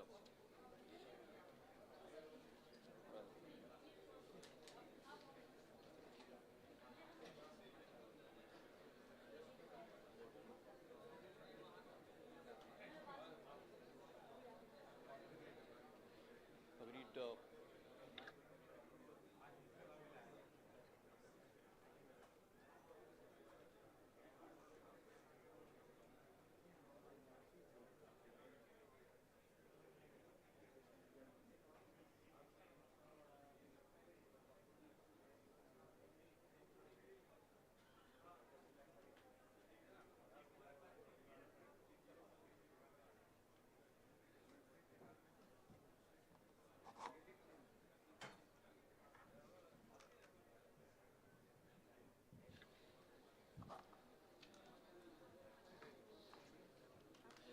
good evening, friends, and welcome to this session on mobilizing green finance. And the speakers before me, Honorable Minister, talked about the fact that India needs, I just request you all to be seated, please. Thank you. That India needs about 160 billion till 2030 to achieve the Panchamrit. The commitments that India has made towards its green energy ambition, green hydrogen ambition, and towards reducing the net carbon emissions. Now, there is enough and more capital. The minister talked about the fact that there is foreign capital coming in, and but we have our own domestic pools of capital here. But we need a radical capital reallocation. I think some of the measures were talked by the Honorable Minister and Honorable former Secretary Power. To discuss the ways and means to crystallize this exponential capital reallocation and mobilizing this capital towards green financial assets, it's my privilege and honor to welcome on stage this esteemed panel who will talk about the measures, supply side and demand side, as to what measures could be taken to mobilize green finance. So I would welcome Shri Ajay Chaudhary, Director Finance REC Limited. Mr. Chaudhary. Mr. R.P. Gupta, Chairman and Managing Director SECI. Sir, kindly welcome on the stage. Give them a warm applause. Mr. Sanjeev Sahai, Director General Power Foundation. No problem, sir. Mr. Arvind Kumar, Chairman, Uttar Pradesh Electricity Regulatory Commission. We are honored to have you, sir. Mr. Sumant Sinha, Founder, Chairman and CEO, Renew Power. Mr. Vineet Mittal, Chairman, Avada Group. Yeah. Mr. Wolf, Country Director, KFW India. Thank you. And last but not the least, Mr. Hiroyuki Kinoshita. He's Managing Director, Global Fixed Income for SMBC Nikko, and he specially joined us from Japan for this session. Thank you very much. Yeah. So, Mr. Chaudhary, I start with you. And the Minister felt quite proud about the work that REC, US REC have done in the markets, mobilizing green finance. So you are one of the leading domestic and international bond issuers if you look at the overall capital markets. Now, when you look at the global markets, our own green bond issuances or sustainability bond issuances remain very small. And there was talk about this taxonomy introduction so that we can determine what is the color of money and where it is getting deployed. Now, in your view, what are the top 2 or 3 measures which could be taken, which would mobilize on the supply side, which can catalyze this market? Thank you, Desh. So I think, yes, the bond investors don't really make a difference between green bonds or any other bonds.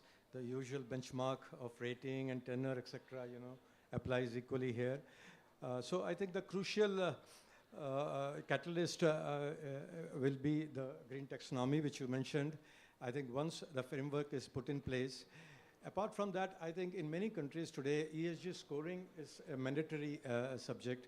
And the ESG scoring, when it provides, it is provided by banks and financial institutions, and this is built into the governance structure of the companies, then it will induce them to do more of, go for green bonds and investment in green bonds.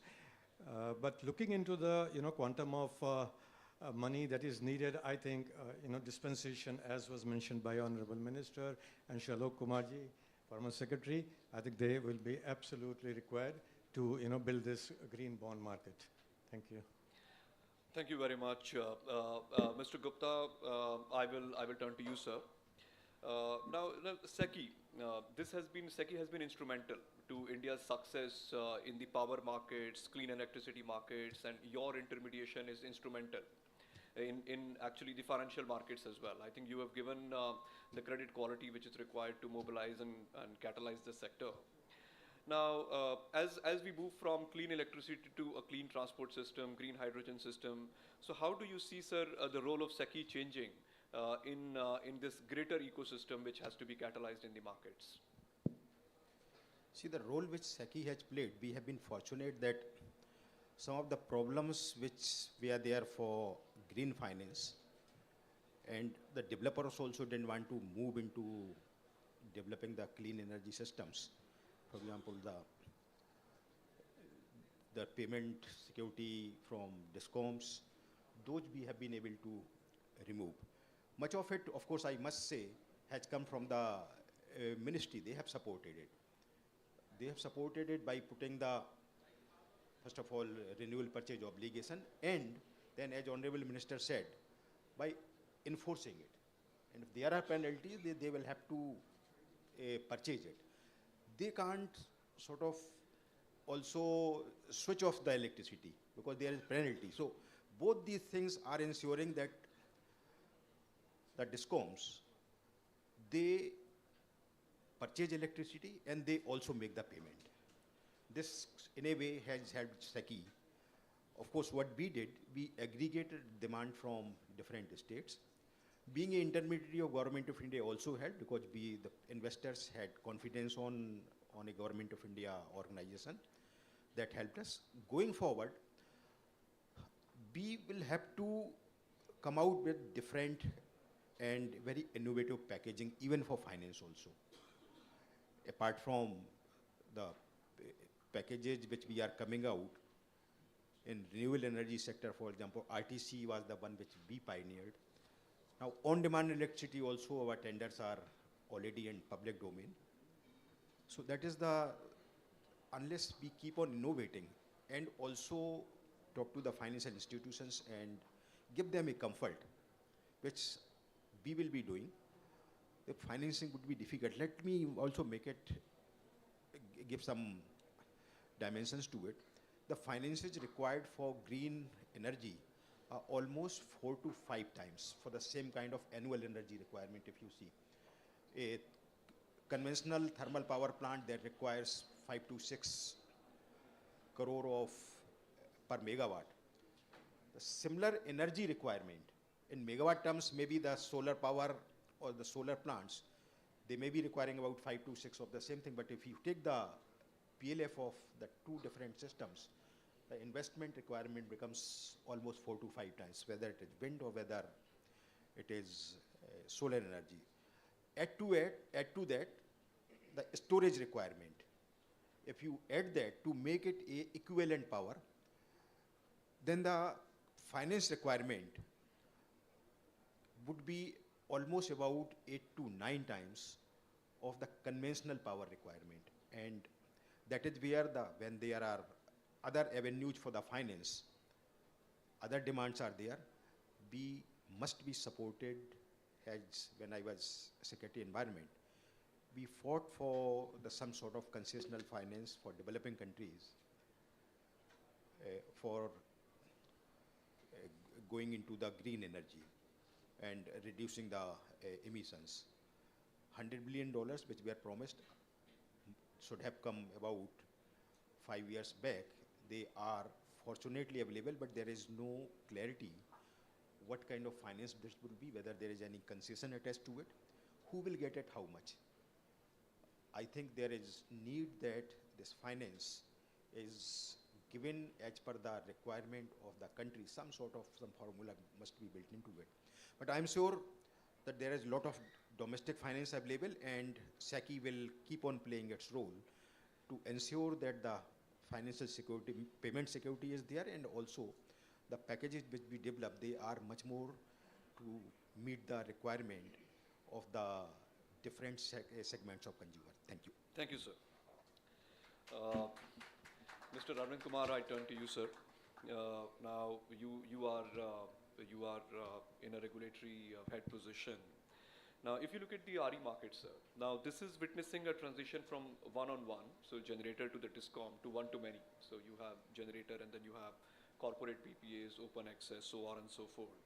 So how do you see the role of the regulator in enabling a transparent and just system, which is going to balance not only the interest of the consumers and generators, but also the state utilities at the other end? No, certainly it is a challenge for the regulators to balance the interests of the utilities and the renewable power generators. In Uttar Pradesh, we have provided a regulatory clarity as far as the purchase by the DISCOMs is concerned. There is a transparent bidding process which has been provided for, that above 5 megawatt of, if there is a capacity of the plant is 5 megawatts and above, it has to be through a bidding process. That is one. And if it is less than 5 megawatt plant, the procurement has to be done. There is a mechanism which has been set up that last 5 years purchase price will have to be taken, average of that. And on that basis, the DISCOMs can procure that power. So DISCOMs, basically the regulatory push is that the RP obligations are met so that actually the renewable power which the DISCOMs are supposed to purchase is purchased by them. The second important point is the open access which is to be provided to various consumers who want to purchase renewable power. So there is sufficient regulatory clarity on it as to what will be the surcharges applicable to them, what will be the cross-subsidy surcharge. This cross-subsidy surcharge actually is the mechanism which has been evolved by the regulators to protect the interest of the utilities. So that has to be implemented. There is a lot of clarity on that as to what are the charges which are going to be applicable, so that both the consumers and the generators are able to find out as to what will be the cost of procurement or cost of selling the power. So I think it is, there is enough regulatory clarity available. There is a regulatory stability also. And now the government of India has mandated that not only power above 1 megawatt, but if it is 100 kilowatt and above consumer also, he has to be provided open access.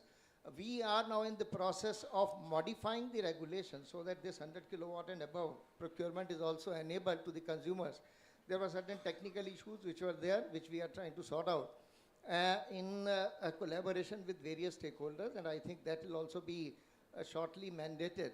And once this 100 kilowatt and above open access is also provided for, the renewable power market is certainly going to grow, and we are very hopeful that this segment is really looking up. Thank you.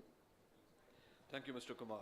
Mr. Sumant, I turn to you. Now, you are one of the earliest and the strongest proponent of a fossil-free economic system, and I think you have the distinction of pioneering Indian issuances in the global markets, whether it is bond, whether it is equity. Now, as we are broadening ambition towards clean transport, green hydrogen, what could we do to strengthen our issuer ecosystem? What are your lessons? And we would love if you can share them with the audience here. Yeah, sure. Thank you for that question. I think a lot has been said in the previous panel, as well as, of course, the remarks of my fellow panelists here. I think the first and most important thing is to have a overall macro environment which is very supportive, which we have. Obviously, as the minister said, we have power demand that is growing at 9%. We have a stable regulatory environment. We have a government that is very, very strongly committed to fostering and creating a clean energy ecosystem. And that comes through very clearly from all the interactions you have with them. The second thing is you have a policy-making environment which is very friendly in terms of being able to interact with. So if you have any questions, any concerns, it's very easy to go and talk to them, engage with them, and have discussions with them.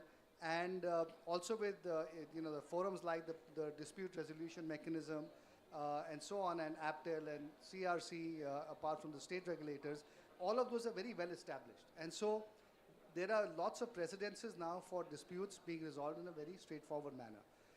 So I think all of that is also very helpful. Because behind, apart from having the macroeconomic situation being supportive, you need a stable policy environment, which we have. And it has to be predictable, and there has to be very strong forward momentum, which again we have. So I think all of the macro things are really well in alignment.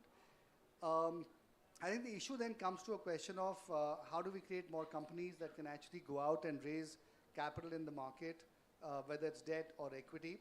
And I think there, the onus is on the companies as to what are the things that they need to do.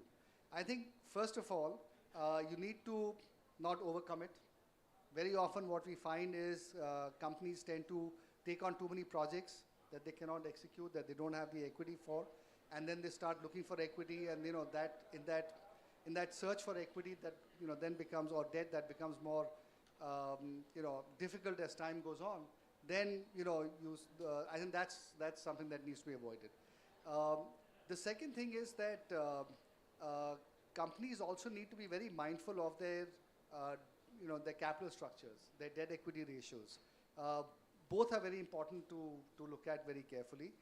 If you overcommit to debt, for example, if you take on mezzanine debt and so on, then we've seen in the past there are companies that have done that and it has not turned out well for them. So having very sensible, prudent capital structure decisions, being able to assess risks very carefully of your future cash flows, that is very important as well. And look, in any system, you will have some things that do not go the way that you thought. Execution will get delayed because there are so many issues and problems of executing at the ground level. You will have situations where there could be some state level issue or the other. Again, we've had experience of that in the past as well. Those kinds of things will come up. And therefore, if you don't have a buffer in your capital structure and in your cash flow situation, and if you're really running very, very thin on all of that, then you can come to grief. And that is something that investors, whether debt or equity, are obviously very sensitive about, because it's the sort of one-off risks that can create problems. So I think those are areas which are very important. I think one other thing that we had an issue with earlier, which has now got redressed quite well, is the whole issue of payments from discoms, where, to my mind, the government did two fundamental things which in some ways took that risk away from us. One was, of course, the creation of SECI, which to my mind still ranks as one of the most important innovations in India's clean energy ecosystem. I think it's not appreciated enough. I don't see any other country in the world that has done something of this nature, where the risk has been taken away and we are now sort of exposed to central government risk in some sense. That has made our financing costs a lot lower. It's opened up many avenues for financing. So I think that was one big innovation that the government did. The second thing is, of course, the LPS rules. Wherever we had PPS directly with discoms, there the government has obviously done whatever it needed to do to make sure that those payment situations improve. So if you ask me, I think a lot of the risks have been taken out of the system now.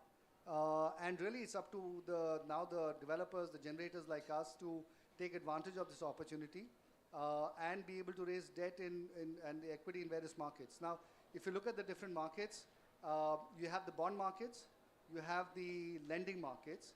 The bond markets are very volatile. So overexposure to the bond markets can lead to refinancing risk, which is also a risk, by the way, which has nothing to do with operations, but entirely to do with your financing structure.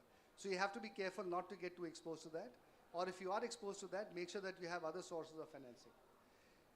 But when things go south, everything goes south at the same time. So you have to make sure that you have the ability of being able to manage through that situation.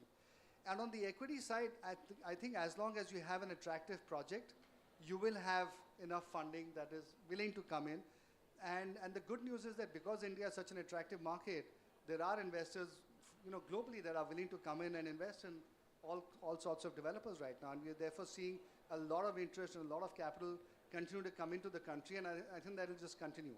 So I think as long as, so just to recap, I think the macroeconomics is there, the policy regime is pretty stable and predictable, which is very important.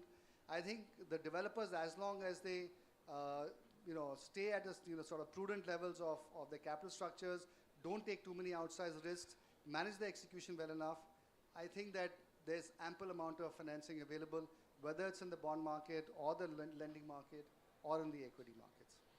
Thank you very much, Sumant, and great insights, and thank you very much again.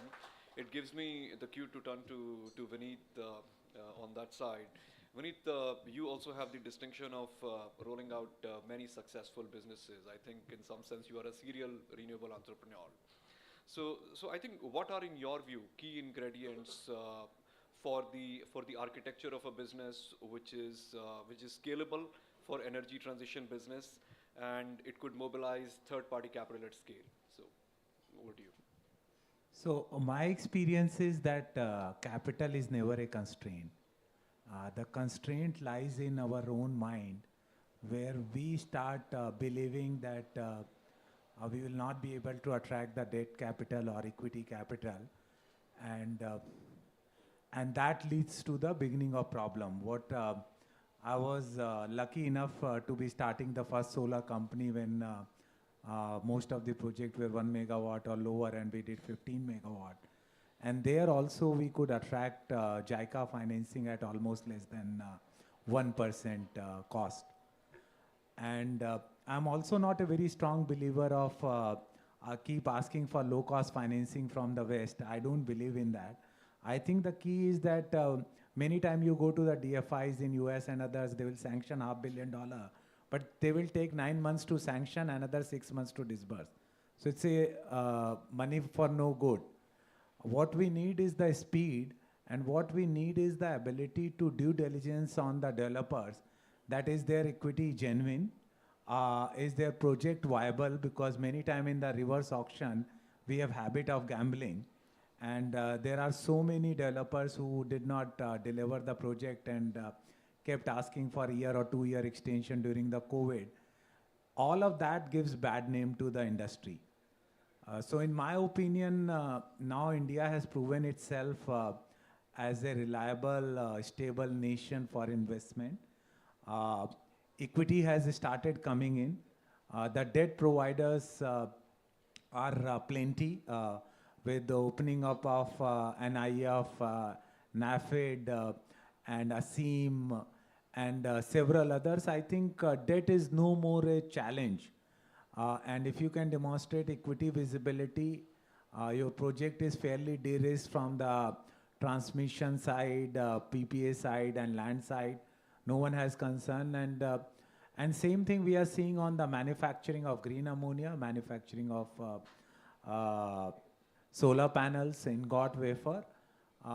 If your track record is good, you have walked the talk, you have delivered on your promises, I think Indian banks are the easiest to work with and fastest to get the disbursement. And you will find a lot of Western banks will keep talking in theory. They will give you all the gyan on the planet, but real money would first come from the Indian banks in any new sector. And once Indian institutions have proven and scaled it up, then Westerners will also come in. So I'm a firm believer that we have a very high saving rate. Capital will not be a constraint. And I think we are fortunate that we are blessed with a lot of nature and a lot of human capital. So we should capitalize it, monetize it, and not overpromise like Sumant was saying. And if your revenue is in rupee, please take rupee loan. If your revenue is in dollar, take dollar loan.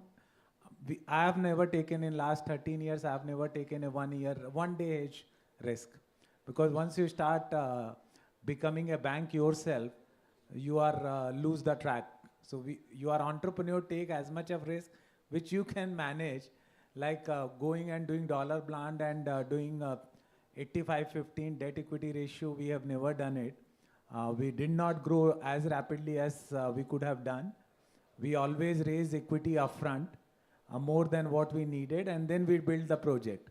Because then your team's confidence is high, bank's confidence is high, as well as employees are happy and satisfied that they are not put into the stressful condition of going and hiding facts from the bank. So you are as transparent as you can get, and that leads to a lot of trust. And trust it takes long time to build and very short to break. So many times we have a tendency to blame either banks or government or SECI or sometimes state government.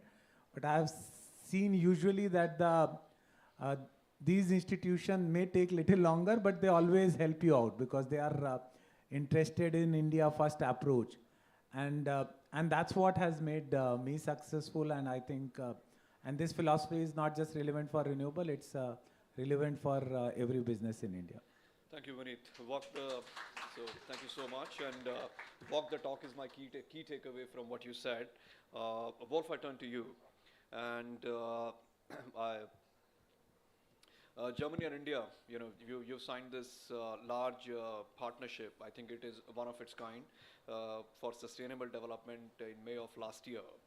Now, what role US KfW plays as a result of this partnership? It's a fairly long duration partnership that we have here.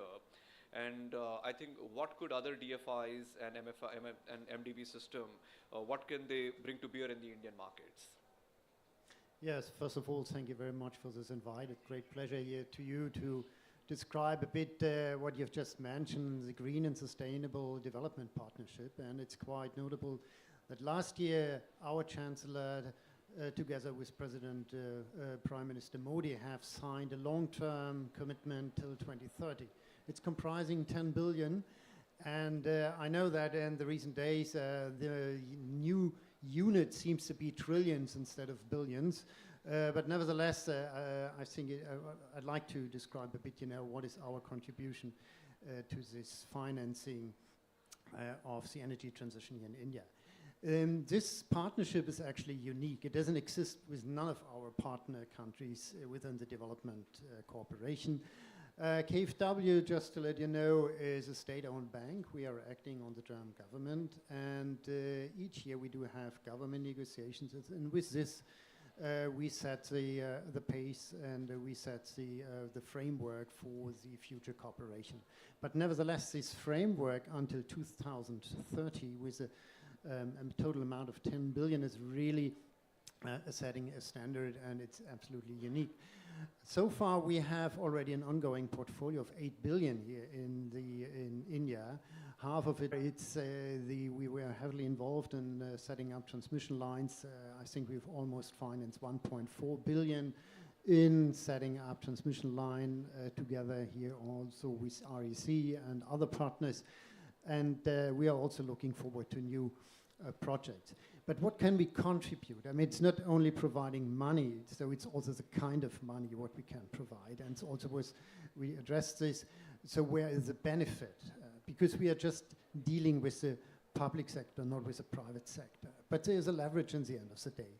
So on the one hand, we provide policy-based loans. So this is also on a state level. We don't invest in, we don't finance direct investment. So we provide funds either to the Ministry of Energy or to the relevant authorities with the focus to come up with some reforms in the energy sector, to come up with some new regulations in the, to promote actually in the end of the day also the financing of the private sector. So we can stimulate the market, we can give impulses. We can't change the world with our funds, but we can give good impulses, and we have very good relationship with all of our Indian partners. So the second element is to provide investments loans. So these are long-term loans to specific investments, as mentioned, these could be transmission lines, it could be RE technology, it could also be, and that has also been mentioned, new technologies, innovative technologies. Of course, we are also in close contact here with Indian partners with the development of hydrogen, ammonium. We are in contact to finance offshore. So all these we as a first step mover, let's say that way. Yeah? And then when it's a proven technology, when standards have been set up also for E&S, environmental social standards, there's a growing importance to follow up these criteria. Also when we talked about green bonds, the investors of green bonds, they are very curious and very keen, that environmental standards are followed. Otherwise, they also get issues. They have actually to make sure that these standards are fulfilled. So besides the policy-based loans, beside direct investment into projects, a third pillar is credit lines. We are also, one partner, for example, is REC, but there are also other entities where we provide credit lines, which then will be passed on to develop either the energy efficiency market or the discount market, for example. So we are glad, also to support the RDSS scheme here in India to promote the discom sector. And these are the kinds of things we can provide as our peers like World Bank, ADB, or the European investment banks. So this is the kind of business we are doing. But the money in the end of the day is not with us, it's with the private sector, for sure. The bulk of money is not with us. We can just, as I said, give the kick, but with the bulk of money, as mentioned already, has to come from the private sector. So last but not least, what else we can provide is also grant funds to close the finance as a viability gap. We can also provide grant funds for accompanying measures, in helping to implement the project, and also for capacity building. And to come to the end is actually not only providing money is one thing, it's also mentioned already, it's about execution. Time is of essence.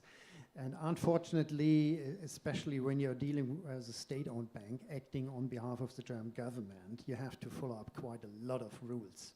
And we as KfW are also subject to the German banking law. So we have to fulfill all the criteria as any other commercial banks. And that's a hell of a lot of regulations you have to fulfill. India is by far our biggest exposure at KfW. You have to imagine 8 billion ongoing portfolio is quite substantial. It's a substantial amount for a bank. Despite the fact that our balance sheet is more than 500 billion euros. So we are third biggest bank in Germany, but nevertheless, these kind of criteria have to be fulfilled, and these are actually issues which all of the banks are faced to. They're subject to these regulations, But anyway, providing funds is one thing, signing the contract, everybody's clapping their hands, a new deal is done, but now the execution, the implementation is actually ongoing. And this is also not a no-brainer. By no means. We are acting here in a complex environment. We are dealing in remote areas, especially when you're talking about transmission lines and all these kind of things. And then we are facing issues. And then there's a big learning curve on our side, the funds provider, but also on the Indian side. And we have closely to work together, not only with the Indian, also with our financing partners, our peers. Sometimes we do some co-financing. And to work on a speedy implementation, that is definitely a challenge. We all have to work on it. So let me stop here, otherwise I will not stop. Thank you very much. And thank you for those remarks. Kiroshita-san, I turn to you. It was good to meet you this morning as well and exchange notes.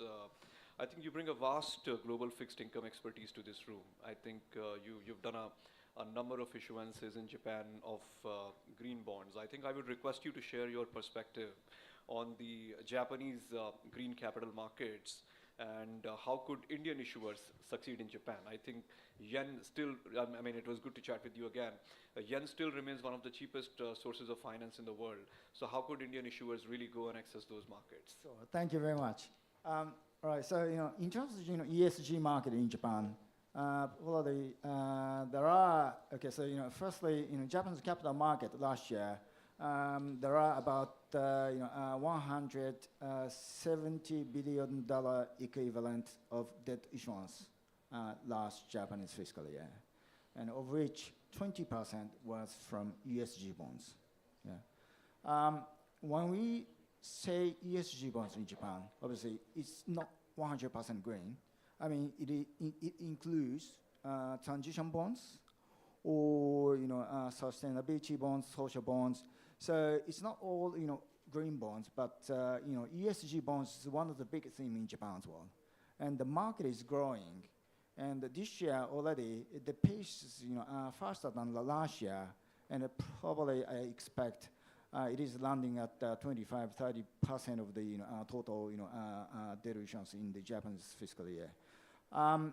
Going forward, Japanese government announced they are going to issue GX bond, which is green transformation bonds going forward. The size-wise, it is $150 billion equivalent in the next 10 years. So the market will be more active in terms of ESG space. And in terms of primary market, there are plenty of issuance, but secondary markets are also active. So obviously, when we discuss debt finance or debt issuance, there are supply, but in order for the issuer to issue bonds, there needs to be the enough investor demands. Yeah. Regarding investor demands, Japanese investors have got a lot of cash to invest, and ESG bonds is one of the big theme for them, and they've got a strong KPI to buy ESG bonds. They need to buy. I believe there needs to be more demands from Japanese investors. So questions to you, questions I received from you. So the Indian insurers possibly come to Japan more actively. We have had one Indian borrower in the Japanese yen market in last 10 years, which is Exim Bank of India. But I believe there should be more Indian insurers coming to Japan, and with the ESG format. Yeah. Probably some of you may know the word called samurai bonds. Samurai bonds is the bonds issued by non-Japanese issuers, issued in Japanese yen in the Japanese bond market. Samurai bond market can be very active going forward because of the, again, Japanese investors' demands. When it is coming with the ESG bonds, I think you can enjoy super strong Japanese investors' demands.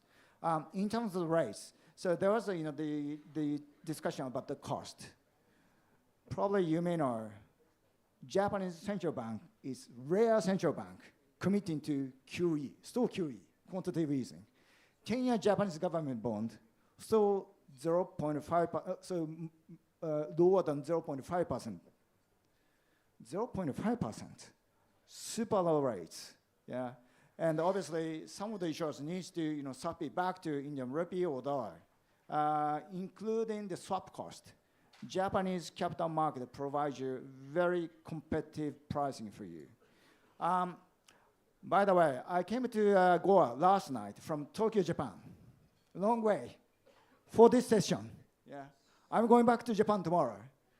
Happy to talk you, more Japanese capital markets after this session, yeah. And SMBC Group is one of the leading bank for the debt issuance in Japan. Happy to answer your questions if you have after this session. Thank you. Thank you very much, Kinoshita-san. I think great insights again. Thank you very much to all the speakers for making this session insightful. Mr. Chaudhary, I'll just request you to give mementos to the panelists as a token of their appreciation.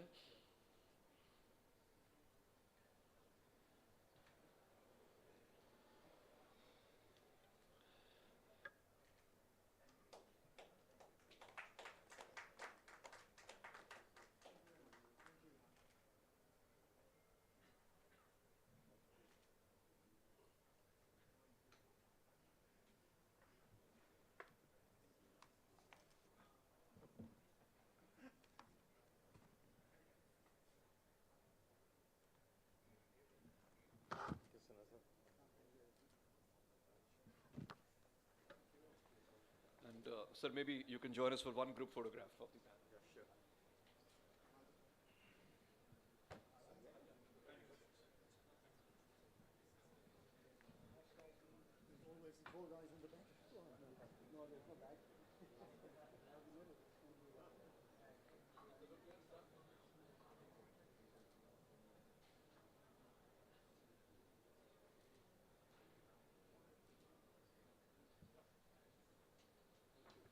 Thank you very much, and that brings me to welcome the next moderator, Manish Agarwal. Manish, over to you. Thanks, Hitesh. Thank you.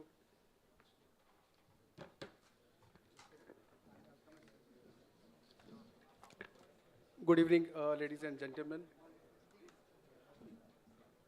Whoever is leaving the room is at their own loss, because we have got some best of the industry players today on the panel.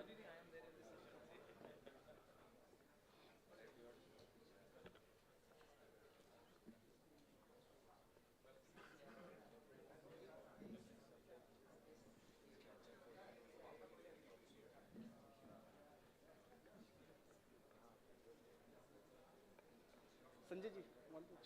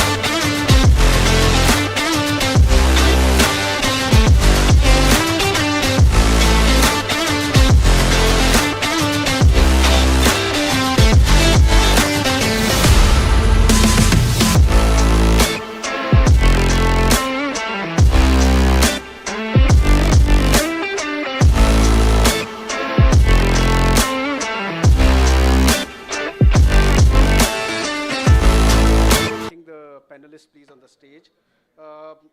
Mr. Mahesh Gupta, Additional Chief Secretary, Government of UP, please come on stage. Mr. Somil Joseph, Deputy Managing Director, NAFED. Mr. Joseph, are you here, please? Yeah, please. Sanjeev Agarwal, Partner Actis. Mr. Rajiv Ranjan Mishra, Managing Director, Apurva Energy. Mr. Prashant Jain, Joint Managing Director and CEO, JSW Energy Limited. Mr. Nishant Arya, Vice Chairman and MD, JBM Group. Nishant, are you here? Yeah, please. Mr. Nikhil Dhingra, CEO, Acme Solar. Nikhil, please. Mr. R.S. Dhillon, former CMD, Power Finance Corporation. Please. Mr. Ashutosh, Chairman and MD, RVPN. Mr. Ashutosh, are you here, please?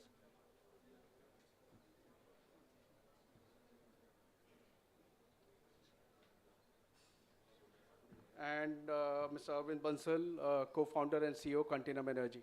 Arvind, please come on stage.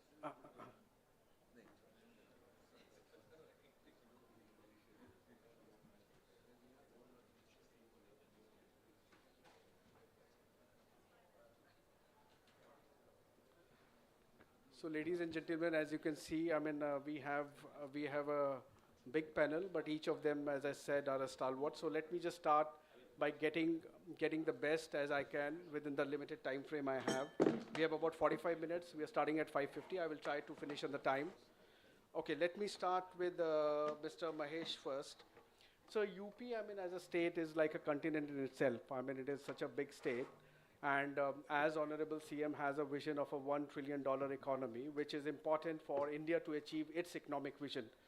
I think with that sort of economic growth, my question to you is that how you see and how you're trying to balance the entire energy transition with that sort of economic growth, given the vast population and the continent and the size and the scale of the state as well. 2 to 3 minutes, I will request from each speaker, so that we can have 1 or 2 questions if we get a time after the session, please. Uttar Pradesh having a very massive ambition in the form of $1 trillion economy, which our Honorable CM has targeted to set forth within the next 3-4 years. And energy is a major resource for the development of the state and its economy. Energy generation is no issues for UP. Transmission is no issues for UP. Distribution has some inefficiencies which has many more issues to be tackled and handled. With the kind of perspective Government of India has pushed through, we are also keeping pace with that. And the generation of power in Uttar Pradesh, which is mainly dependent on thermal bag, the mixed bag is yet to change, and we are pushing forward for the generation on RE4 sector. The kind of solar policy, the kind of biofuel policy which UP has come up forth, it has been a success story. The GIS, which we had in January 2023, we have investment proposals to the tune of 5 lakh crores, and UP is keeping pace to ground them on as a reality. Of that, solar and bio is the major factor, and obviously pump storage and green hydrogen is also having a major share on that.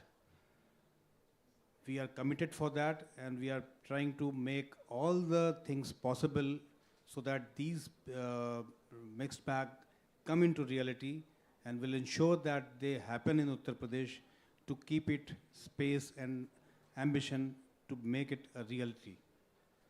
I'm sure the kind of funds the private sector is having a faith in the state and its policies. No issues for any kind of, maybe it's land, water, or whatever it may be. We are committed to make it available, and I'm sure this will be there, and the next 4-5 years will be a real change for Uttar Pradesh in energy transition sector. I'm pretty sure about it. Thank you, Mr. Mahesh.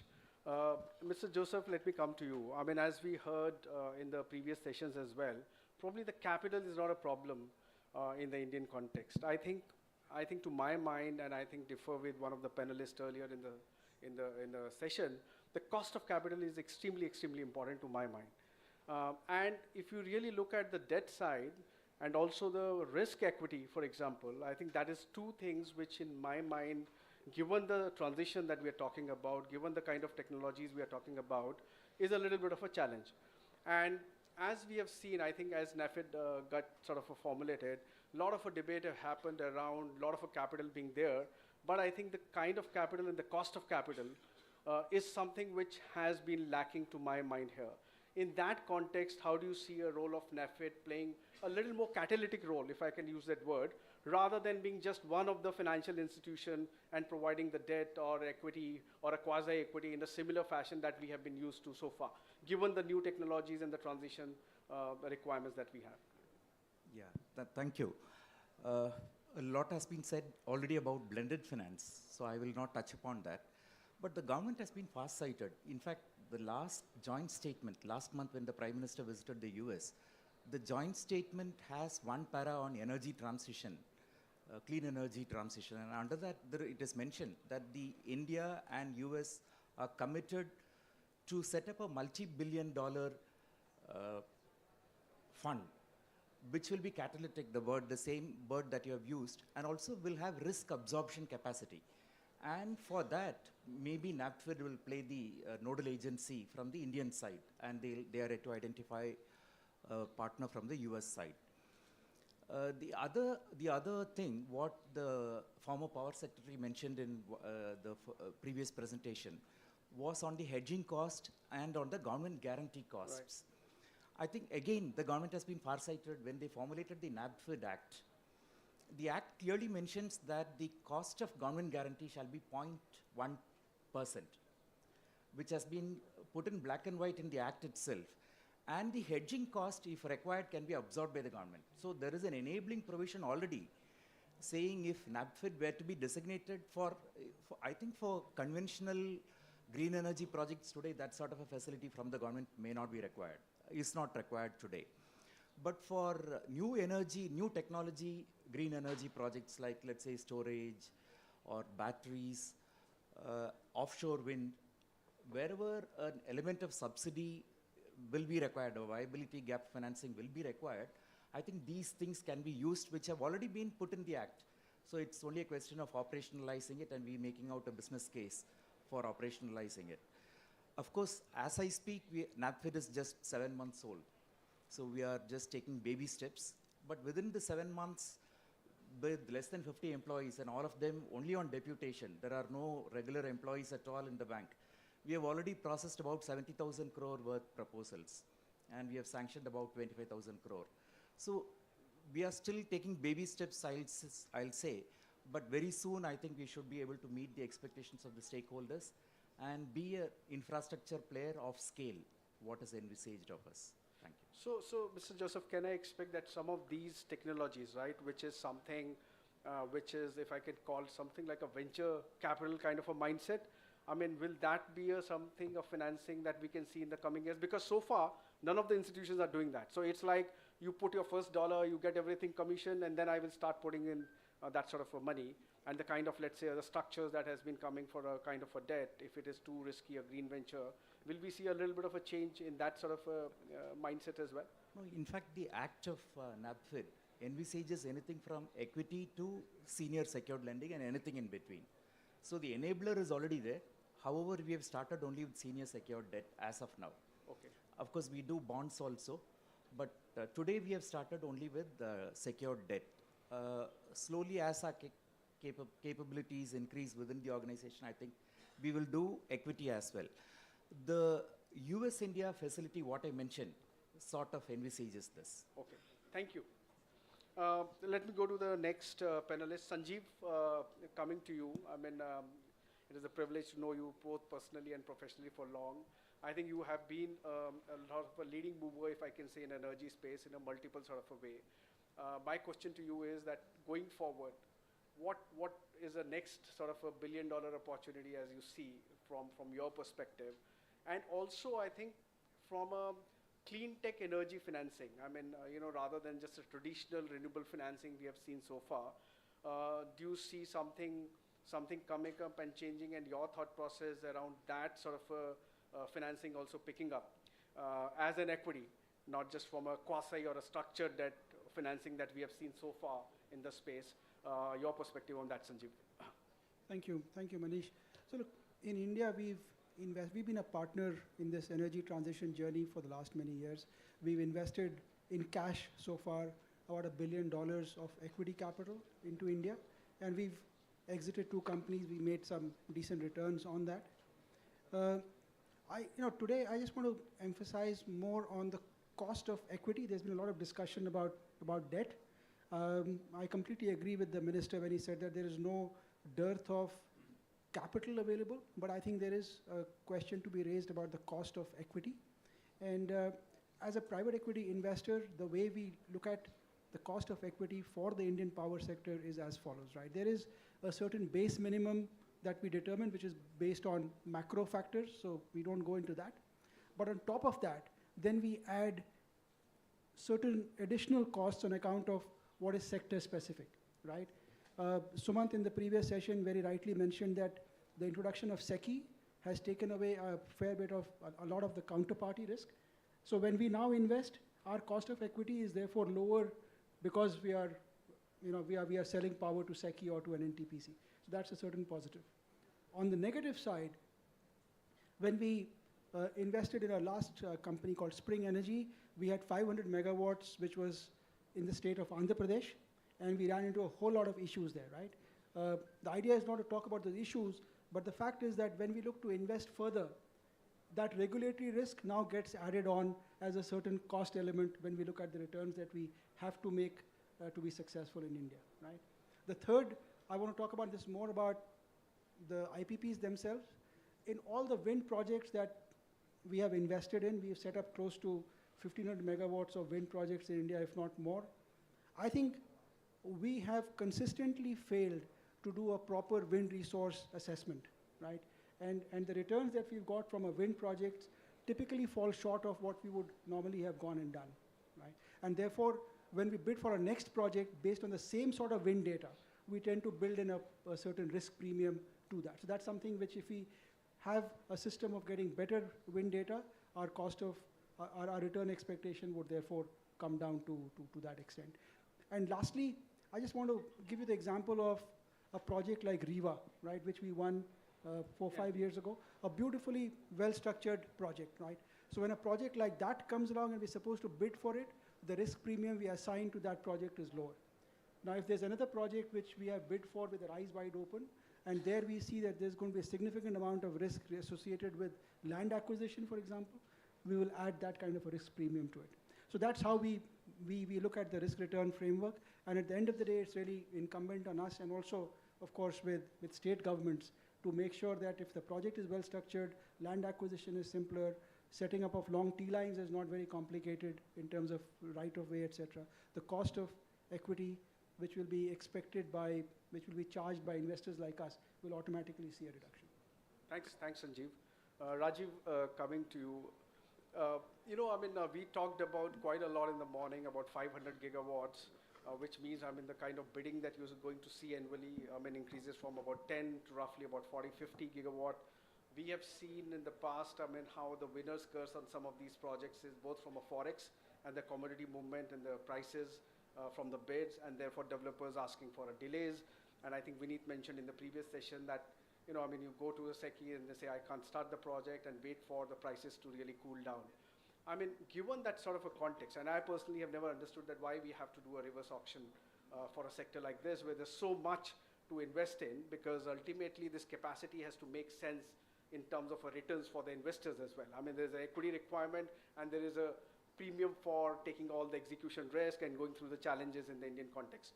Now, do you really see that we need a sort of a change, maybe a radical change in terms of the way we are doing this bidding?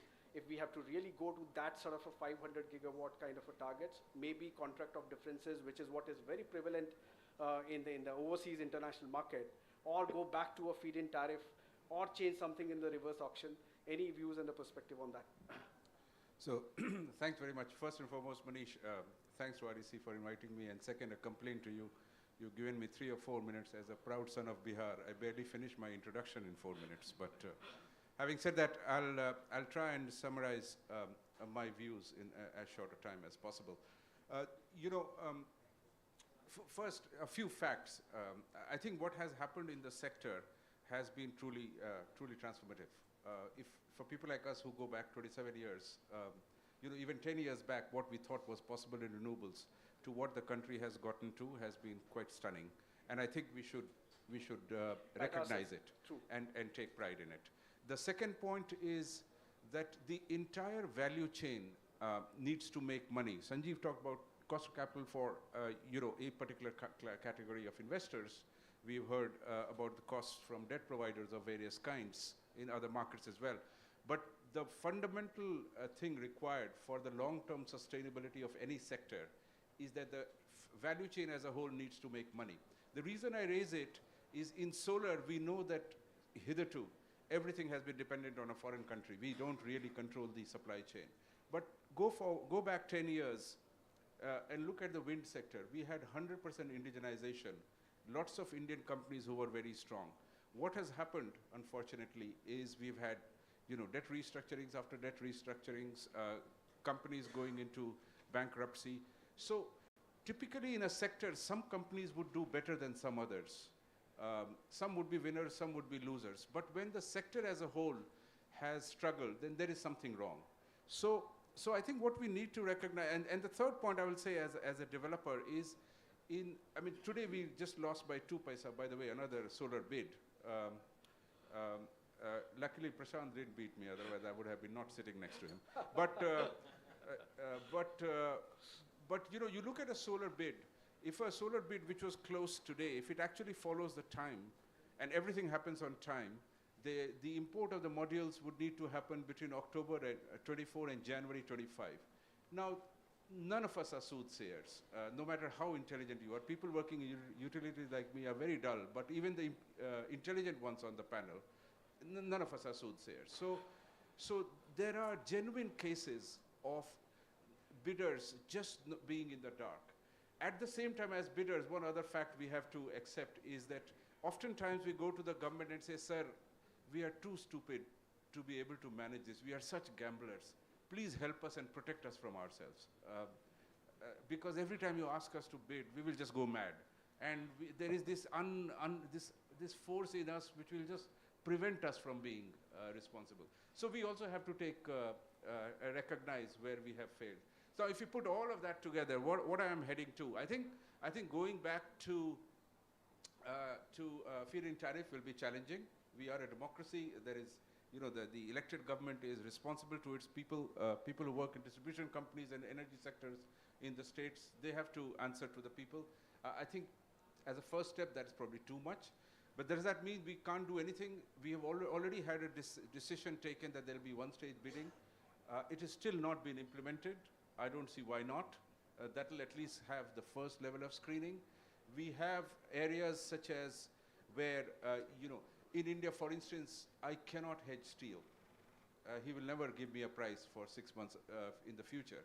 So are there areas of bids where there can be certain indexation on a very limited number of items for a limited period of time, which can be allowed in bids? And those kind of incremental changes, and see can we get from 10 or 15 to even 20 gigawatts a year, and then we'll have to again take stock. Nothing is set in stone. By the way, a couple of months back, I was in Wind Europe, heading the CII delegation, and the Danish government finance ministry was making exactly the same point. All of you are talking of this fantastic offshore wind, and as you land into Copenhagen, all you can see is these wind turbines. And yet, the biggest Danish wind company made 3 billion euros of loss before interest and taxes, EBIT losses the previous year. And their concern is there won't be a wind manufacturer left if people don't make money. So we need to take the long-term view. We need to take a sustainable view. We in the private sector need to take responsibility for our actions. And we need to also nudge and request the government to make at least the first basic incremental changes so we can make this quantum leap from 10 to 40. Thanks, Rajiv. Your protest duly noted. I was telling Sanjay ji as well, when you get a Bollywood A-listers with Khans and Big Bs and everybody, then it can't be just a 3 hours of a movie. But maybe next time. I mean, Prashant ji is obviously, I keep telling him that he's in a wrong profession so many times. Okay, Prashant ji, coming to you. I mean, you have been one of leading players, which we have seen like taking a bet on a storage in a multiple ways. I mean, both pump storage, battery storage. You have a hydro as well, which is a little bit of a limited storage. And we also know that for all the accelerated large-scale deployment of RE that we are talking about, storage is going to be extremely important. On the economics of a storage, Prashant ji, I mean, what is your sort of a view? I mean, how do we see changing it? What is that government can do on the policy interventions or otherwise? Because as Mr. Alok Kumar was talking about, you have to move from a subsidy regime from something which is well established and really look at the other sectors, which is very, very important. So your perspective on that. Thank you, Manish. So storage is going to be the very important pillar of our decarbonization strategy, because now we are already having close to 175 gigawatt of the renewable capacity. Our peak demand is around 220, 225 gigawatt, and the base load is around 183 gigawatt. So the moment your renewable capacity is going to overshoot the base load demand and peak demand, the grid is going to become unstable, and there will be a need of storage. And there are two types of storage systems which will be required. One will be the grid storage and another behind the meter storage for your own captive requirement. Now, there are the two types of technology which is very important which are proven right now is hydro pump storage and lithium-ion battery storage system. Now, lithium-ion battery storage systems typically are costing now $250 to $320 kind of a system level cost at this point of time, which will certainly going to come down with as the costs are coming down, and also now the new type of the batteries are being invented. But I see the system level cost will also be in the range of around $130 to $150 fully commissioned in next 4 to 5 years time frame, so which is around more than 60% cost to drop. Hydro, but these are the systems which are primarily for behind the meter system, where you can utilize it very effectively, where the connectivity is not required. For the grid storage or grid solution is by hydro pump storage, where the system level cost will be approximately $75 per kilowatt hour to $130, $140 per kilowatt hour. These are going to be very large systems, from 5 gigawatt hour to 20 gigawatt hour kind of a system. And the cost of storage per unit of power depends on how many cycles you are utilizing. So typically, if a system level cost is around $100 per kilowatt hour, like for a pump hydro storage, for a 6-hour storage, the cost will be something like 4 rupees. And for 12-hour utilization, that means 2 cycles if you are utilizing in a day, then it will be approximately 2 rupees. The another important thing which we need to see is that this is one piece where GST is MODVET is available, input credit is available, because the tenders which are coming out by the SECI or another utility companies, these are the lease rentals on which there will be the output credit. So you can take the credit of 18%, what you are going to do that.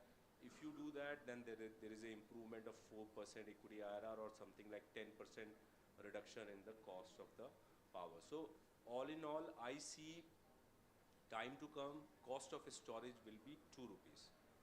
And it may go down to 1 rupee 75 paisa also. Thank you, Prashantji. Nishant, coming to you.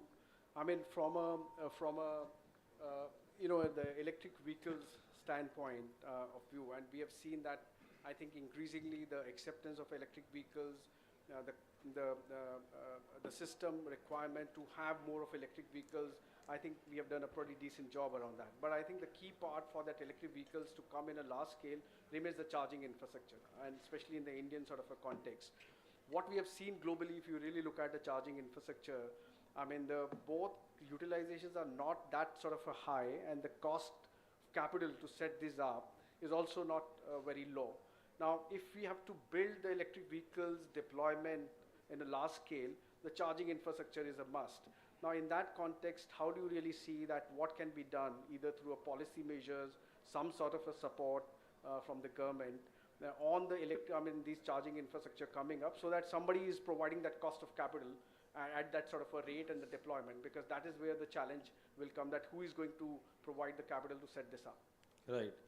So I would have a few points around it, Manish. I personally see that when we talk about charging infrastructure, we set up charging infrastructure today based on the cheapest charger available in different spaces, whereas the whole EV industry, including charging infrastructure, operates around total cost of ownership. And when you look at total cost of ownership, asset utilization becomes the key. And when we see asset utilization, we see that the interoperability of any charger is very important. Whilst we do that, we see that the interoperability defines that a charger can be utilized for DC power as low as 30 kilowatt going up to about 500 kilowatt. How one can do that is with simultaneous charging and consequential charging in that case, where the charging flow of the current can be really well defined. So I think such basics principles need to become a norm when you look at companies. Otherwise, you'd see many companies going down, and from early teens to low teen percentage, you end up burning cash and creating value, which I have at least never understood till now in charging infra companies. And that is something which becomes a norm, because also along with asset utilization and interoperability, technology obsolescence is a big challenge. As we go along, we see that the energy density of batteries are going up substantially. Already 200 watt-hour per kg has been crossed, and now very soon in next 4 to 5 years we'll cross 500 watt-hour per kg. with different chemistries coming in. Whilst we do that, we also want to see that the charging time is being reduced so that people are not having much of a difference when it is compared to their usual charging with a petrol or a diesel vehicle. When that is being done, you need DC fast charging and the batteries to have the ability to absorb fast charging. For them to do charge fast, you need the right kind of charges. For that investment to come in, viability is important, for which interoperability becomes the key and the asset utilization is there. At the same time, the other big challenge today for us is that we see unavailability of the grid and the power infrastructure in all the areas, and people generally look at independent charging structures in different cases. Whereas if you see different parts of the world, majority of the cases they create a grid or a hub where charges are put in place, where vehicles can charge and park. So park and charge becomes a very important element there, and they try and see that how they can reduce the downtime of any kind of vehicle, and the park and charge facilities being provided. On the other hand, people are not able to really demonstrate and see that it's hardware. I would say 30 to 40% is only hardware, 60 to 70% lies in the software. How the dynamic loading of the chargers can be managed, how the integration is being seen, and clearly you can measure the battery life. I think today AI has risen to such a level, and I was in Israel just a couple of months back for the global startup and mobility conference there, and we were able to clearly see that they have gone way ahead of many global markets where they're able to simulate and exactly see the performance of the chargers with the battery systems, not impacting the battery life and actually enhancing the life and also doing cell balancing. So there are multiple different elements of charging infrastructure which are put in play. Alongside that, which is also understood, is that with the charger you can easily also understand what kind of battery life is available for the future and give that kind of feedback, because if you look at any financial institution today, their basic challenge is what is the residual life of the battery, the charger, the vehicle, how they see it as a black box. So nobody looks at unlocking that black box. Unlocking that black box is very important, and only then it can the mystery can be resolved, and clearly a path where you're able to demonstrate and see that what is that you've used and what is the residual value which is in place. And when you look at that charger is able to give you that information on a click of a button, and people are clearly able to see. Today we see people see charging infrastructure, okay, on Google Maps, where do I have the charger, where can I locate it, where can I use it? That's only tip of the iceberg. And clearly we have to understand that what got us here will not take us there in the future. And for that to happen, a very strong technology roadmap, I think, on different highways, state highways, or even increasing the density of chargers in the cities. Instead of increasing the number of chargers, the kind of performance which we are getting from the chargers and the power output needs to be defined for things to go hand in hand. And a lot of countries like in Amsterdam, in Paris, even in Dubai and Singapore, they've put up green zones and things like that. That is where the asset utilization would go up, performance would increase, reliability for the customer would increase, range anxiety for customers would go down substantially, that when my vehicle would stop on the way, and you'd be able to demonstrate a model which is sustainable like this. Thanks, Nishant. Nikhil, coming to you, I mean, ACME has been obviously making a transition from not just green electricity, which you have been obviously quite a strong player, but to now green hydrogen, and also looking at international ambitions as well. Now, you know, everybody is talking of a green hydrogen, Nikhil, I mean, these days, and I think there are some of the comments even from some of the global greats that whether it is actually something meaningful or not. I mean, there's a lot of strong perspectives on either side. The cost remains still higher than the conventional hydrogen. How do you see that cost sort of panning out in a meaningful way so that the real deployment of green hydrogen and getting into the system can actually happen? That's one. And then how does get enabled through a policy or any systemic measures through the government side? And do you see the government really working on some of these initiatives as well? Thanks a lot, Manish. So, in terms of the overall economics of the green hydrogen, right, there are two sides to it. One is the demand and other is the supply. So, in terms of the demand, again, if you look at the international market, these are early days for green hydrogen market demand creation. We are still to agree on a common standard across countries in terms of the standards which they will follow for classifying it as a green hydrogen. There is still lack of clarity. Some nations are pursuing blue hydrogen because it is, as of now, much cheaper, right? And it suits the existing installations on the oil and gas side much more than the new installations which are. So there is a lot of variance from country to country in terms of the acceptance of green hydrogen as a transition fuel, right? So in terms of the demand creation internationally, let's say as an Indian developer, international market will be a very good place, but it will work on a case-to-case basis on the market side in terms of because each country and each business, because these are B2B transactions where you will do a take or pay with the international counterparty who will assess its own business and their own regulatory system, whether they have the targets from the government, whether they have the absorption in the business of that product. So that is the international demand side, which will of course is required before you invest here in the production facilities. Coming to the India side, as you know, in renewables also, we basically started, this is in green hydrogen, we are where in renewables we were around 2010, right? So, and here in India, in terms of the demand side, this is not a single ministry kind of product, right? You need integration across multiple industries. And a company like SECI, like we heard in the last session, creation of SECI was the fundamental change in our overall credibility of the sector as a one counterparty. So on the demand side in India, we will need a creation of a single entity who can, and of course the enforcement of the targets for end user industries, which will create demand for a sustainable basis. Because see, all these international contracts can get you on a case by case basis, but that will not create a large market because that's not consistent, and that's not really where a lot of these financing institutions can build their business on. So it needs a domestic market for us, for us to frame right policies and right regulatory infrastructure. From the government side, I think we will need a lot of trade barriers to be relaxed for us to be very competitive on the international market in terms of the whatever barriers exist for solar. Of course, we are creating a manufacturing capacity, but in terms of reducing our, because the cost of green hydrogen, around 60% of the capex goes into renewable energy, right? So things like duty, approved list of module manufacturers, these are kind of barriers which increase the cost of production. And if we are to be competitive on green hydrogen immediately, because a lot of manufacturing capacity rightfully is coming in India, so we will reach a good stage, like Minister mentioned in the last session, around 2030. But let's say if we are to be competitive earlier than that, then we will need relaxations of trade barriers in a phased till a certain date. That will make us competitive on the power cost, because that's a very critical part of the green hydrogen. Then of course the support of multiple ministries regarding the special economic zones, because this will be a product which will be exported.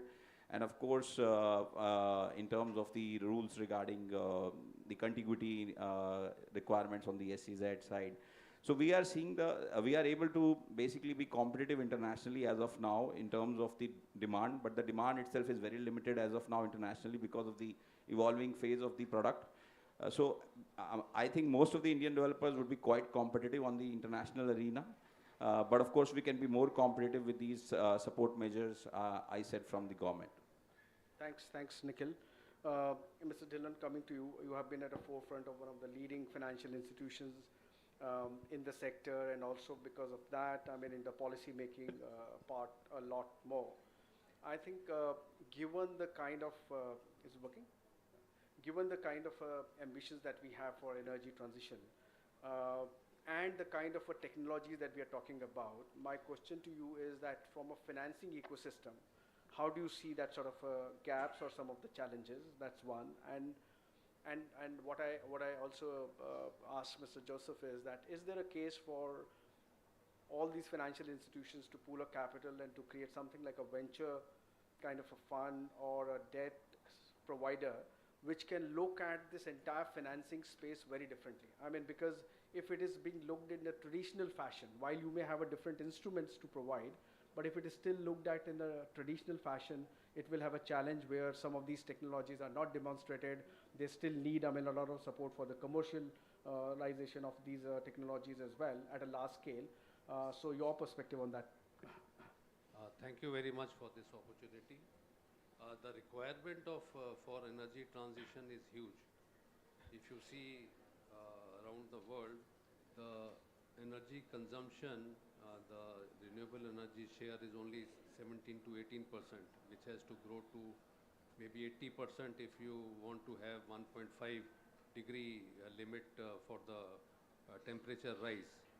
And within India also, the requirement is huge. If you see the overall world, then 130 trillion US dollars are required for energy transition.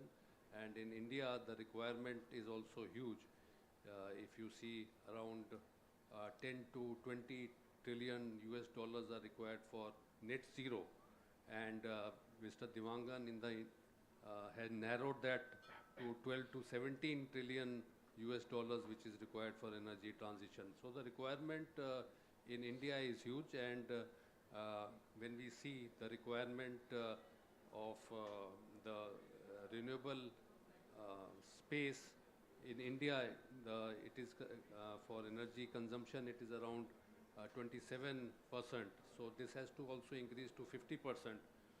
So we are going to have the per capita consumption of only 1/3 of the world average. So we have to improve the living standards of our citizens. And if you see the requirement, what is the requirement, then if you see by 2030, a system equivalent to the European Union is required for India. So that is the scale at which we have to go. And the requirement, as indicated, 12 to 17 US trillion dollars. And if you see the perspective, it is around 4 to 6 times the annual GDP of India. So the requirement is huge. And coming to the mature renewable energy like solar, PV, and wind, that we have presently we are around 110 gigawatts. This has to grow to 420 gigawatts by 2030. So there is a requirement of maybe this is around 4 times the present capacity. So the requirement of is huge. And for mature technologies, I think, as the minister had indicated, we have never been short of the capital. And PFC has been, when nobody was funding solar projects of less than 3 rupees per unit, PFC has funded 2.44. So PFC and REC have always been on the forefront of funding renewable energy. Associated with that, now renewable energy is growing at a very large pace, so we require some balancing power also. As indicated, some sort of storage is required. The pump storage schemes are there where the potential is 120 gigawatts, and the energy battery storage is also there where we require around 108 gigawatt hour of by 2030. So there is a lot of requirement on the renewable sides. And the new technologies which have been indicated like offshore wind, green hydrogen, battery storage. So if you see the cost is very high, and initially you require some sort of support from the government. And if you have the figures, Government of India for e-mobility has indicated $1.3 billion dollars under the FAME, and for VGF for battery storage 4 gigawatts, 426 million. Then for green hydrogen 1.6 billion VGF is there, and it is being planned for 1.8 billion VGF for offshore wind. So if you see the total requirement with VGF which Government of India is giving is almost 5.5 billion US dollars. So the amount of VGF which government is giving, so it will mature and these technologies will come up, and certainly public sector, finance, and some sort of philanthropy finance will come to this sector, and ultimately the crowd-in financing from the private sector will be required. That is, I think, the requirement. As VGF is there and these technologies become competitive compared to others, then we will need crowd-in finance. And as Alok ji was indicating, it is only 1.2 times crowd-in finance from private in India, which has to reach to around 10 times. So this is the scale which we have. So I think a lot of financing is required, and as Minister had indicated, this is the area where financing opportunities are available in a good way. Thank you. Thank you, Mr. Dhillon. Mr. Ashutosh, coming to you. I mean, you know, the amount of a capacity that we are talking about has to be obviously equally matched by very strong green transmission corridor as well. From your perspective and the fact that the Rajasthan has been one of the leading player as far as solar capacity installations are concerned, with the backing of the transmission corridor as well, what do you suggest some of the measures that a policymaker should keep in mind at a national level when they're looking at a transmission corridor as well, in the same pace as you're talking of about 500 gigawatt of a capacity to sort of come in? Because as I see that when I talk to the players, you know, when you're looking at to about 100 gigawatts, then probably that issue is not as compounded when you start looking from 100 to 500 gigawatt. So your perspective, Mr. Ashutosh, on that. Yes, Manish. Since you talked about on a national level, I mean, the overarching figure is about 500 gigawatts. And now the chairman today in the session talked about 1,000 gigawatts by Right. 2047. So that's a new figure which has come in. So now, when you look at that figure, the attendant figure which also has to be looked at is the availability of land. So this is where I think Rajasthan really stands to actually, to contribute something. But when you talk about 1,000 gigawatts, we're talking about 20,000 square kilometers of land. Now, that is something where, when you talk of contiguous land with a lot of insulation and actual wasteland at low cost which is available, that is where I think Rajasthan can really contribute. And what we are now internally talking is, obviously we have more than sufficient land to take care of our own RE requirements, but how is it that we can contribute for the entire country as a whole? And that is where now we have now started talking about something called solar blocks within our state. The idea is that if Rajasthan can go to, let us say, Chhattisgarh and then take a coal block over there, is it possible that Rajasthan can offer solar blocks to the rest of the country?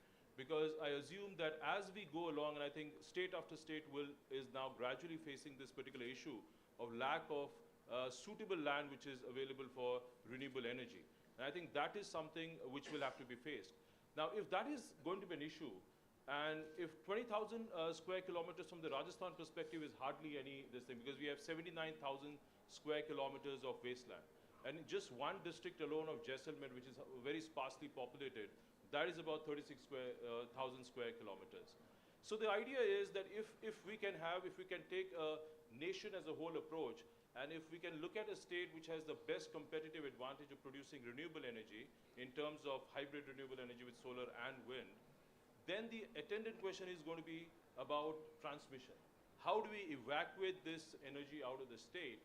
And that, I think, is a national thing, because currently the capacity, ISTS capacities will be looked at 130 gigawatts is what is planned.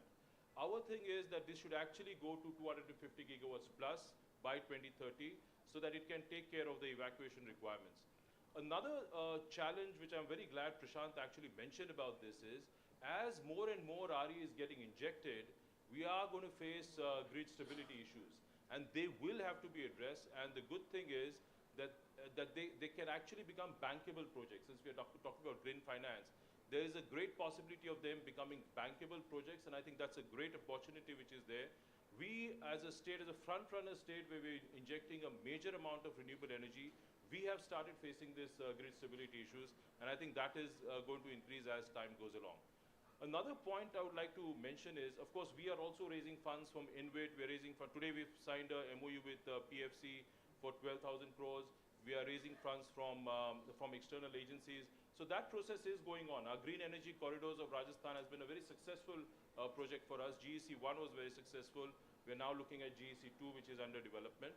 But I think I'd like to flag just one issue, is that CNI consumers, especially captive CNI consumers, are now looking at green energy. The color of the energy doesn't really matter. They're looking at low-cost energy. And so now that is a market which is booming. And now they are not in a position to talk to the RECs or the PFC, the Power Finance Corporation of the world. What I think is now required is financial products for the renewable energy sector which are now marketed towards the CNI sector. I think that is a big opportunity which is opening up. I know this because I happen to be chairman of the Rajasthan Renewable Energy Corporation. We have industry of Rajasthan which is now approaching us, asking that we would like to go into captive, we'd like to go into renewable energy, provided finance is what is now really required for that. So I think that is also another opportunity. So a lot of national issues which I think are required to be addressed. But I think as a state of Rajasthan, we are more than willing to contribute our share, towards addressing this problem. Thank you. Thanks, Mr. Ashutosh. Very relevant points made by you. Arvind, coming to you, two quick questions to you. One is that, with a fast-changing technology that you see in both wind and solar, with the kind of machines, the sizes of machines we have seen changing so rapidly, how as a developer you take a development sort of a risk much earlier to see that how this technology sort of pans out? And I think Rajiv touched upon the offshore wind. I'm very curious to know that, few years back, I remember we started something on offshore wind in India, some consultation paper. There was a gap. There was a study done. Tariffs were supposed to be coming very high. Now we are starting off a bids. A lot of our foreign clients keep asking that, is it India going to be very serious about it? What is your sort of a perspective on offshore wind? Is it like that we have saturated what we have to do onshore, or it is like that we believe that, okay, offshore wind because everybody is doing overseas, and therefore we start, and then like solar, the tariffs will start higher and then come down. What is your perspective on that?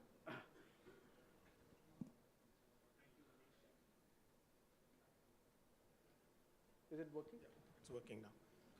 Thank you, Manish, for the question.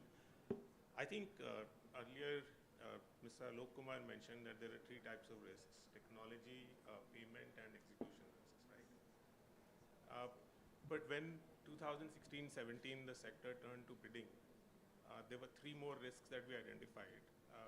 One was you're taking an interest rate risk because interest rates moves with inflation. Second risk, and thank you Rajiv for giving me those words, you were taking the risk of being a soothsayer. And most importantly, you were taking the risk of being the best soothsayer, right? When you wanted to win the bid. So we saw that that process would require us to take many return-free risks, and we had to find a way out to find returns for the additional risk that you're taking. And at Continuum, we decided in 2016 to pivot to the markets to find extra return for the extra risk that we were taking in this business in a fast-changing environment. So we moved to the CNI segment where we kept our tariffs or our revenues linked to the market prices of electricity. And Minister said earlier today that electricity demand is going to remain high and electricity tariffs are going to remain high. I hope he's correct, and therefore that plays into our hypothesis. But it basically helps us achieve what we believe, that we hope for the best but prepare for the worst. So we shorten our payback periods by doing that, and that is one way we have addressed to take care of moving sector. I think on the offshore market, also the same phenomena will play out. If we resort to bids, offshore is currently an E&P sector. If we resort to bids, we will have the same three risks that I mentioned of interest rate, soothsayer, and being the best soothsayer.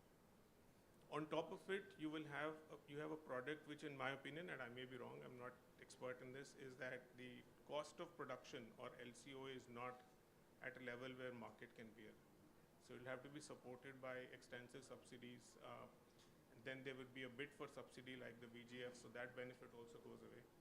So as a company, we are not keen to participate in that unless there is a way to develop offshore wind without participating in super competitive auctions. As long as it is super competitive auction, I believe that people will end up taking a lot of return-free risks. Thanks, Arvind. I think maybe one question if somebody wants to have, but it has to be a question. Any comment or observation probably you can have with the panelist after the session. Anybody, one question? No? Okay, so I will thank all my panelists. Thanks a lot. I think we could get out despite being the long panel, whatever best. Thank you very much. I will invite Mr. V.K. Singh, Director Technical, to give a small memento of appreciation to all our panelists, please. Photo तो खिंचवाएंगे sir, पहले memento देके group photo.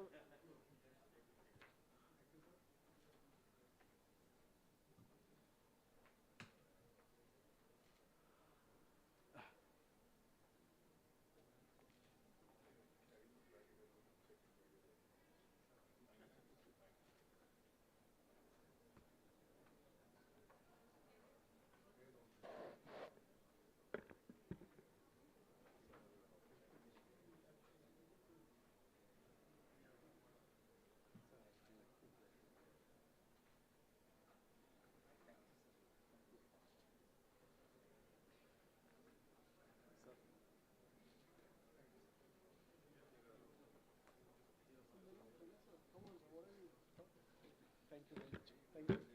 So please come from the group. Prashant ji, aapke baaju mein aa jao na. Standing just next to you. Because, sir, please come.